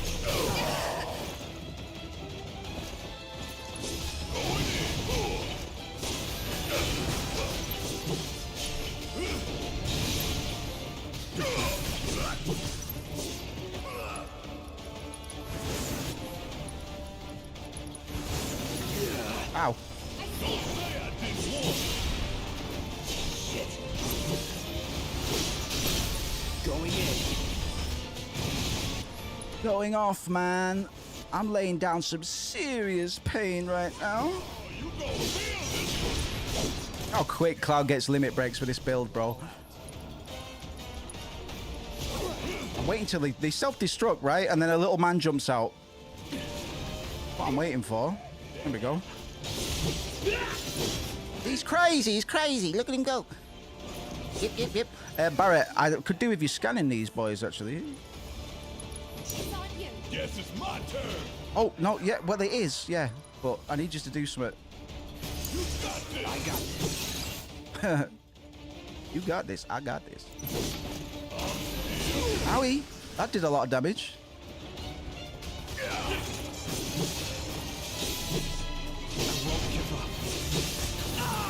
Christmas, I'm just getting hit by everything. I've only got high potions, man. Let's just wait it out. Tifa.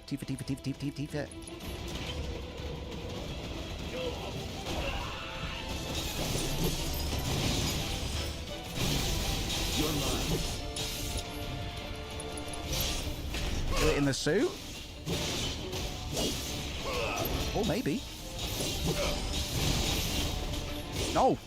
Can you not kill? Can you actually not kill him in the suit? Nice one, guys.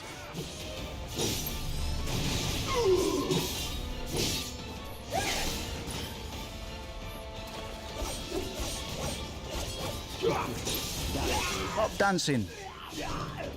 See ya. Okay. I hope I can make this work. You okay? It's a bit of a weird one. It requires me Let's get out of here. to turn off most of the game audio. Let me see.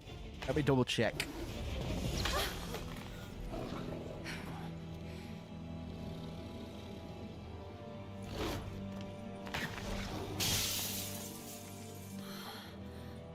The hell was that thing? We need to go. Aerith! What the? Come on. Okay. Bear with me. I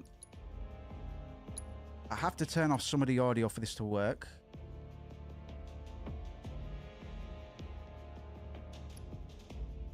Try just turning off, leaving the music off. Turn anything else off. See if this works. Bear with me.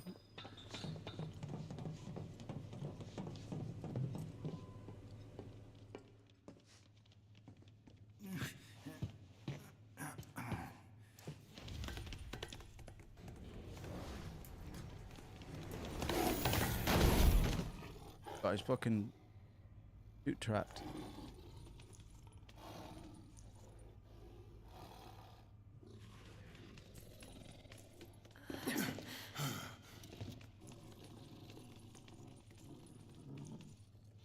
What? You want to go? Stop. This child's a friend.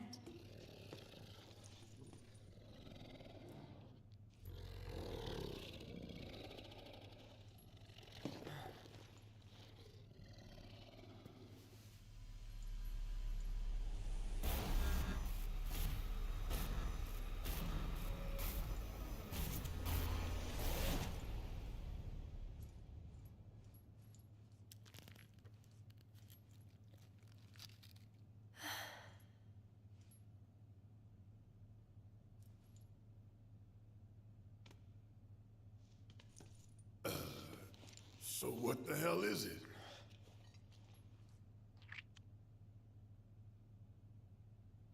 A fascinating question. Oh, did it just talk? You asked what it is. I am that which you see before you, nothing more. I'd appreciate it if we simply left it at that. Agreed? Huh?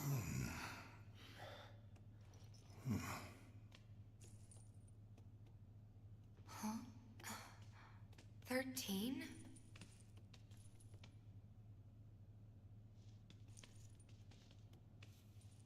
Red 13.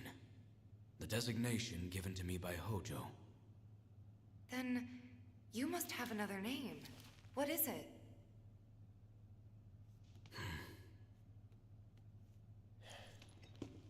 He got away. So, we're gonna go get the son of a bitch. Okay. Keep your ears peeled.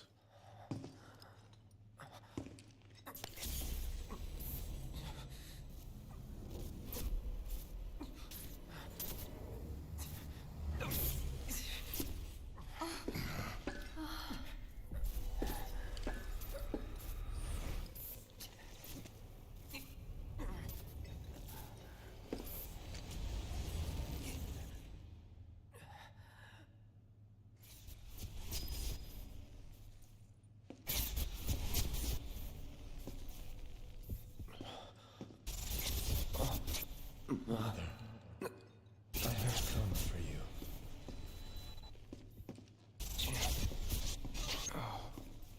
Mother, together we will reclaim our world.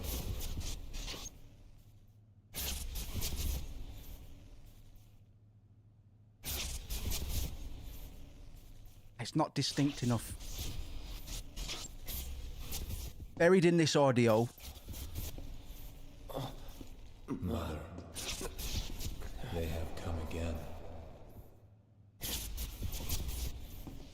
We'll see if it's more distinct.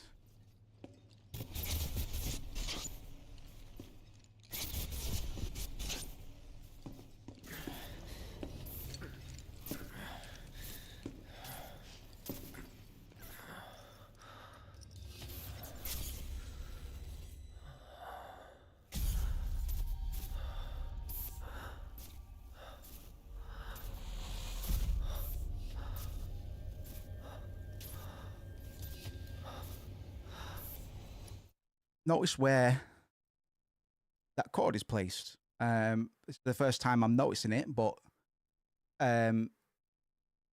not too dissimilar to an umbilical cord, which is interesting.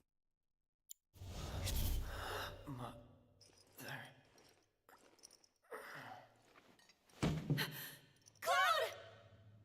Right. Might not have been that corridor. Did we get the black feather? In one of these, it's either that corridor. I'm pretty sure it was that one. Through a little, tiny bit of audio analysis, man, it might need to be done to hear it, but tucked underneath the music and the general voice lines is supposedly Jenova, quote unquote, whispering things to Cloud. I can't remember exactly what it is it's saying to him. But it's very subtle, and buried in and amongst one of these trigger cutscenes. We'll just call them trigger cutscenes. Wherein Cloud is compelled by something or is reacting to trauma in some respect. That one was different to his other triggers because there was seemingly no stimuli. There was nothing. You know, there was no fire to make him think of Nibelheim burning. There was no mention of certain words that he remembered Sephiroth using. It just happened. But he was still hearing Sephiroth and stuff anyway. Reason Cloud is getting a bit weird now is because he's getting closer to Jenova.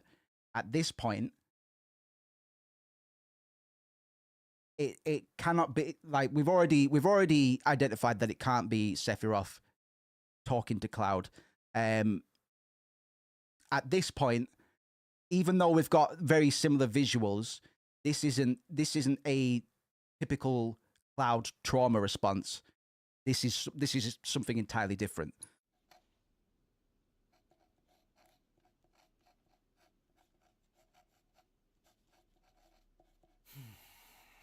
I'll get the music back on in a minute. I'm pretty sure it was that one, but You know, Reno, I think you might be due for some R&R.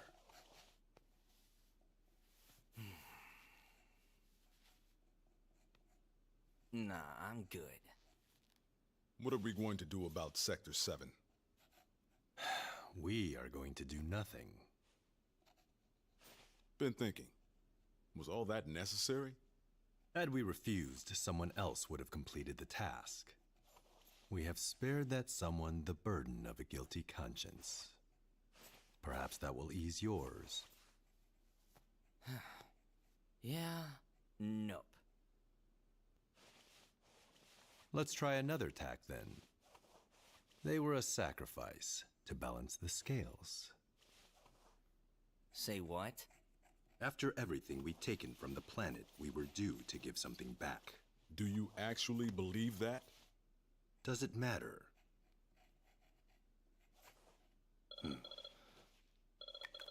yeah, we love Reno. We love Rude as well. We love those two as a duo. Yes, understood. I really like the Turks. I don't think there's many people that don't like the Turks, even though they are kind of objectively evil for a lot of their screen time. They're not always. Like, there is some ambiguity to him.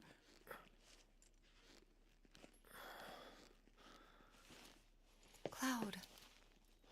Oh, thank goodness. You're awake. You okay? Yeah. Where are we? Where I lived when I was still a child. I've seen all sorts of incorrect. I'm trying to find out if I'm in the right place, man. And in the process of this, I get to see a lot of people's weird theories. Somebody on Reddit says Aerith is the only character Cloud can sense the presence from afar. Apart from Sephiroth, he can feel Sephiroth's presence because of his Genova cells. Sephiroth isn't present until the end of, until you reach the northern, what will become the northern crater. So no, he can't necessarily. The parts of that are true. I'm sure he could somewhat detect his presence if he were anywhere near him, but Sephiroth is currently on a different continent. He's not in the Shinra building. A lot of people, and I can forgive people for thinking that Sephiroth is currently in the Shinra building. Or is he? Who gets to know out? No, it can't be Sephiroth. No, it can't be Sephiroth. It cannot be the actual Sephiroth. It can only be Genova taking the form of Sephiroth, because Sephiroth is currently suspended in a crystal where the northern crater will be. He's got no legs. Genova's a shapeshifter. We're going to see a lot of the black hooded figures change forms very soon. So I'm right about this. Cloud doesn't detect Sephiroth at all, really, in the game. I can understand why people think that, but we're here to set the record straight.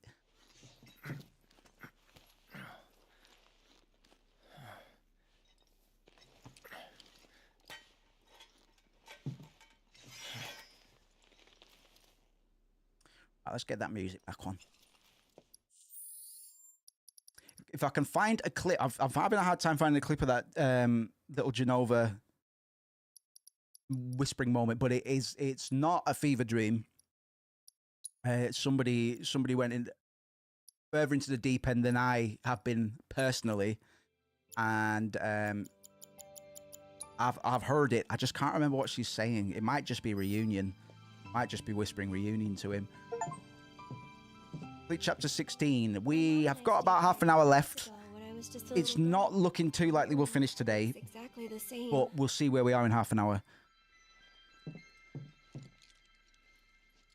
Every morning, they'd come and take my mom away. I remember crying here alone. Aerith, before we break out of here, talk to us. There's so much we don't know.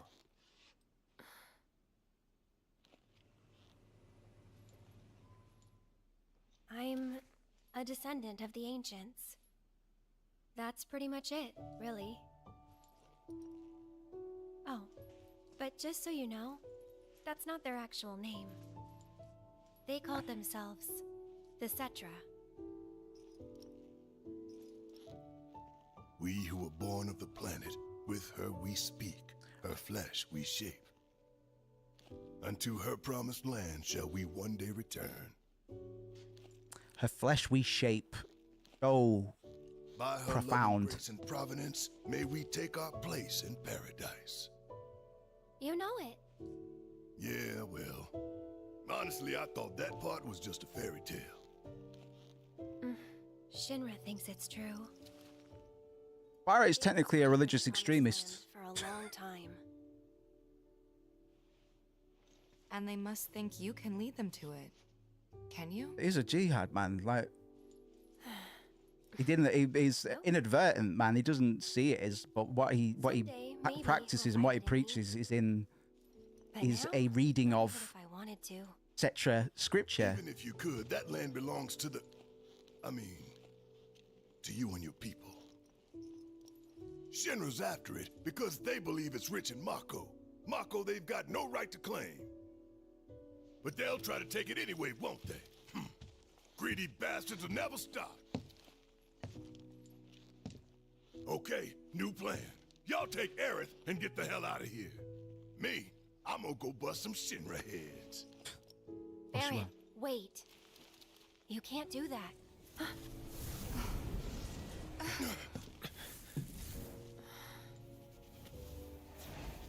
Oh, great. Not everybody can see whispers.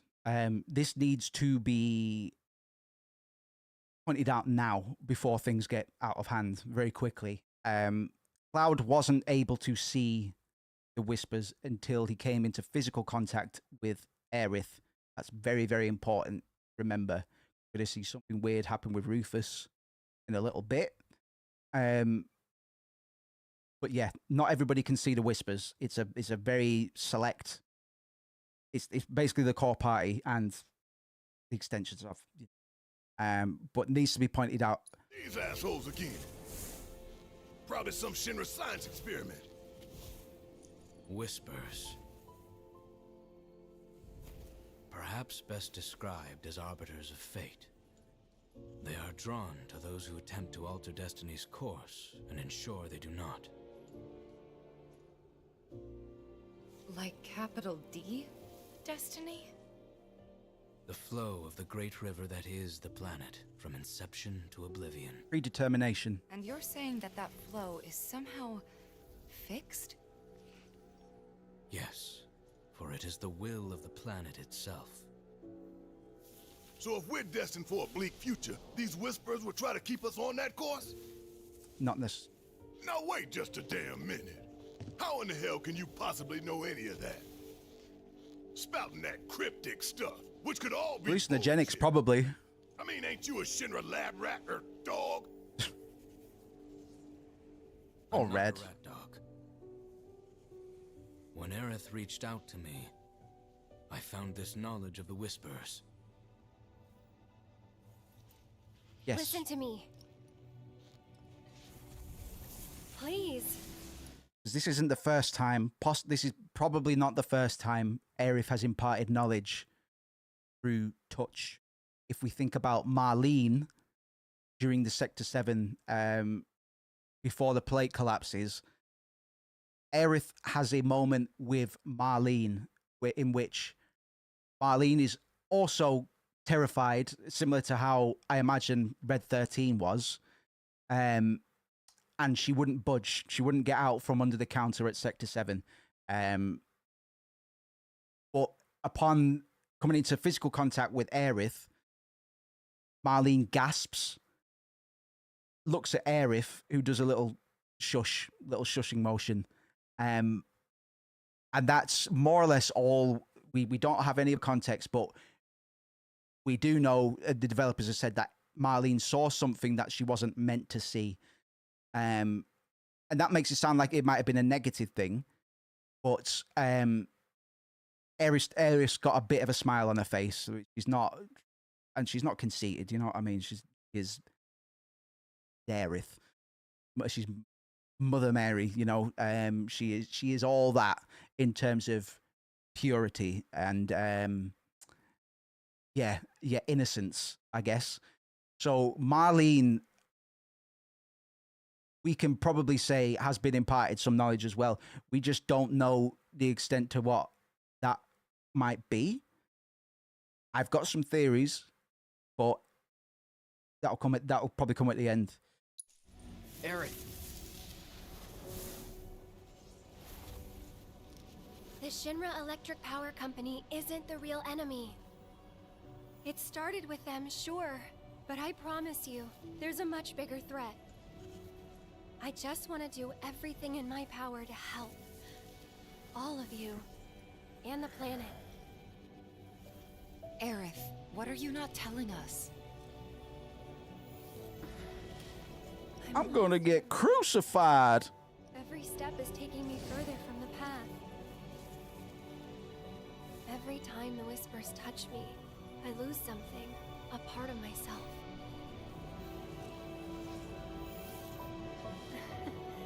Follow them, the yellow flowers.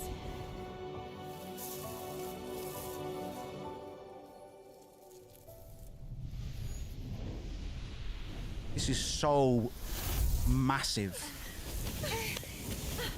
Not just Aerith's developing character, but just for Final Fantasy VII as a whole. This changes everything in ways we can't even really comprehend yet. Because to what extent? Where does it end? Weird. When did the Whispers stop manipulating events? Is it just after Meteor Fall?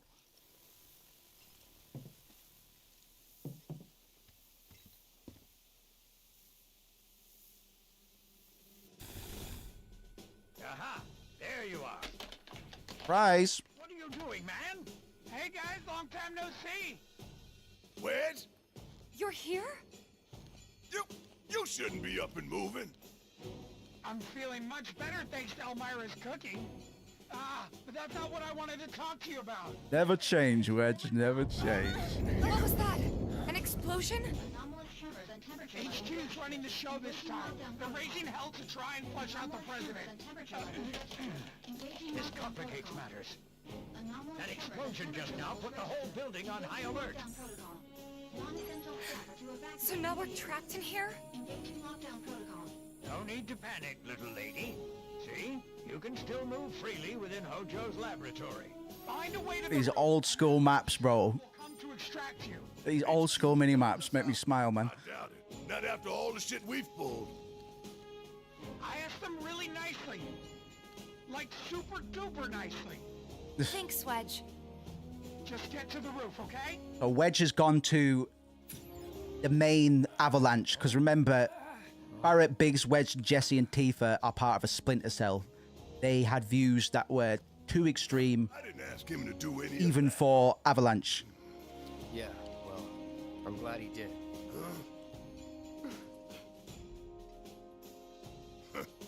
I'm gonna still chew him out for it later.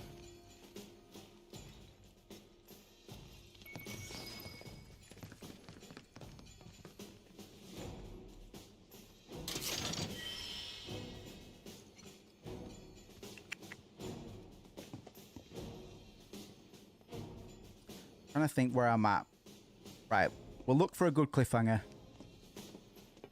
and we probably will wrap up tomorrow. But if it's to be a short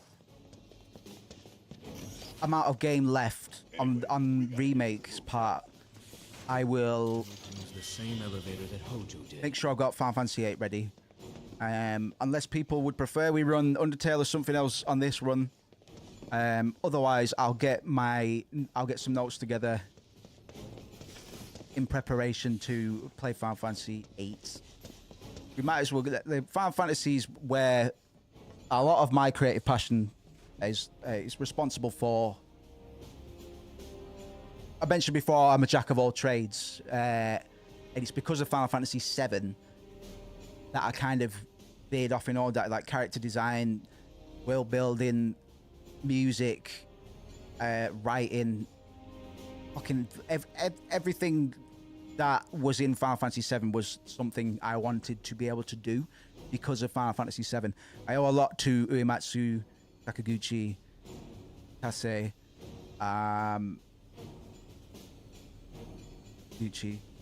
All them boys are responsible for the trajectory of my life, particularly my career, if you could call it that. So that's why I have such reverence for this game, but that extends, that feeling kind of extends up until Final Fantasy IX. I do really like Final Fantasy X, but you will see me get most excited about 7, 8, and 9. And then I get about as excited as, 6 and 10. I probably prefer 6 a little bit over 10. And then after that, it's 4, 5, 12. Yeah, but it's the PS1 golden era that I am most Where did they go? It stinks in here. attached to. I've got the biggest relationship with these 3 titles in particular.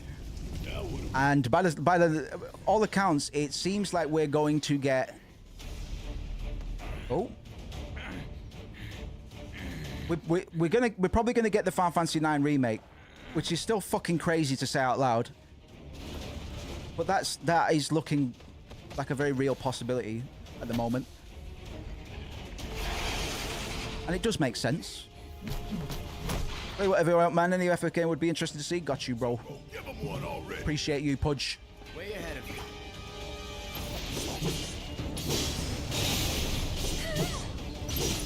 Yeah, I'll have a think. I'll talk to Bib after and see if there's anything that I said I was gonna crack on with that I've ignored. The Disco Elysium I want to show to people at some point.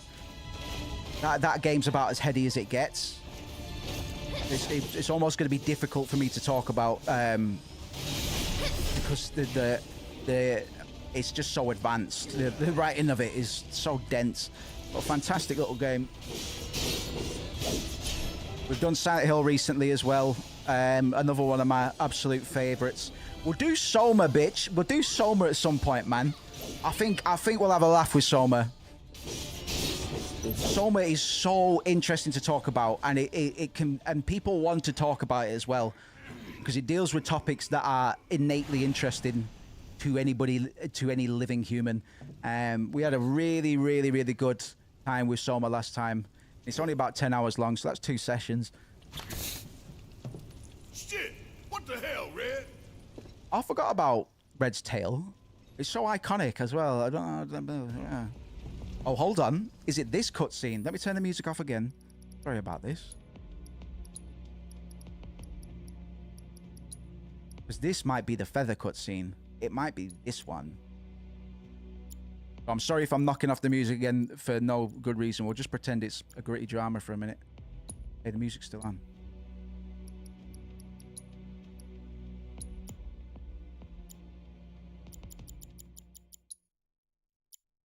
Right. Apologies if we still can't. Still don't get what I'm talking about, but this might be the opportunity I was looking for, because I don't think we got a black feather in that last cutscene, which is going to be a bit of a signal.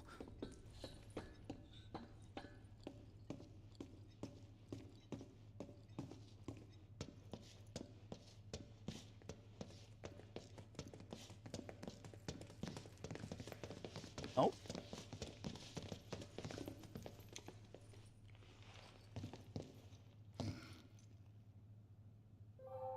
Are you familiar?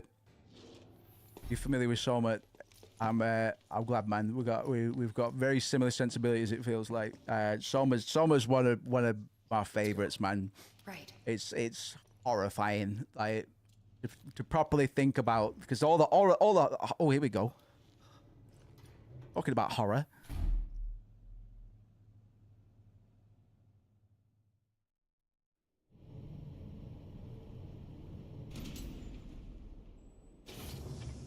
Okay.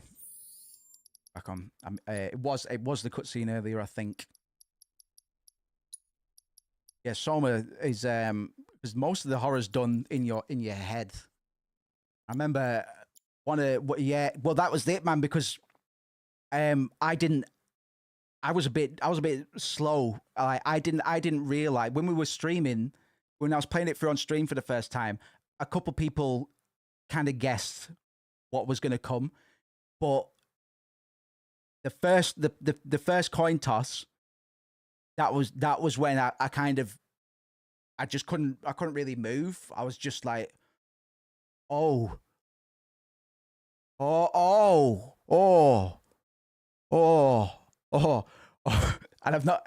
It's been so long since a game did that. That's Final Fantasy VII levels of like plot twists. Like, oh, shit. I was talking to my brother-in-law about this. I put a downer on it because we were talking about technology and all the advancements we were making, and we started talking about like transferable consciousness, like data representations of consciousness, and he was getting excited about it. And then I brought up the coin toss.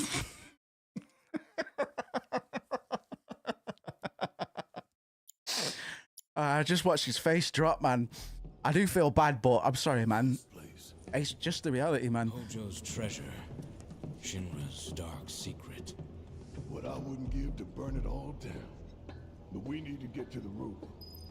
Bitch, we've got... Right, okay. We do have a bit of filler. So, looking at the time, I'm going to let this massive cutscene play out, and then I'll dial back in tomorrow.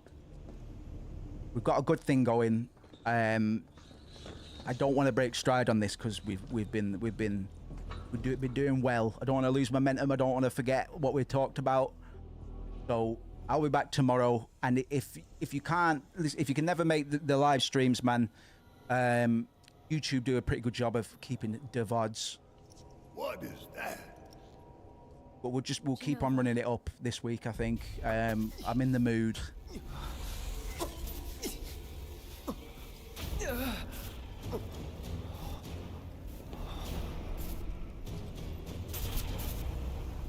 Mother, together we will reclaim our world. I'm sick of this. I'm sick of all of this. Shouts out to Tifa's cowboy hat, by the way. She the cutest. Glad they kept the cowboy hat.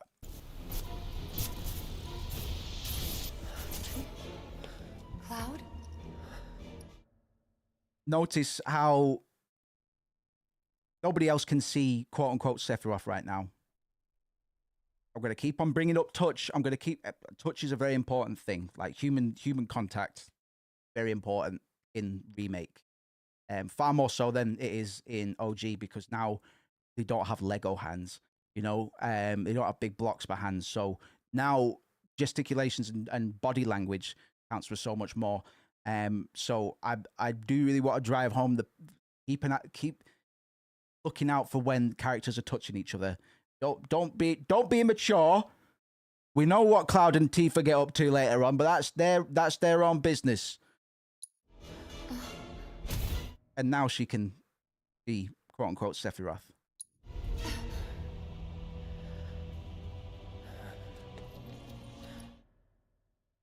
What fucks me up is I don't have an explanation for this. Only Tifa needed to touch Cloud to be able to see Sephiroth. And likewise,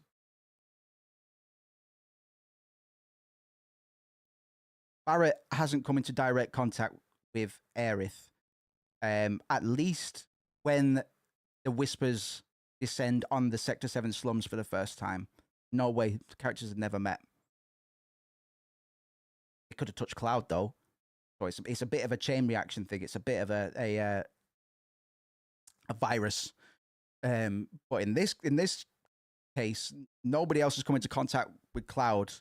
I don't know if this is a bit of a plot hole or if it's something I need to pay attention to. I'm going to call it a bit of a plot hole for now. I'm still going to go with the idea that it's touch that transmits the ability to comprehend the Whispers and quote unquote Sephiroth. Genova. It's Genova. It's not Sephiroth.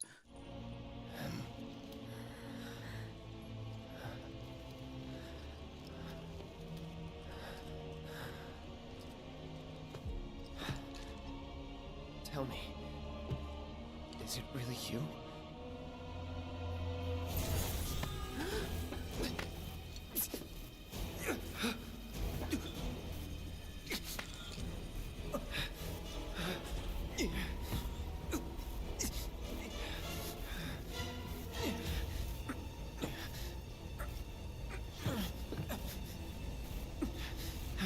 Don't deny me.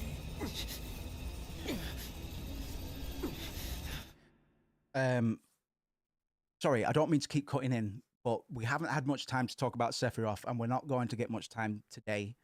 I want to talk a little bit about consent and passivity. Cloud is analogous to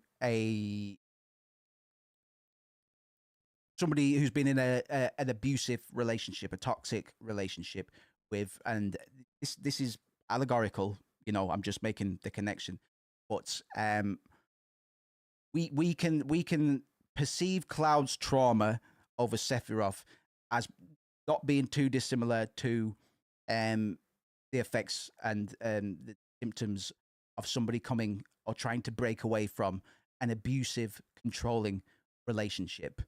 That's the hold that Sephiroth has on Cloud. It's Sephiroth has infested so much of Cloud's memory that he is nigh inescapable in Cloud's mind. And this is going to have real prevalence with the narrative, because Sephiroth needs Cloud Sephiroth needs to exist in Cloud's memory for reasons that we will get to. But in the case of Cloud, you would be forgiven for thinking that Cloud at the beginning of the game has agency and that he is choosing his own path, where that is strictly not the case. Cloud is effectively dragged by the wrist through all of the game up until he finally snaps and he becomes his own person again. Cloud, for the most part, is a passive character, somebody who's been beaten down psychologically by abuse at the hands of a tormentor, and that has fundamentally changed the way that they perceive reality, because they have he has associations with so many things that remind him of Sephiroth that he is trapped in this false persona, something that isn't affiliated with who he truly is. He isn't the person that experienced all of that trauma.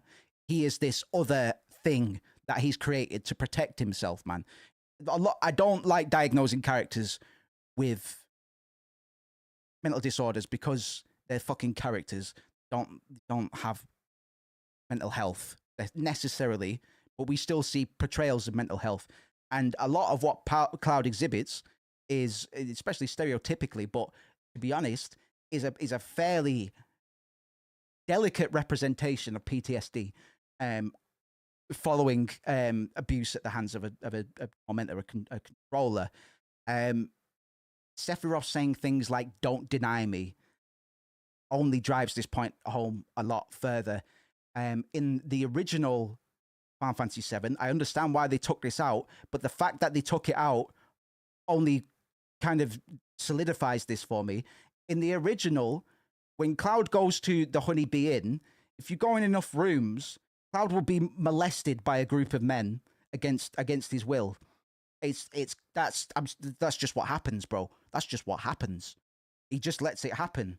He just lets people dress him up like a woman, and he's okay with that. You know, he's not upset by the idea, because the idea of Cloud is so fragmented that he doesn't have a real form. Like he's not representing himself. He's going through all of these quick changes and stuff, and just being dragged through all of this mayhem without really a chance to catch up, because everybody's informing this mercenary character that he's designed for himself to protect his inner child. You know what I mean? Yeah, the Muscle Boys, like the Manny and all of them. It's. We'll have to pull this. Actually, I don't. A bit creepy, man. It's played off, but this is because I was watching people talk about the cross-dressing sequence recently, and everybody says it's funny, like it's done for humor. Did anybody like? I'm not saying it's not amusing. I was amused as a kid. I still am amused by it. But did anybody laugh out loud? Did anybody go, ah ha ha ha? He's wearing a dress. It's like it's amusing. It'll bring a smile to your face. But people just accept it, man. Cloud just accept it. He's a very passive character, man. And it's this dynamic between him and Sephiroth that we're going to see. It's a road to redemption in so many ways. It's a spiritual journey. It's a psychological journey. He's trying to overcome his tormentor ultimately. And it's eerie when Sephiroth, with a smile on his face, says things like, "Don't deny me." But you have no choice anyway. Not to mention Cloud gets penetrated by Sephiroth in the Nibelheim business, allegorically. Does that actually play out in remake? It doesn't. They took it out, which to me kind of tells me that even if it was supposed to be a quote-unquote joke, they realized that it was a bit,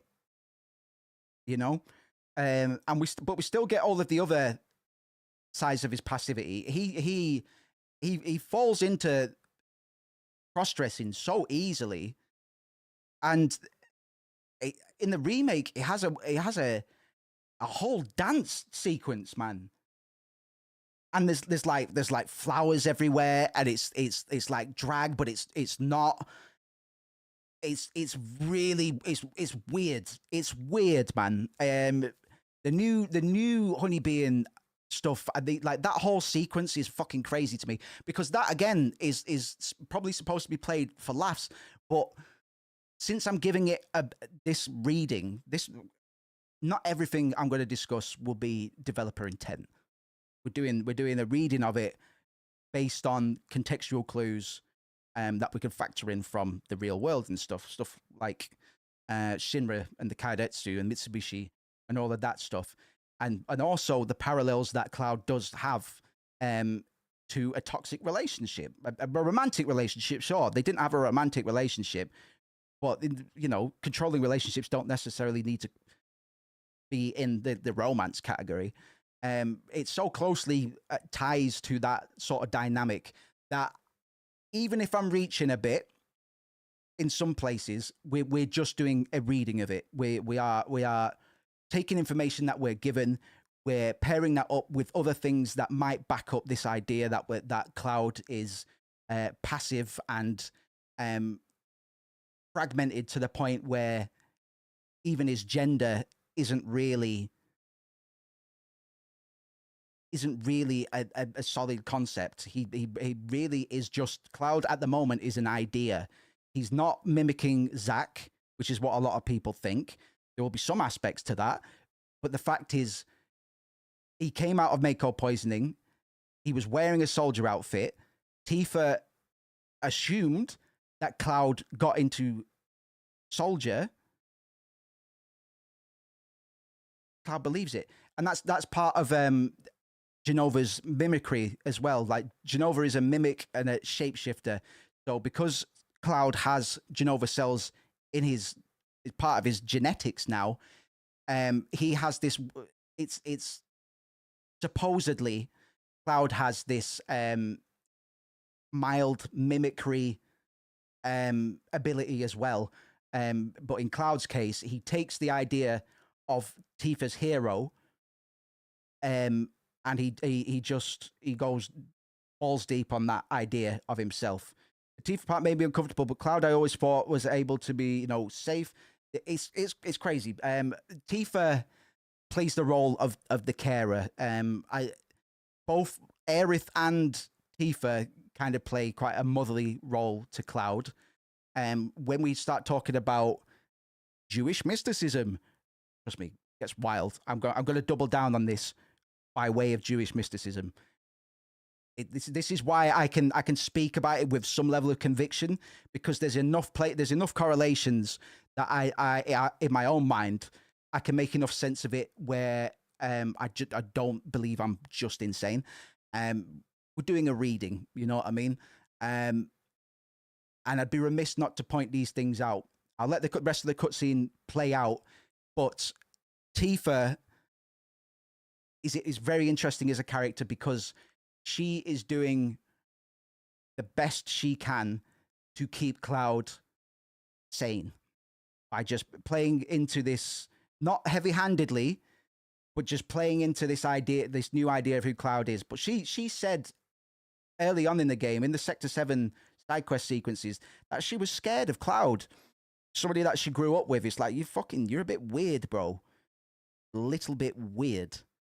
The whole honeybee and the Don Corneo stuff is fucking sickening to think about on any sort of level, man.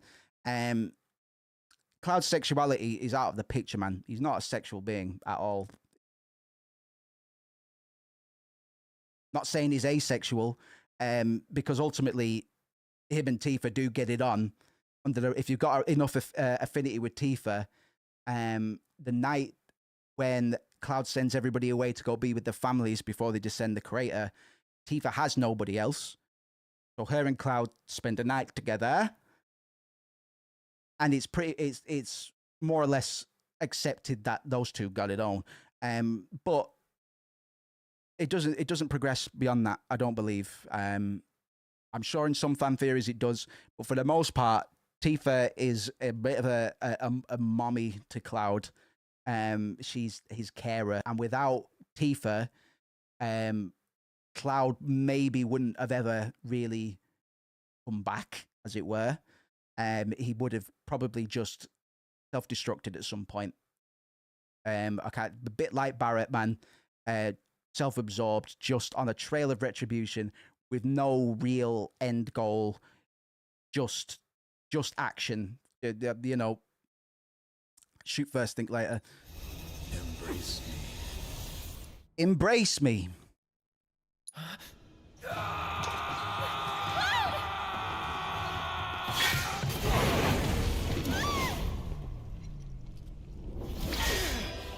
A touching reunion.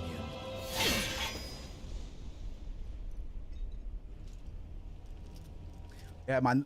There's levels, Pudgy. There's definitely levels, bro.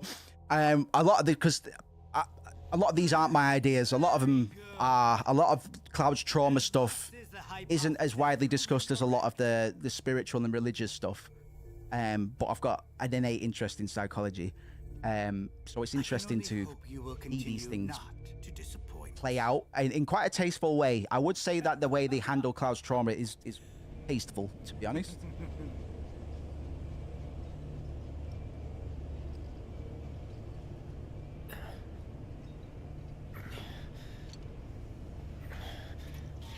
And on that note,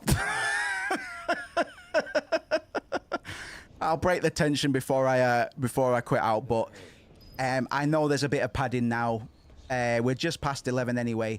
We will finish it tomorrow, and if you can join me, perfect. But hey, that'll be 4 days in a row, man. I know I know the rest of us have lives, so woo! Look at his little fancy feet. But the VOD will be up anyway. We'll finish with a bang, man. I imagine we'll be talking through the credits and probably a little bit after the credits, and then we will get started on Final Fantasy VIII and do it all over again. Final Fantasy VIII has my all-time favorite intro sequence and my all-time favorite outro cutscene. So we're gonna be starting hot, man. I'm gonna be excited. Because I've been leaving Final Fantasy VIII to play it on stream at some point. I've been getting the urge to play it in my own time recently, but I'm like, no. We want to yap about this one. So yes, I will leave you with this for tonight. Pudgy, Alvi, and everybody else that checked in. I run here as well, man. It's good to talk. It's good to bounce ideas off of people that are familiar. Don't let me ruin it for you either. Like, this is a lot of this is not developer intent. I'm sure I can't really find much about the relationship dynamic, so take everything I say with a pinch of salt, man. We're just running an analysis. With that said, I'll gear up for tomorrow, man. I've got all my notes ready for remake, so I'll probably see if I've got any somewhere for 8. I think I've got some. And yeah. You okay? You okay? Yeah. Where are the others? I'll catch I'll catch you guys tomorrow. Let's go. And I'll catch you in a minute, Alvi. Thank you very much. Shouts out to Pudge as well, man. It's been good to have you the last couple of days, man. We appreciate you. Peace out. So I never expected Trump charging into a goblin's nest to not get some goblin vomit and slop and blood on him. I just don't want to catch him in bed with a goblin. What does it mean then, Randy? Huh? What the fuck does it mean? I understand it. Oh, you do you? No, you don't, because it's fucked.